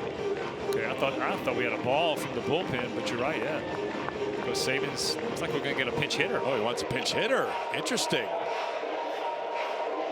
I mean, you're talking matchups right here. You just mentioned Reinhardt, the team leader in RBI with bases loaded. Cleanup hitter. And you're going to bring on Grant Hussey. He's got 11 RBI on the season with bases loaded. Situation he's extremely comfortable in. Hussey was a regular starter for a majority of the season, 54 starts. And this is game number 58 for the Mountaineers. 35 RBI. He's a senior in a big spot right now for the Mountaineers. He is the all-time leader in home runs at West Virginia with 44. Not a bad guy to be able to go to the bench and grab, right? Nick Mingione, you can tell how happy he is with Gregerson's performance here as he makes a pitching change. Great effort by Gregerson. We got a little cat and mouse game going on. In the 6th inning, by the way. So the lefty coming on to face the lefty. We'll see what happens when we come back to Clemson. All right, Cole Henschel comes on, the senior from Pine Bush, New York, about an hour-ish north of New York City. Big spot here. He comes on lefty versus lefty to face the pinch hitter Hussey. Yeah, fastball up to 93, showing the slider, got the changeup. He's bouncing the head. My man is pitching with some attitude just in warm-ups. Spots he loves to be in. He does have reverse splits, though. When you talk about you bring him into lefties hitting 294 off of him. Righties are 077. So Coach Mingione playing the percentages, but right now the percentages are a little bit backwards. Got Hussey batting for the cleanup hitter Reinhardt. Then Sam White at the plate. He's a lefty hitter, so we'll see what happens here, knowing those numbers, keeping those at the ready. As Henschel gets a foul ball for strike one.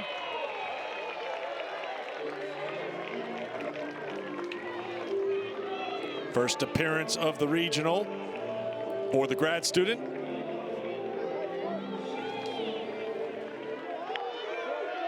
Richmond transfer who had 9 saves in 2024.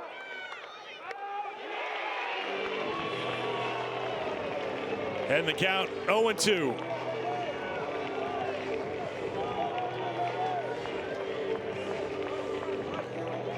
And yes, you did mention earlier, he was the guy that walked on his hands when we first got here during their practice. He walk on his hands to the dugout if he gets a strikeout here. Throws hard. There were so many new faces on this Kentucky team that they played a game along the lines of getting to know you, like try to find fun facts about your teammates. And we asked a few of the players, and they said, well, Cole Henschel can walk on his hands, which he volunteered to do in the dugout during the workout day for us. That's how to play. Well, yeah, when your head coach says, Cole, come here, walk on your hands. And he goes, right now? Yes. So, okay, here you go. Not bad for being put on the spot, too. Got a couple steps. Battling with Grant Hussey with the bases loaded and 2 outs. Fly ball, hit well, and carrying to left center field, and up against the wall, making the catch is Cole Hage. Close, but it stayed in the park with the bases loaded. Boy, the heartbreaker. Hussey, the home run leader. Watch Cole Hage at the wall. Don't know if he robbed him, but it's a good catch. Sunday night here at Clemson, and it's a lead for Kentucky. New pitcher coming on for West Virginia, Cole Furman, stepping on the hill. 13th appearance for Cole Furman, the junior this year. Strikeout to walk ratio, not where you want to be, especially in the 5 2/3 innings. But right now, none of that matters. It just matters about getting outs, competing, and that's what both these coaches talk about. Wanting these guys to go out there, compete. They've had a phenomenal game so far, a little back and forth contest, and got a little bit more to go, right? 3 more innings. Top of the 7th, 11-7 Kentucky Wildcats. 6th pitcher used by West Virginia tonight. They entered this game having used 6 different pitchers in the first 2 games of the regional. Kentucky has used 4 pitchers. Cole Henschel, the most recent one, gave up a long fly ball, but heading up that terrace and having just enough room was Hage in left field to make the catch.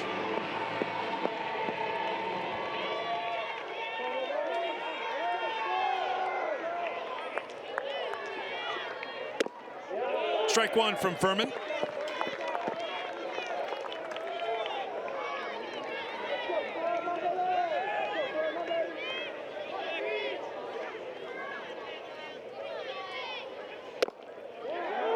Oh, and 2. Bell walked in the first, struck out in the second, and again in the fifth, lined out in the fourth.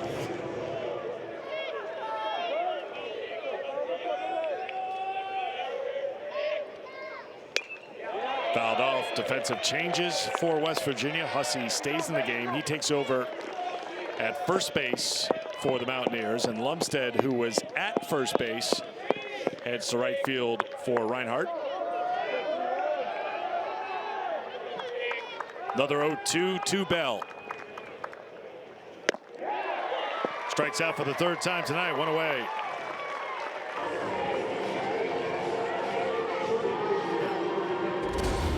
Really nice start right here by Furman. Lively fastball, 92 miles an hour.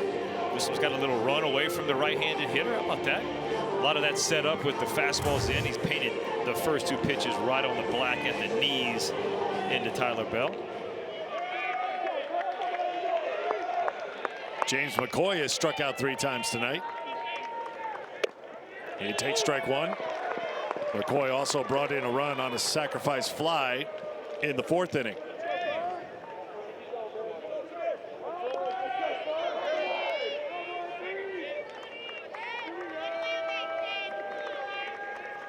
Kentucky trying to force rather, a final game of this Clemson Regional where they'd face West Virginia again.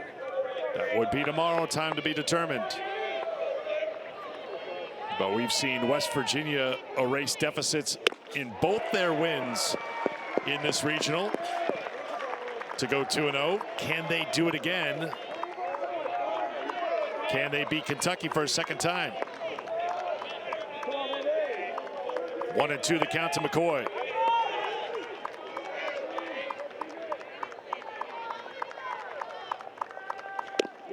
Called strike 3. Furman back-to-back Ks to get things going here in the 7th.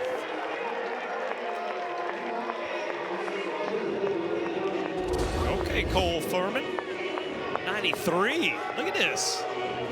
It was all about can you throw strikes, more walks than strikeouts, but not today. Coming in here just pumping heaters right at you. It's a time of the year when you bring in guys who have thrown less than 6 innings in the case of Furman and Glasscock, the 2 most recent pitchers used by West Virginia. And you watch this and you go, well, hold on. Why would you not pitch this guy? I mean, it's a lefty, 93, pitching down in the zone. We haven't seen any off-speed pitch because it's all been heaters. That misses up for ball 1. 1-1 to Hansen. Hansen 2 for 4 tonight. A couple of runs scored.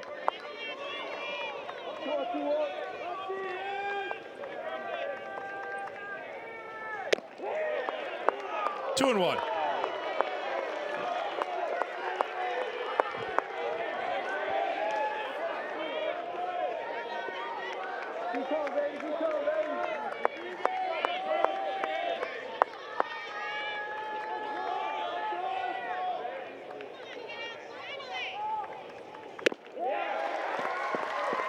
Two and 2. What do you think? What's coming, Eric?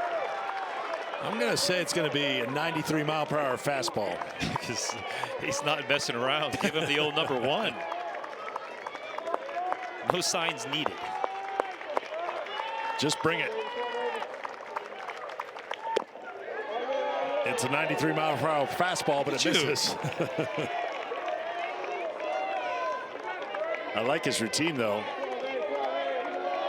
He's on the mound, locks eyes with our camera at low first. And brings it.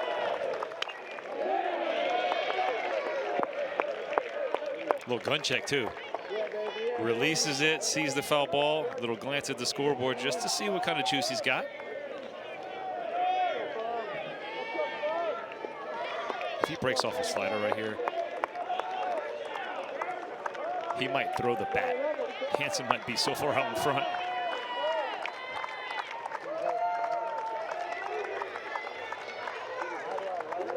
took a beat before delivering this pitch, but it's fastball again, and it's ball 4.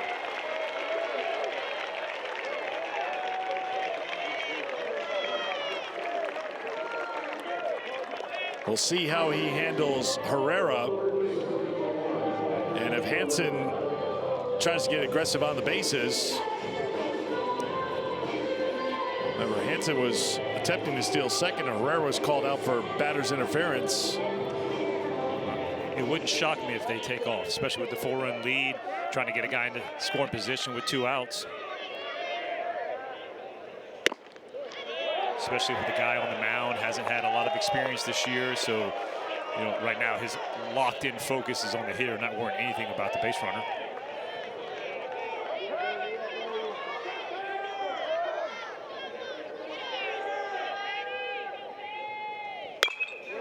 Out of play at 93, and it's 0-2. And if you haven't been paying attention, it's 17 pitches and it's 17 fastballs. There's no doubt what you feel like the next pitch is coming, especially 0-2. But a fastball up in the zone.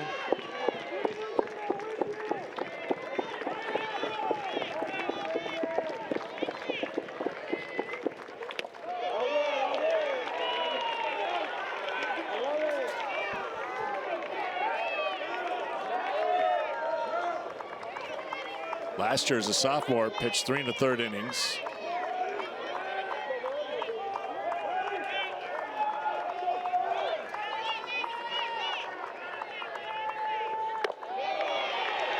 There we go. A little 81-mile-an-hour bender. Didn't bend too much, and you can see the comfort level is not there. So if I'm a Kentucky hitter, I'm thinking, all right, here you go. He showed me a little breaking ball. Now he's going right back to the heater. What can Herrera do with 93? Because you know it's coming. But it misses at 91, actually, and it's 3-2.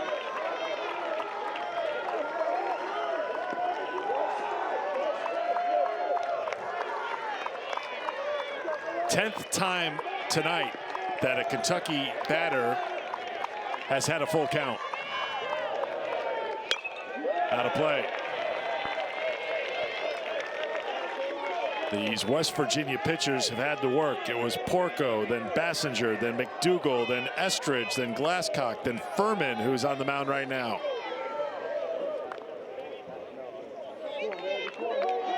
Right now, Furman trying to keep it a 4-run game and hope his team can have another comeback here at Clemson.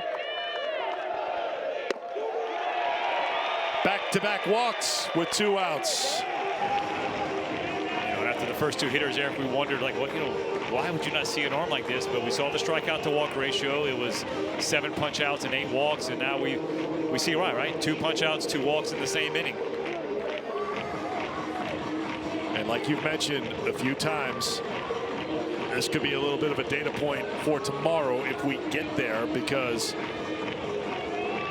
Furman may be a guy you bring in just to face one batter right tomorrow, especially in a big situation with the left-handed hitter up. Yep. Ryan Schwartz at the plate. 2 on and 2 out. And again, Furman gets ahead with strike 1.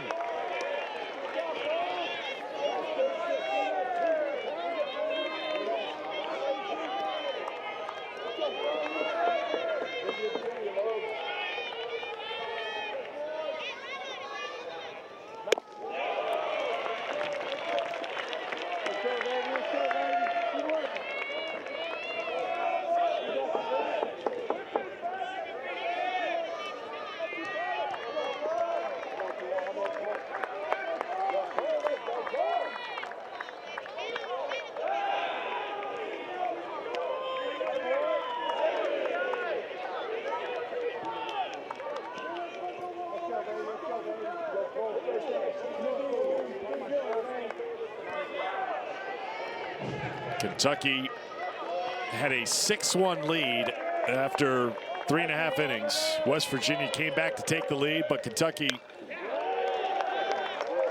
has been in control since that 6-run inning in the 4th. 2 in the 5th, 3 in the 6th to go up by 4, trying to add to it here in the 7th. Wildcats lost the opener of this Clemson Regional to this West Virginia team. Mountaineers with their first walk-off win of the season. Wildcats battling back with wins over USC Upstate and Clemson, and now trying to take down West Virginia. Something other than a fastball, but misses for ball 2, 2-2. Nasty other than a fastball. That's his best breaking ball we've seen.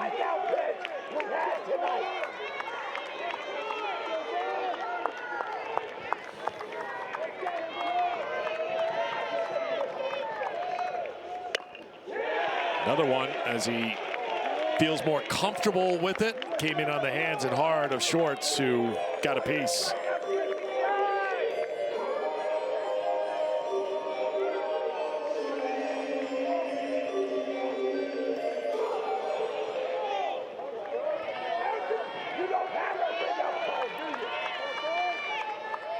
Another 2-2. Swung on and missed, and finally Furman ends the inning. 3 strikeouts in the inning for the junior to keep it a 4-run game. Lots of heaters, 3 punch-outs, 2 walks, but guess what? 0 on the board, still 11-7. Clemson and USC Upstates eliminated. West Virginia and Kentucky still alive. West Virginia 2-0, but trailing Kentucky right now. Kentucky wins. We play tomorrow at a time to be determined. 3 regions where we know there won't be Monday games because super regional tickets have been punched for Coastal Carolina, Duke, and Florida State. So those regions wrapping up on Sunday. They don't need the if necessary Monday game. Well, we already know we do need the if necessary game in Tennessee. Wake Forest with the walk-off. They're at Tennessee, but they were the home team in the 2-0 ball game. Right. And they were able to walk off the Volunteers 7-6. So got some Monday baseball in Knoxville.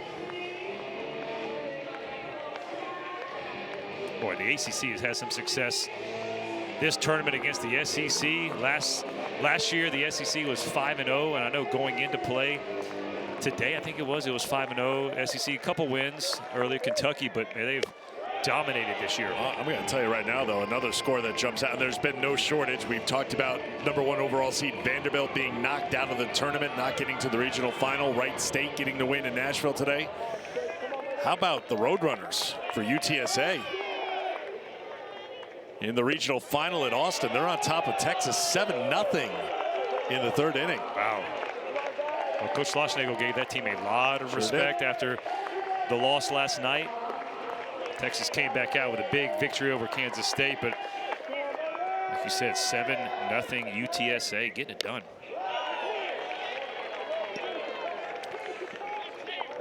Fifth pitcher of the game on for the Kentucky Wildcats as Henschel got the 1 out to end the 6th inning.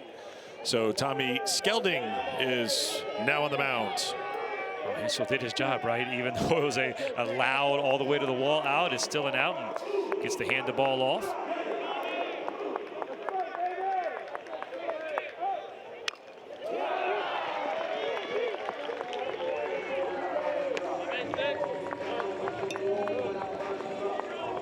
Skelding with his first appearance of this regional. You saw his season numbers.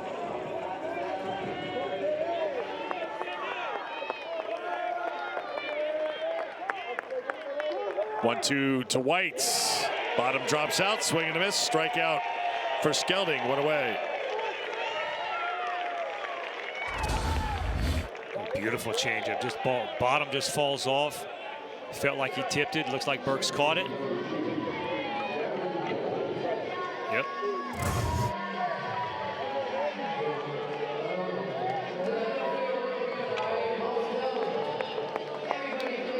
Gavin Kelly, the freshman second baseman, will step in. 0 for 3 tonight. Brought in a run with a fielder's choice and scored in that big 4th inning for West Virginia. But the Mountaineers have not scored since the 4th, while Kentucky has scored 5 times since West Virginia took the lead.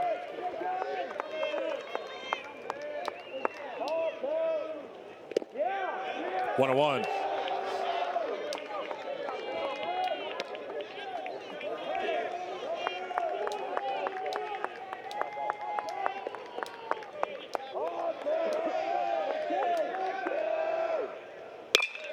Ground ball to the shortstop. Bounces up on Bell, throws on the first in time. Remember, West Virginia had an unsuccessful challenge early in the game, and I think this one is going to be challenged. And Saban's frustration is the fact that he has to actually use a challenge because he thought Kelly was clearly safe.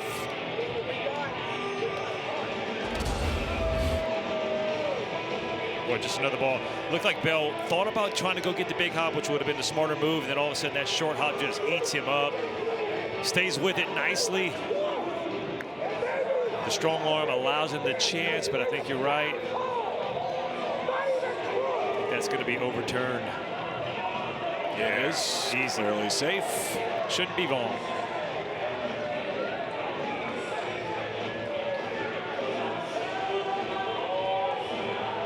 Being reviewed in Pittsburgh right now, and they will make the decision and communicate that decision to our umpiring crew here at Clemson. Oh, I thought he was getting done. I was like, this was the fastest replay we've had so far. It should be. It's one of these that's pretty conclusive.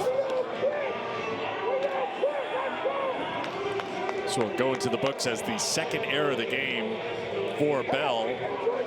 West Virginia has committed 4 errors.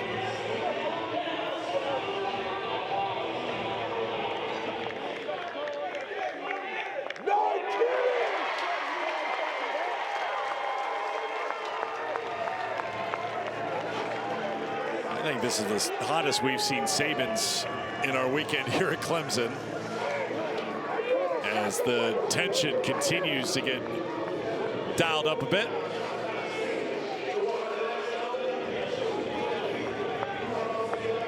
Here's Ben Lumsden to shift on for Lumsden as he steps in. 1 for 3 tonight, 2-run single in the 4th.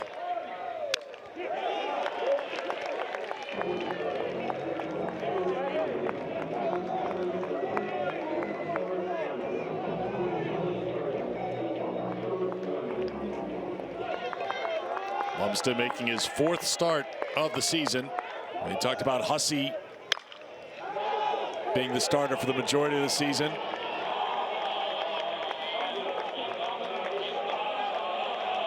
Lumsden a starter for the most part last year.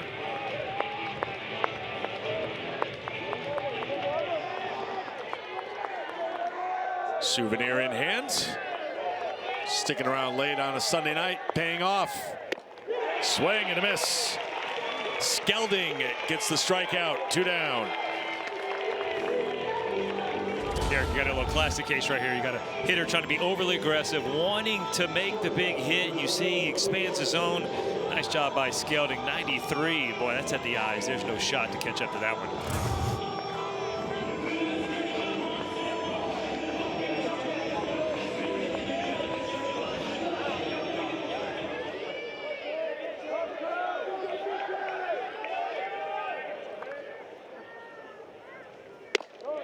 Ball 1 to Brody Kresser. 0 for 2 tonight, was hit by a pitch and scored in the 4th. 5 for 11 in the regional with 4 runs scored. Ground ball, another chance. Good hop this time for Bell to handle. The flip to Lawrence to retire the side. Once again, the Kentucky bullpen keeping West Virginia quiet here at Clemson.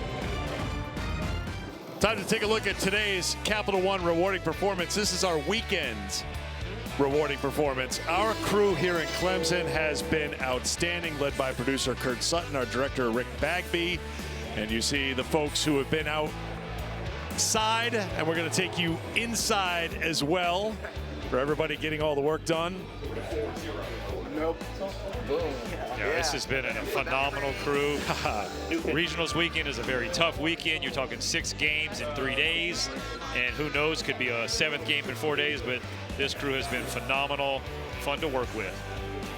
Well, I think was that John? Yeah, there's Kurt. That was John making sure that things were plugged in the right way. Usually they say if something goes wrong, they say power off, power on, and that usually works. Turn it off. We know. Look at that. Who's the dog? Look at that. We know Matt and Cora, Ella, the dog, our TD and AD are the ones who are making sure Kurt and Rick, they're the ones pushing the broom behind just to clean things up in there. That's how it works in the control room.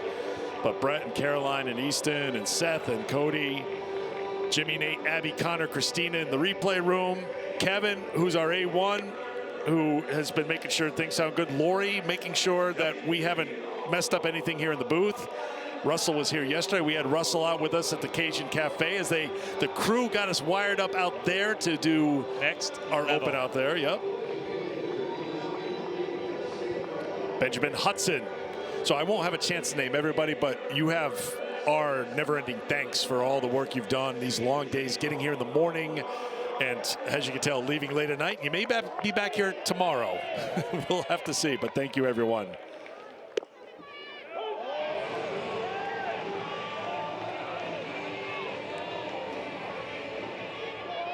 Top of the 8th inning. Hudson Brown stepping in against the new pitcher. And he fouls it off.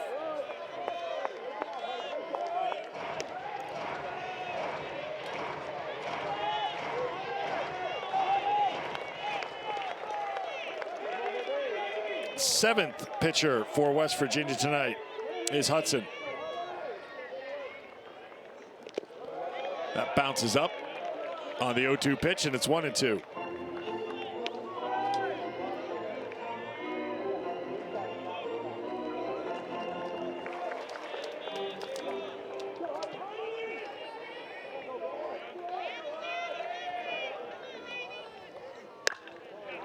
Foul ball.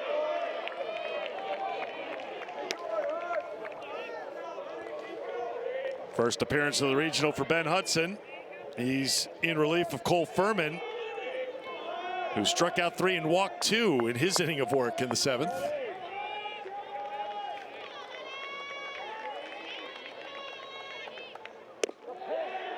Pretty good pitch. Hudson wanted it, didn't get the call. 2-2. I'm with Hudson right there. Benjamin Hudson on that end, right? Hudson Brown, he's like, hey, you're with me, right? Nice take. You know, I thought that's a strike right there. You walked it off, and there's where you turn the page and make sure you don't let the next pitch affect it.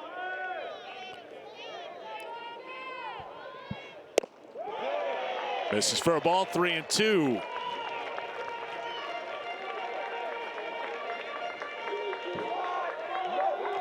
NCAA tournament debut for the freshman from Medford, New Jersey.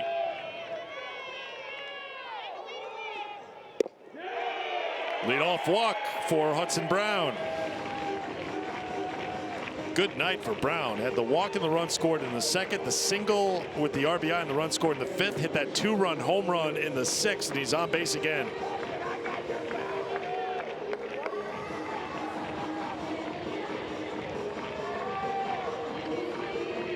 Here's the number 9 hitter, Devin Burks.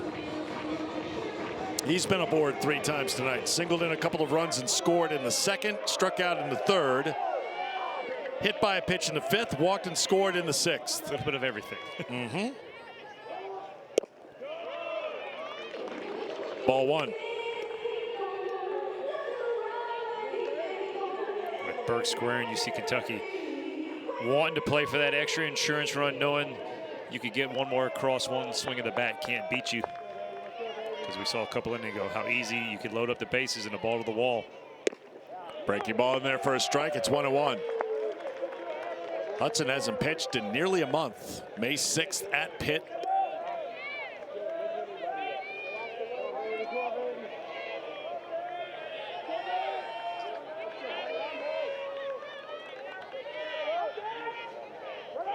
There goes the runner. The throw to 2nd. Tag is in time. Good grab by Kresser.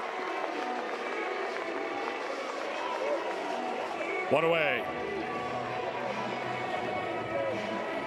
Logan Save caught stealing number 2 on the night. Little credit to the pitcher, Ben Hudson, giving him a shot. Sometimes that's all you need, right? You got to give the catcher a chance to throw. Makes a nice, strong throw. Heck of a pickup by Kresser. Nice tag. Perfectly executed.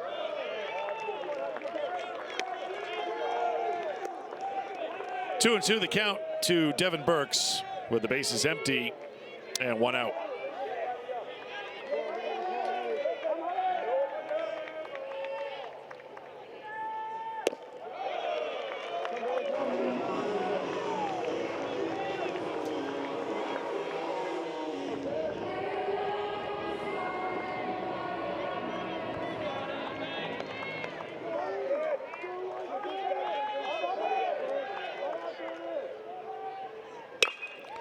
Swung on, hit deep to left field, doesn't have enough to get out. West at the wall, it's gone. Devin Burks goes deep. Insurance run for Kentucky, his 6th of the season.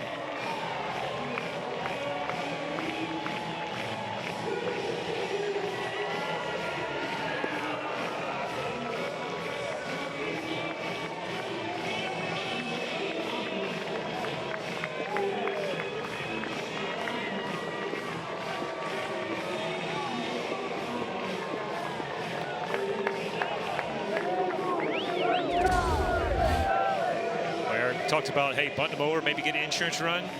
That doesn't work on the caught stealing. Devin Burks says, I'll take control myself. I think he was checking with his first base coach because just wanted to make sure it had cleared. But it came off at 89. It wasn't like he got all of it. Right, so didn't know if it maybe bounced over. That's what you see it go in the stands, but he was like, in his eyes, he felt like, hey, I didn't get it. But 3-10 down the line, he was able to get it, enough of it. Lawrence with the foul ball.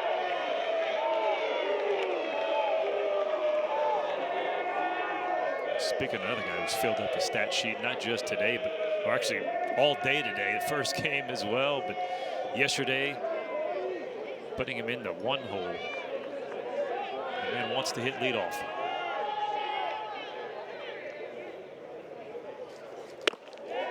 Swung on and missed. Ben Hudson gets the strikeout, 2 down, as Lawrence is retired here in the 8th. So for Devin Burks, that's career home run number 21 in career game number 190 and career start number 177. He's played a lot of baseball for Kentucky. That man has seen a lot from behind the plate. Going to go down as, if not the best, one of the best catchers in Kentucky history. Grounded, glove by the third baseman, Guzman. Grabbed by Hussey, but it came out of his glove. So hanging at first base will be Cole Hage.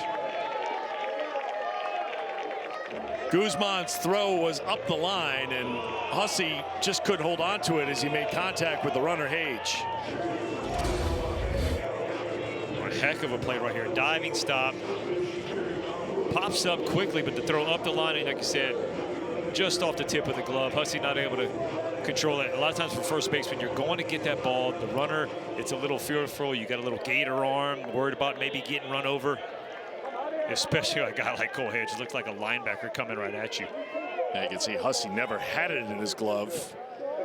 It was out before the contact.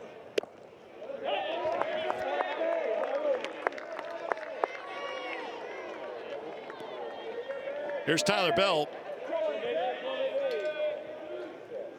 So it scored an error on Guzman. That's the 5th error of the night for West Virginia. There goes the runner. Throw is high this time, and Hage is in there safely with a stolen base.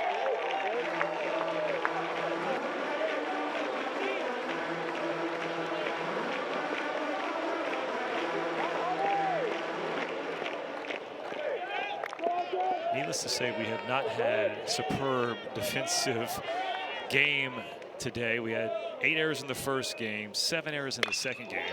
Line shot gloved by Kelly, saving a run to retire the side. But Kentucky does add to their lead. Devin Burks with his 6th home run of the season.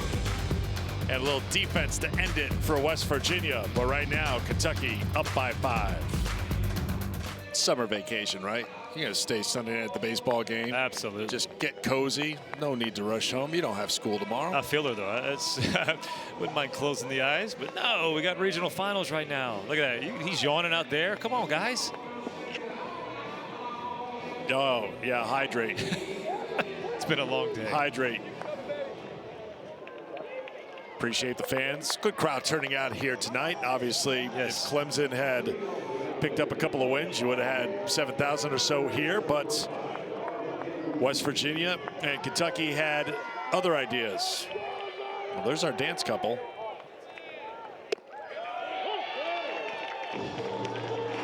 Strike one as Skelding works to Guzman, leading off here in the 8th.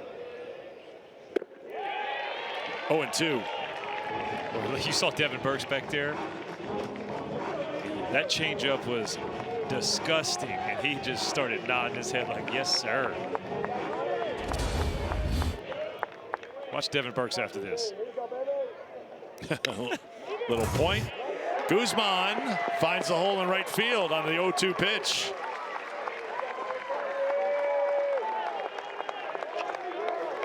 West Virginia needs base runners here in the 8th. There's a start with Guzman leading things off. Armani Guzman setting him up, right? Change up, swing and miss, and hey, go back to the well. Nope, a little bit too much. Stays right on it. He continues his hot hitting.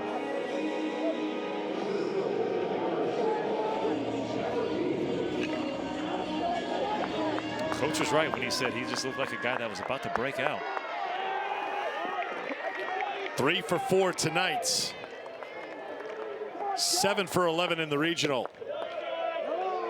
Ball one to Skylar King.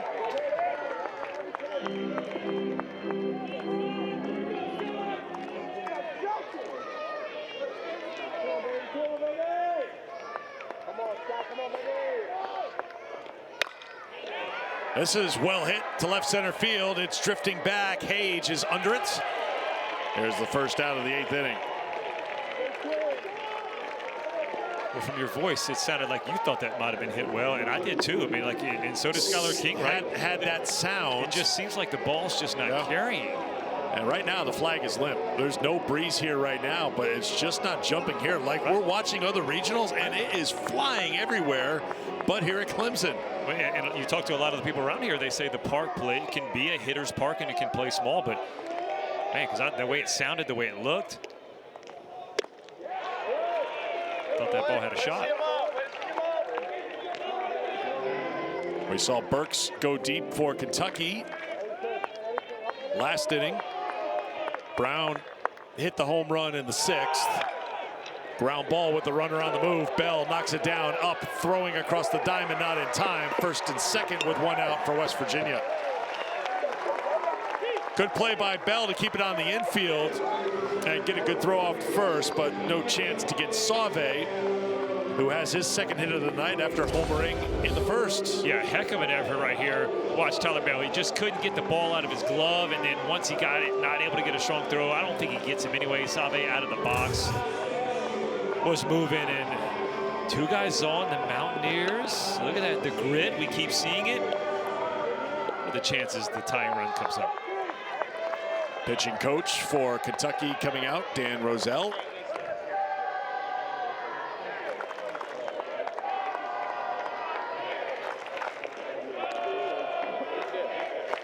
Guzman with the leadoff single. King with the long fly ball.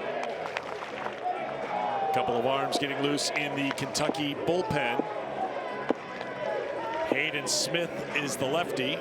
Niall Adcock, the righty.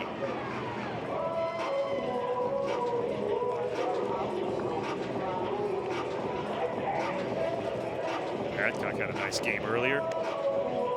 Landing 2 punch outs, zeros the rest of the way.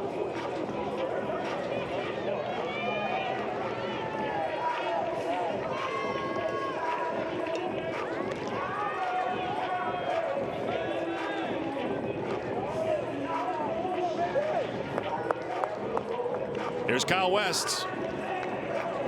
Grounded out in the first, singled and scored in the 4th, intentionally walked in the 4th. in his second at-bat of that inning, second plate appearance, walked in the 6th. Backhanded by Burks. Wow. What a stop right there by Burks. West Virginia right where you want him, right? I mean, you're at the 3, 4, 5, 2 guys on.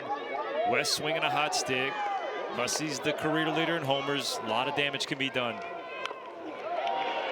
1-1.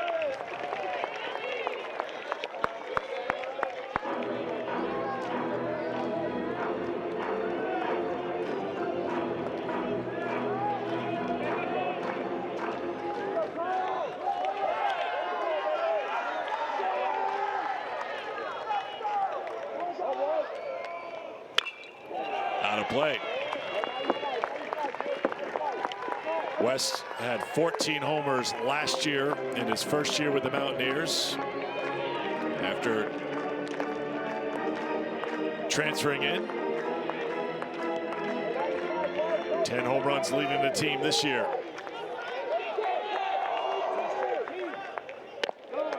Two and two. Home run here would certainly change the look of this game in the 8th inning.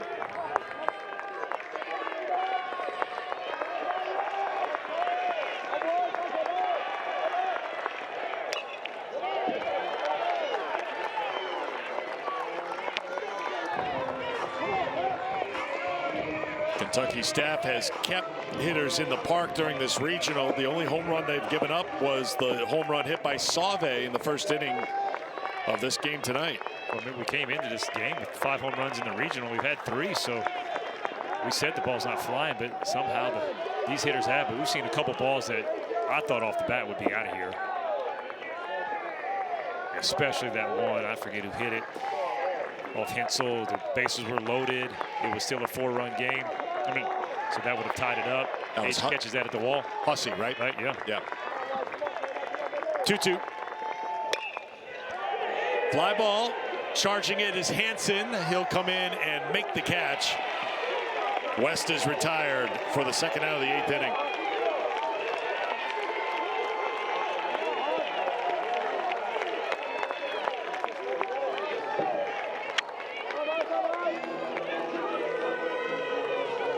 Here is Hussey, who hit for Reinhardt in the 6th and hit that deep fly ball off of Cole Henschel that was caught at the wall by Hage.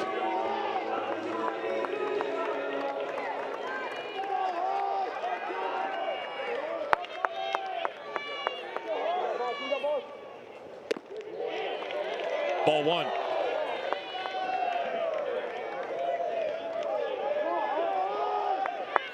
Scott Rouse started. Jackson Novy followed. Simon Gregerson was a strong arm out of the pen tonight for the Wildcats. Henschel came in to face the 1 batter.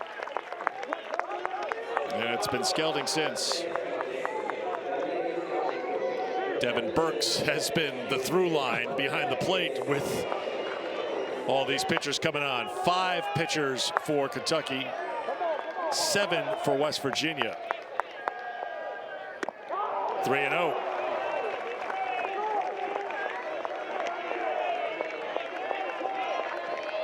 Plus he gets on. That will bring up Sam White, who's had a strong regional, although Kentucky has kept him in check tonight.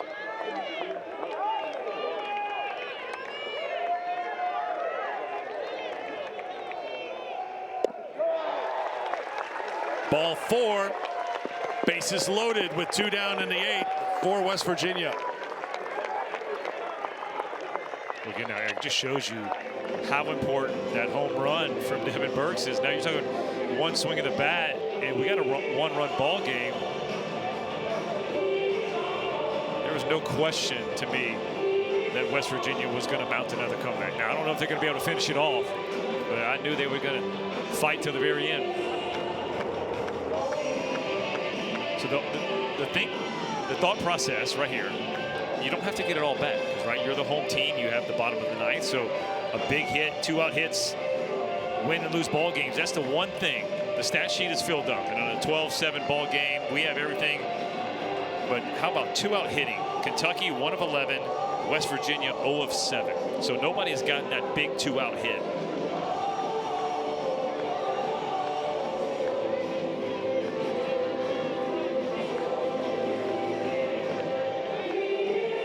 Here is White. 0 for 3, was hit by a pitch and scored a run in the 4th. Check the swing for ball 1.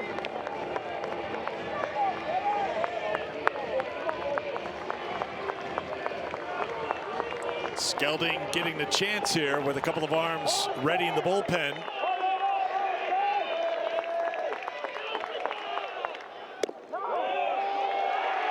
Down low, pulled up by Burks. It's 2-0. 2 Whites. Make him throw a strike, or are you swinging on the 2-0 right here? Make him throw a strike. Just walked Hussey on 4 pitches. Not close. 3-0. Might even be taking 2. The pressure's all on him. He knows he's thrown 7 straight. As a hitter, you just got to trust that you can hit with 2 strikes.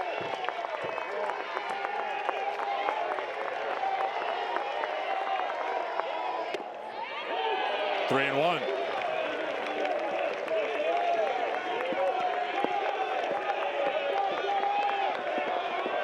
Are you taking here, or are you swinging 3-1? Again, I'm taking right here, because then if he goes strike, right, then you go 3-2. The runners get in motion.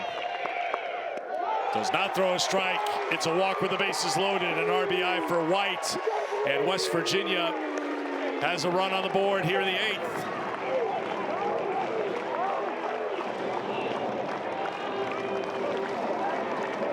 This situation. Gavin Kelly, the freshman, 0 for 4 today, right? Coaches always talk about, hey, it's all about getting the hit when it matters most. What kind of situation you're in, bases loaded. Now you talk about getting the hit when it matters most. How clutch would he be getting that first one of the day? Well, he's going to face a different pitcher as Mincione goes to the mound to make a pitching change. You got the Mountaineers fans getting involved, getting a little louder, trying to give some fire to their ball club. So Niall Adcock jogs in from the bullpen, ready to make his 2nd appearance of this regional with the bases loaded and 2 outs in the 8th. Niall Adcock, not just his 2nd appearance of this regional, his 2nd appearance of this day. He faced Clemson earlier today. Pulling out all the stops, and not only faced Clemson, had a scoreless, hitless inning, 2 punch outs, no walks. I love the strikeout to walk ratio, 4-1. Right now, again, I mentioned none of these numbers matter. It's all about getting those precious outs. Tough situation, bases loaded, 2 outs. The freshman Gavin Kelly at the plate. Kelly grounded out in the 2nd. Reached on a fielder's choice, brought in a run and scored in the 4th. Struck out in the 5th, reached on an error in the 7th. Batting with the bases loaded and 2 outs here in the 8th. And he takes ball 1. Kelly this season 3 for 8 with the bases loaded, has 8 RBI in these situations. The freshman from Pittsburgh, all freshman selection in the Big 12 this season. Sends a single to left field. Here's 1 run. Here's a 2nd run. The freshman comes through with a clutch hit with the bases loaded and 2 outs. And West Virginia on the comeback trail again.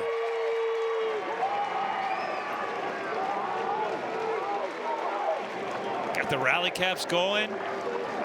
About the freshman Gavin Kelly. Telling you, get your hits when it matters most. A little slider in the zone.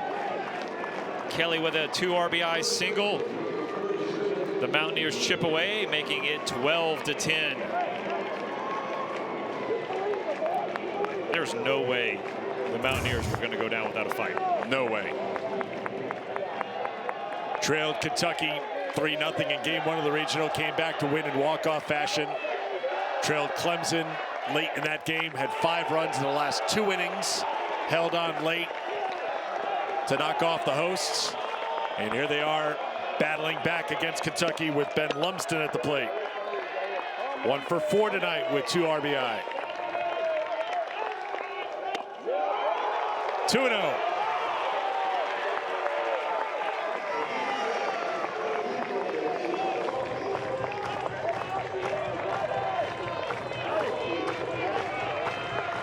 Lumsden, a starter most of last year. Here comes Mingione. I think he's going to bring in his first baseman. James McCoy is a two-way player, and if you see Mingione coming out of the dugout with a glove, that means that his first baseman has to trade in his first baseman's glove for a standard glove because he's about to take the mound. During that last commercial break, we were kind of watching it. We wondered with McCoy how he would stay loose. Well, you know, they were playing a little catch, and he was throwing pretty hard just to keep that arm loose. Well, the first baseman is going to be pitching now, and he's going to step on the mound with a 2-0 count with 2 on.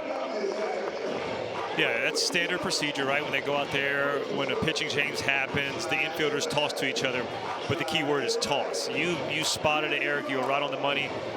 James McCoy was letting it eat to his second baseman, Luke Lawrence. And that basically said it all. He was getting ready to go into pitch, and the wrist tape's gone. The defensive scouting report's gone, and the pitch column's going on the arm, and the glove handoff, and here you go.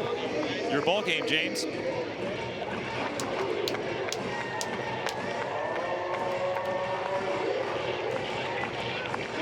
So the two-way player will step on the hill for his 13th appearance of the season. He's thrown 14 2/3.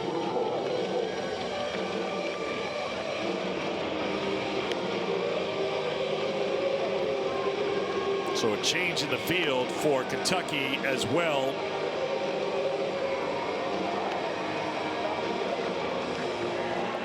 But here's the details on McCoy, who has not been in the bullpen. Obviously, he's been at first base, and any warm-up throws he could do were during that bit of a changeover. So he gets a couple throws in, and now he gets settled in on the rubber.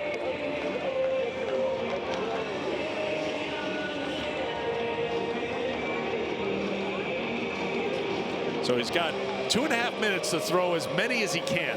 Right, yeah, new rule, right? Used to be you had 8 pitches as a reliever coming in. Now he has the 2.5 minutes after the glove check, after he's able to get all the wrist tape off. So if he wants to rapid fire and get loose, he can. I saw Coach Nick Mingione looking out to him, saying, hey, make sure you come set. Don't want to give a free base runner, 2 guys get into scoring position by an easy ball. Hudson Brown did go into the ball game at first base, so right, Kentucky has lost their DH. Right now it means nothing because your pitcher obviously is your cleanup hitter. But if something happens and we go into extra innings, that could play a role. But you got to go in all in right now, right? All in. 2-run game, 2 on in the 8th inning.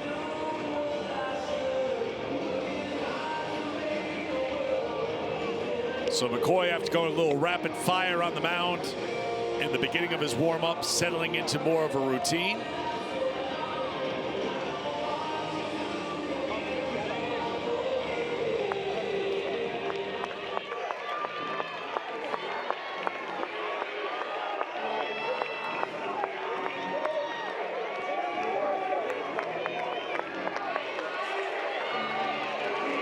His last appearance was at Vanderbilt, second to last day of the regular season. Went 1/3 of an inning there, 1/3 of an inning against Northern Kentucky prior to that. Big spot. 2-0 count reminder as Lumsden is ready. And how about McCoy moving from first base to the mound and throwing a strike? That would have been a hard one not to swing at. 87 right down the chute, 2-0.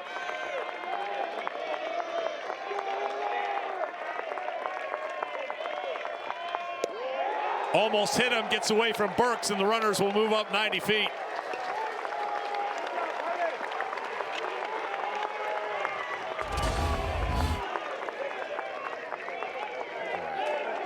Just a fastball pulled right there. Berg's no chance to stop that ball. Get ruled as a wild pitch.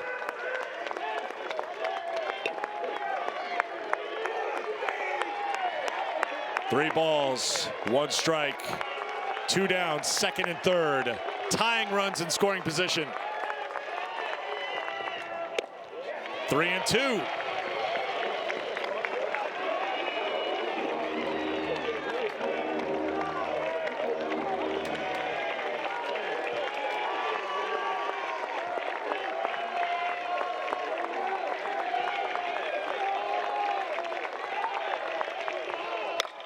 Line drive, base hit to right field.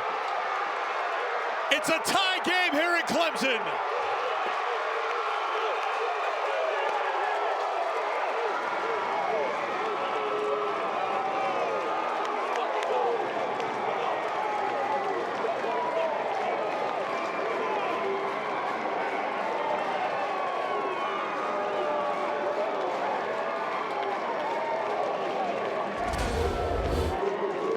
Ben Lumsden, welcome James McCoy to the ball game. 2 RBIs on this single. We have a tie ball game. West Virginia is going crazy. How about the bottom of the lineup? Lumsden, Kresser, and Guzman. This regional have been on fire, carrying the lineup.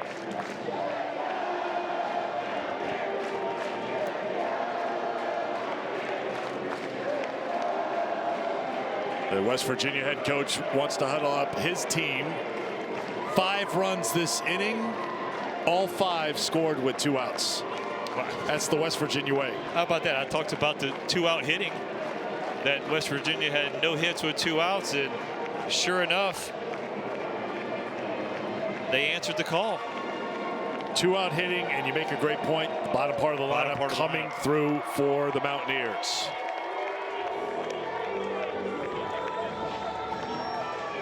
Solid single to right for Lumsden. Lumsden, who has 4 RBI tonight, 5 in the regional.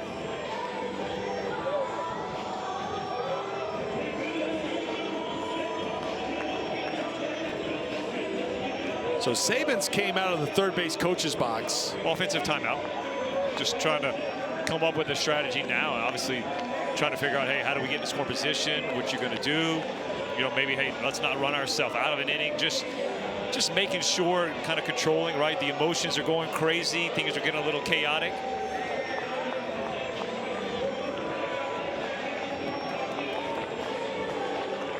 That face says it all. The emotions of a college baseball game with the Super Regionals on the line. Strike 1 to Kresser. Kresser was hit by a pitch and scored in the 4th. Grounded out his 3 other at-bats.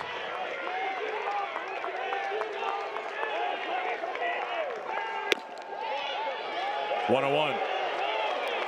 Remember, Kentucky led 6-1 in the 4th inning, Lance. West Virginia came back to lead 7-6. And then it was a 12-7 lead for Kentucky here in the 8th inning.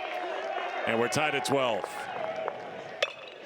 Ground ball headed towards the hole. Bell's got it. He'll make the throw, ill-advised, and well done by Hudson Brown, the new first baseman, just to make sure he stayed in front of it. First and second for West Virginia here in the 8th. Not done yet. You don't have to hit it hard. You just got to hit it in the right spot. Little jam shot right here, but look at it, right in the 6th hole. Kresser out of the box. Boy, he has the head down, moving. Great play by Tyler Brown, but too much speed. We got another knock from the bottom of the lineup, bringing up, needless to say, maybe the hottest hitter in the lineup, Armani Guzman. He started this inning with the single.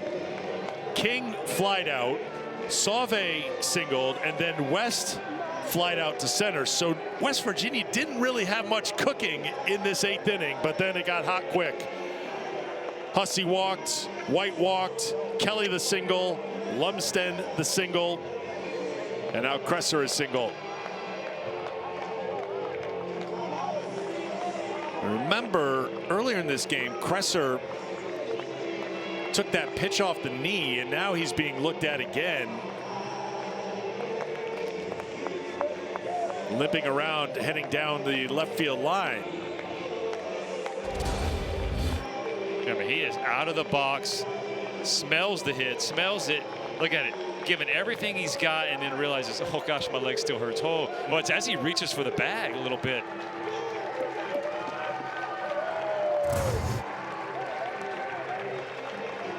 Saban's coming down to check.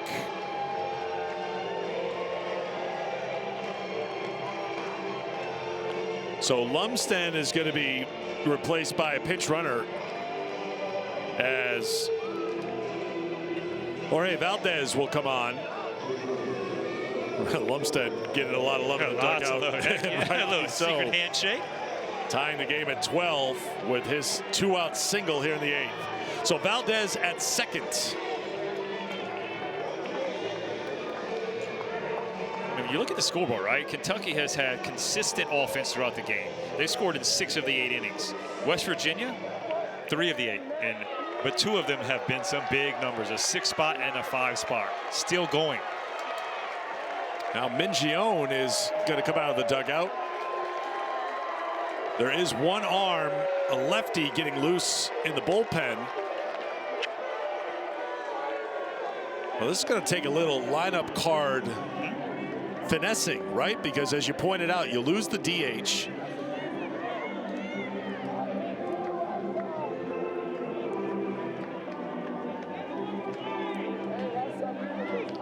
How will the batting order kind of get worked out here? That's, I think Mingione is checking with his coaching staff.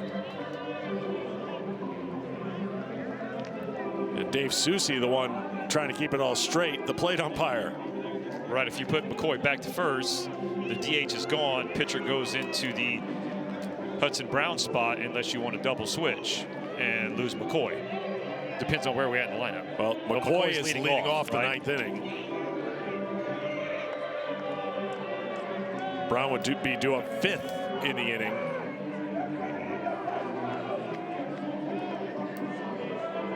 So the call to the bullpen has been made. 8th pitcher of the night for Kentucky as Hayden Smith jogs onto the field. From the looks of what Coach Mingione was talking and who he was looking at, looked like James McCoy gave Hudson Brown, like, hey, like, you know, stick with it. He might be the guy leaving, losing his spot in the lineup, because then you'll just pinch hit for him. So McCoy will head to the dugout for now, tied at 12 in the 8th. First appearance of the regional for Hayden Smith. The sophomore steps on the mound in a big spot for the Wildcats in what is now a tie game. Hayden Smith, look at that, taking a deep breath. That's exactly what you got to do. Slow the game down, right? A lot of things going the Mountaineers' way, but right now you got a tie ball game. Big out, you can get it. The way your lineup has been, who knows what can happen.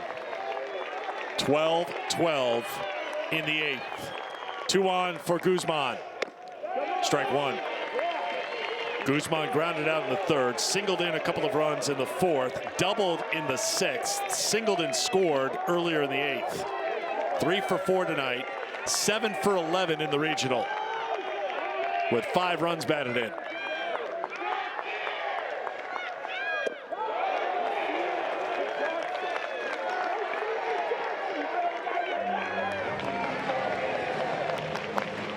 Torres, the pinch runner at second.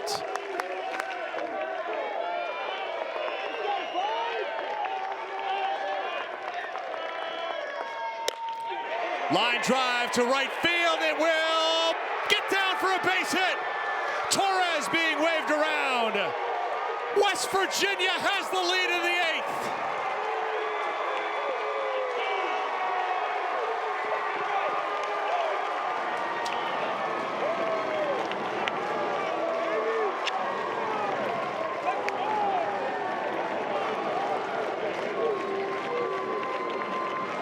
Correction, it's Valdez who scores for West Virginia, but guess who came through in the clutch again? Guzman.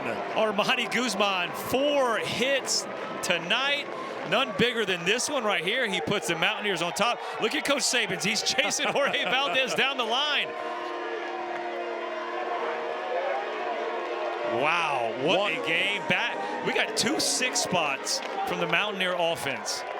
What a performance by Guzman, the RBI, bringing in Valdez from second, who was running for Lumsden.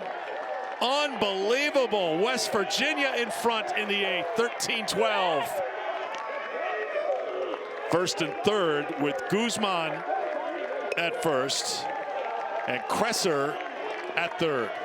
I mean, we've praised 7, 8, 9 in this Mountaineer lineup. Lumsden 2 for 5, 4 RBI. Kresser with the hit this inning to extend it. Guzman 4 for 5, 3 RBI. For the series, listen to this. 17 for 38, 12 RBI, 7, 8, 9 is hitting 447. And you said hitting 500 tonight. Right. With 7 runs batted in of the 13 on the board.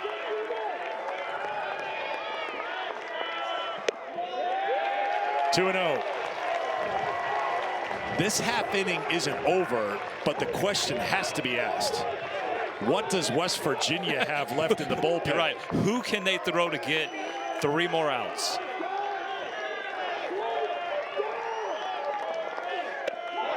Three and 0.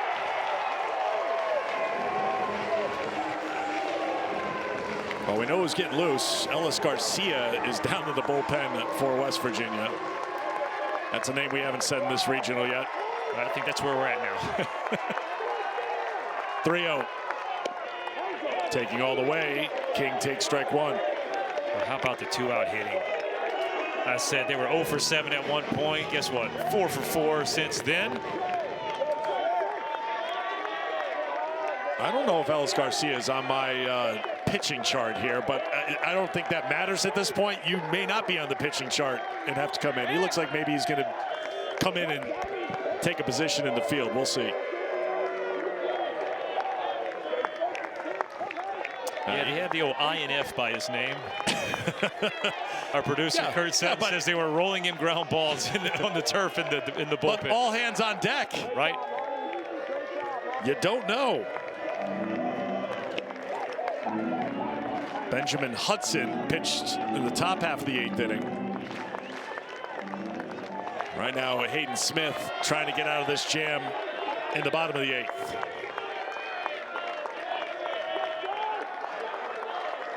Another check on the runner at first, thinking something might be happening here with Guzman. The way this is going, Kentucky just needs an atom ball. They don't care how hard you hit it, just hit it at somebody.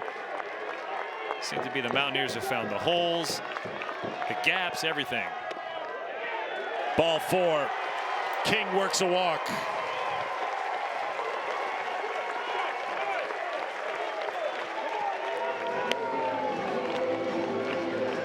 With how this game has been, you just have that feeling a 1-run lead isn't enough. But part of the story for Kentucky this year has been their heartbreaking 1-run games this season. Sauve trying to add to the West Virginia lead with the bases loaded and 2 outs. Started the scoring for West Virginia tonight with a home run in the first. Brought in a run in the 4th. Singled and scored earlier this inning. For the second time tonight, West Virginia has sent 12 men to the plate. You talked about those big innings. Inside for ball 1.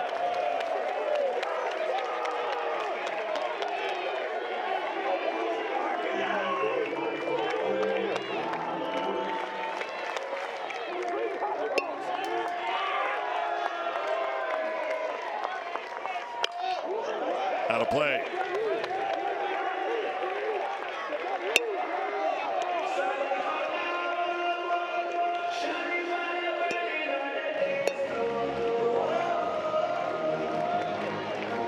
Kentucky led 6-1 in the 4th. West Virginia led 7-6 after 4.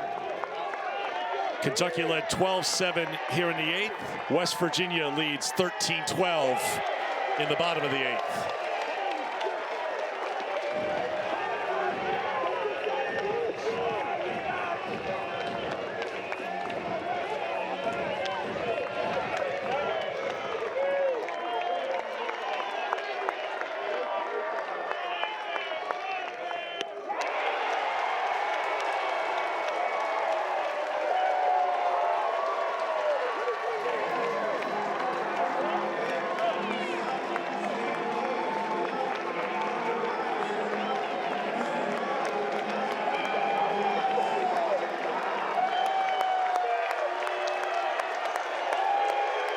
Time being called here.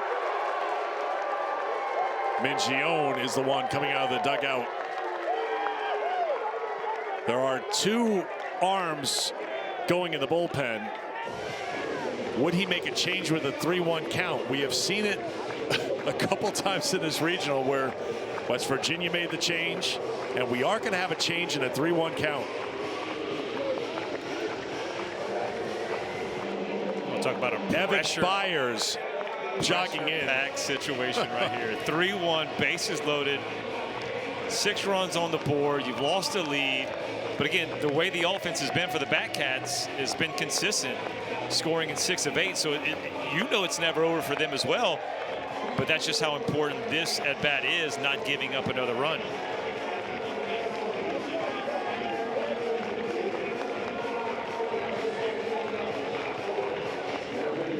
Byers, the veteran, 5th year in the program, coming in a most unique situation. Bases loaded, 2 outs, a 3-1 count. And what was, at the start of this half inning, a 5-run Kentucky lead is now a 1-run deficit. Boy, momentum happens fast. You just mentioned Nicholasville, Kentucky, both these guys from Nicholasville.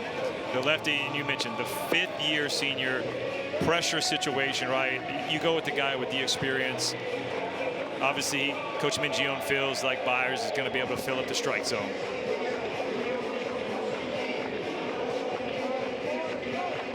So if you're Logan Sauve, what's your approach at the plate? Knowing he has to throw a strike, but you'd love to see something right. That he throws. Well, I think if you're Steve Sabins, I mean, the way they've been swinging the bat, you got to trust your guy, right? Sauve's been an amazing player for him this whole year. So what you tell him, hey, you zone it up. There's a 1 spot. It's basically, if you were to set up a tee, and where you put the ball on the tee in the middle part of the plate, if the ball's not there, you don't swing. If it's there, though, give me your best swing. Don't get cheated. Get the head out and see if you can blow this game open. Byers pitched earlier today against Clemson in game number 5 of this regional.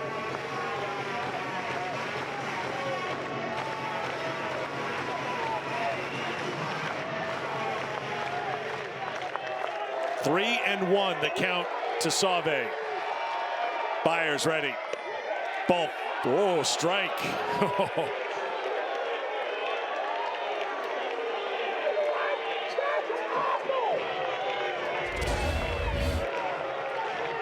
Comes in with the high breaking. I don't know.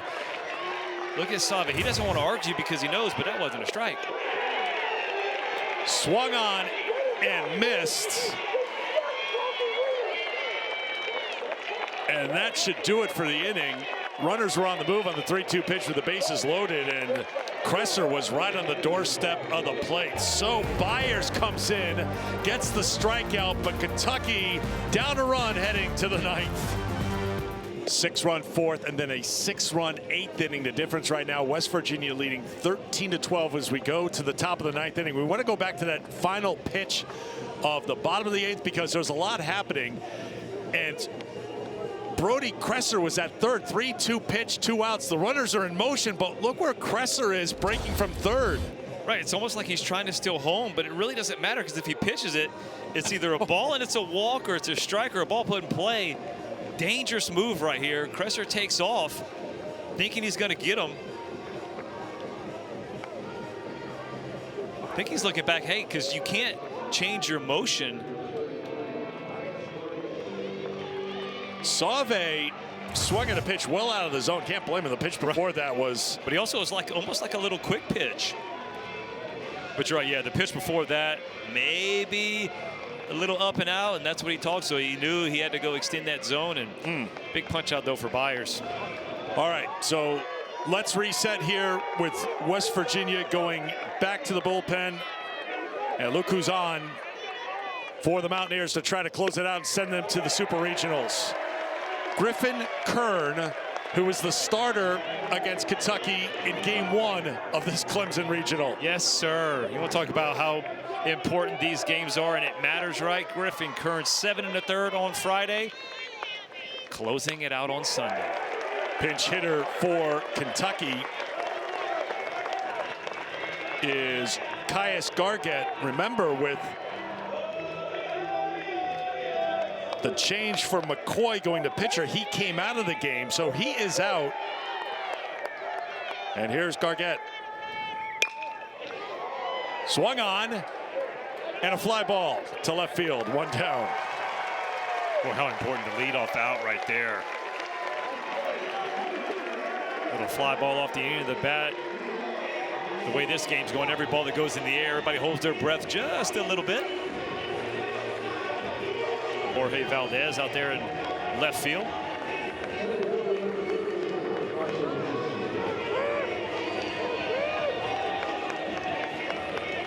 Garcia, who we saw in the bullpen before, is at third. Guzman's in right.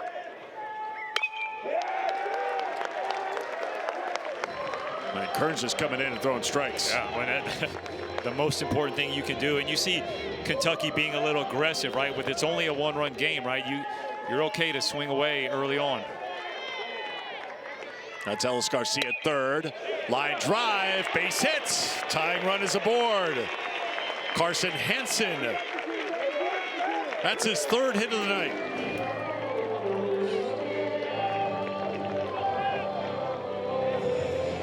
Guzman goes from third base to right field.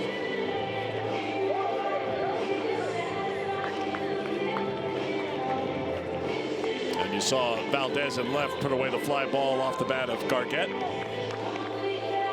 And I think we're going to have a pinch runner here. That's Griffin Cameron who's going to run.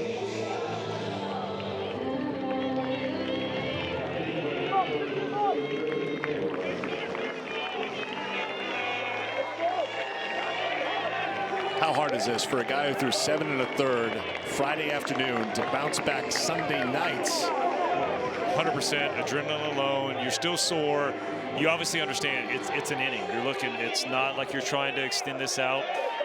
You know, when you go to pro ball, this would be your bullpen day anyway. One day off, and then you get back on the bullpen. So it's not like this is out of the question, right? College kids don't understand it because they haven't done it yet. They haven't been asked to. But again, when you go to pro ball, you throw on you start, you take a day off, you get on the mound on the bullpen, 2 days off, and you're starting. So it's kind of like a situation like that. Obviously, a little bit more intense, though. There's a strike to Patrick Herrera. Walked and scored in the second, doubled in a run in the third, walked and scored again in the fifth. Kentucky has 3 bags and 2 caught stealing. Would they be aggressive? You think, I mean, you see why Griffin Kern thinks so because of the 3 bags. They're going to run, but I don't know if you run right now. Kern has bounced a couple of pickoff throws to first so far. That's where Hussey is. 118 pitches thrown by Kern against Kentucky on Friday. Comes to the plate, misses for ball 1, 1-1.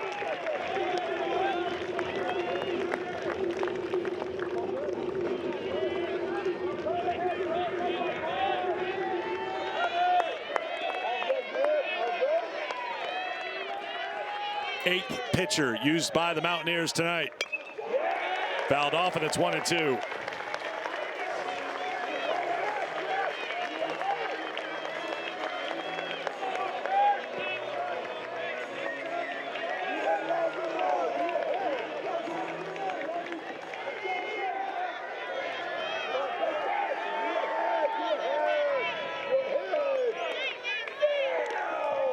One, two.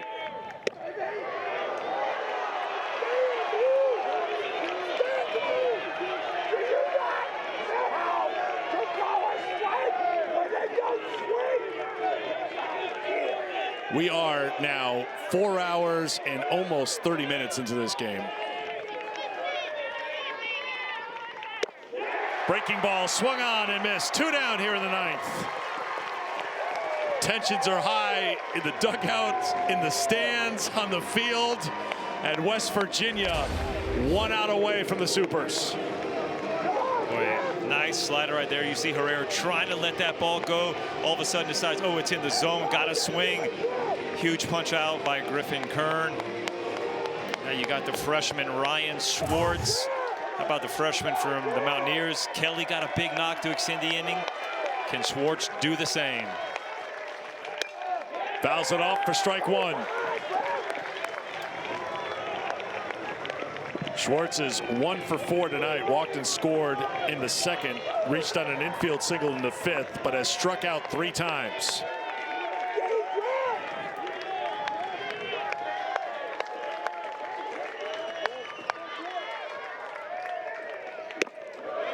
One.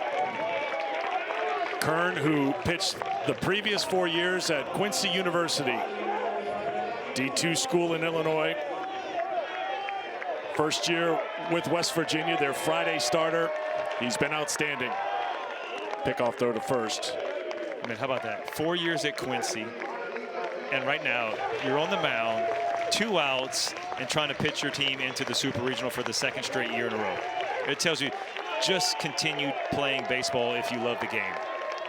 Another pickoff throw to first, keeping an eye on the pinch runner Cameron.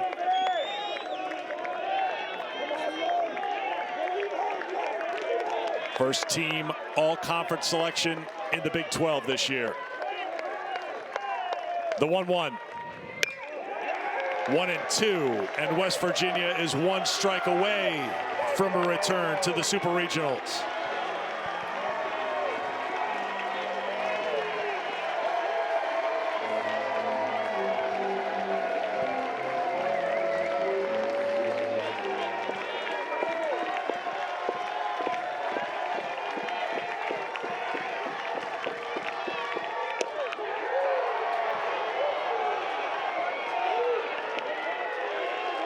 Two and two.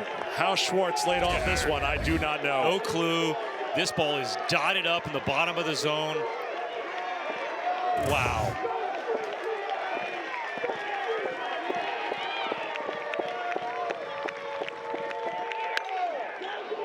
Fly ball, right field, heading towards foul ground. Long run. Guzman gave every effort, but ran out of room.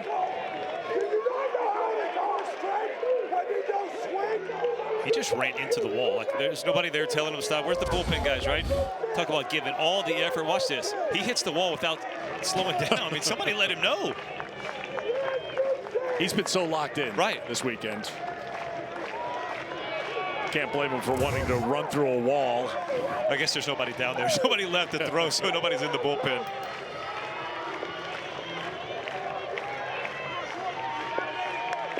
Two balls, 2 strikes, 2 outs, top of the 9th. Griffin Kern to the plate. Line shot to center field. King is there. West Virginia has done it. Country Roads lead back to the Supers.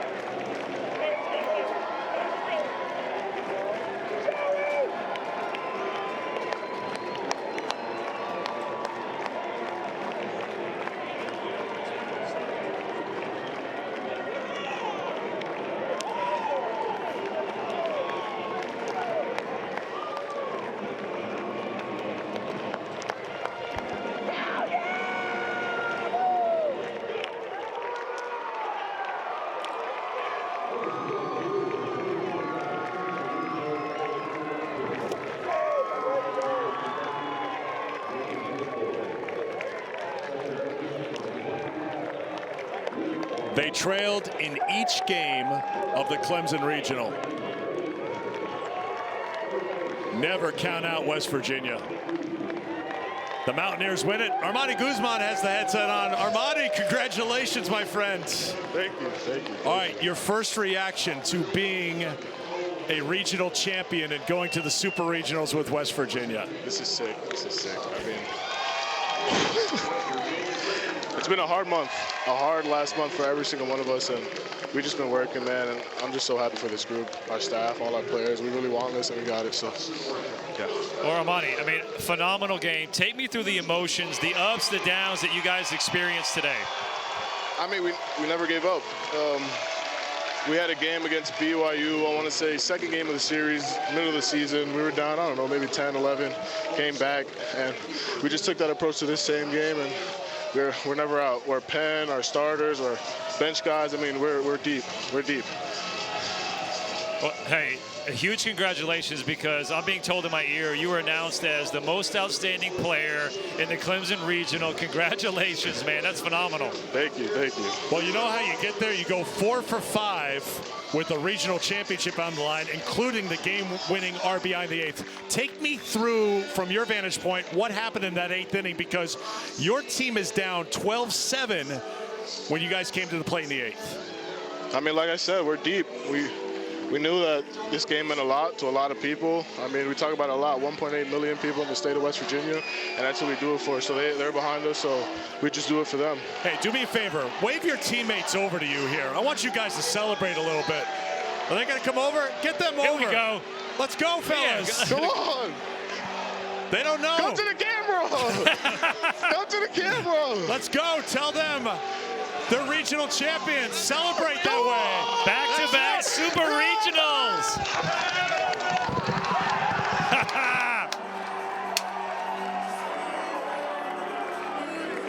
Don't think he's coming back. Celebrate. What a feeling right there. What a performance by Guzman. As you mentioned, most outstanding player this regional. He was 4 for 5 tonight, 3 runs batted in, including the game-winning hit in the 8th inning.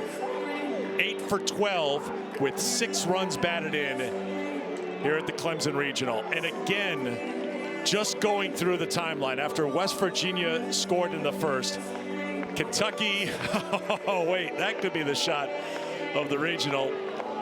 Coaching his kids, Steve Saban's in his first year as West Virginia head coach, 10th year in the staff. Last year was the first time they went to the Supers. Now back-to-back Super Regionals. Last year they went 3-0 in Tucson. They go 3-0 in Clemson this year. But think about it. Kentucky was up 6-1 in the 4th. West Virginia led 7-6 after 4.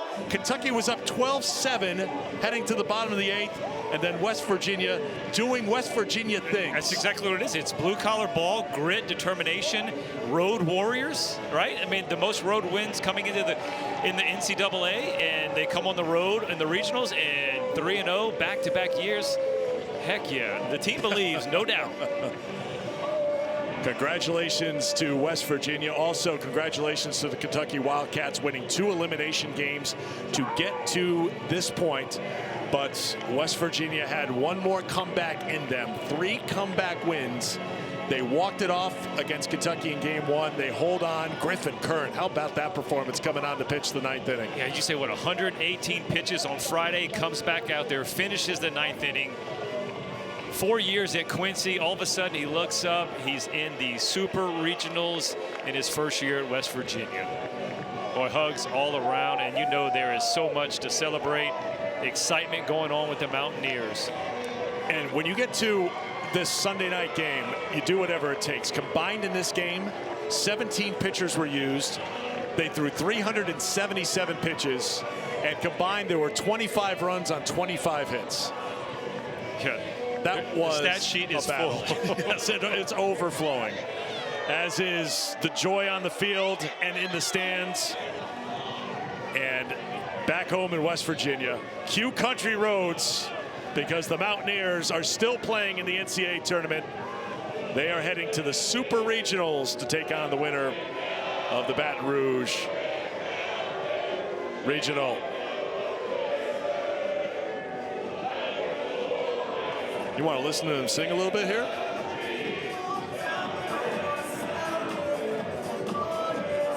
They're fighting with the dance music here, but now they can belt it out.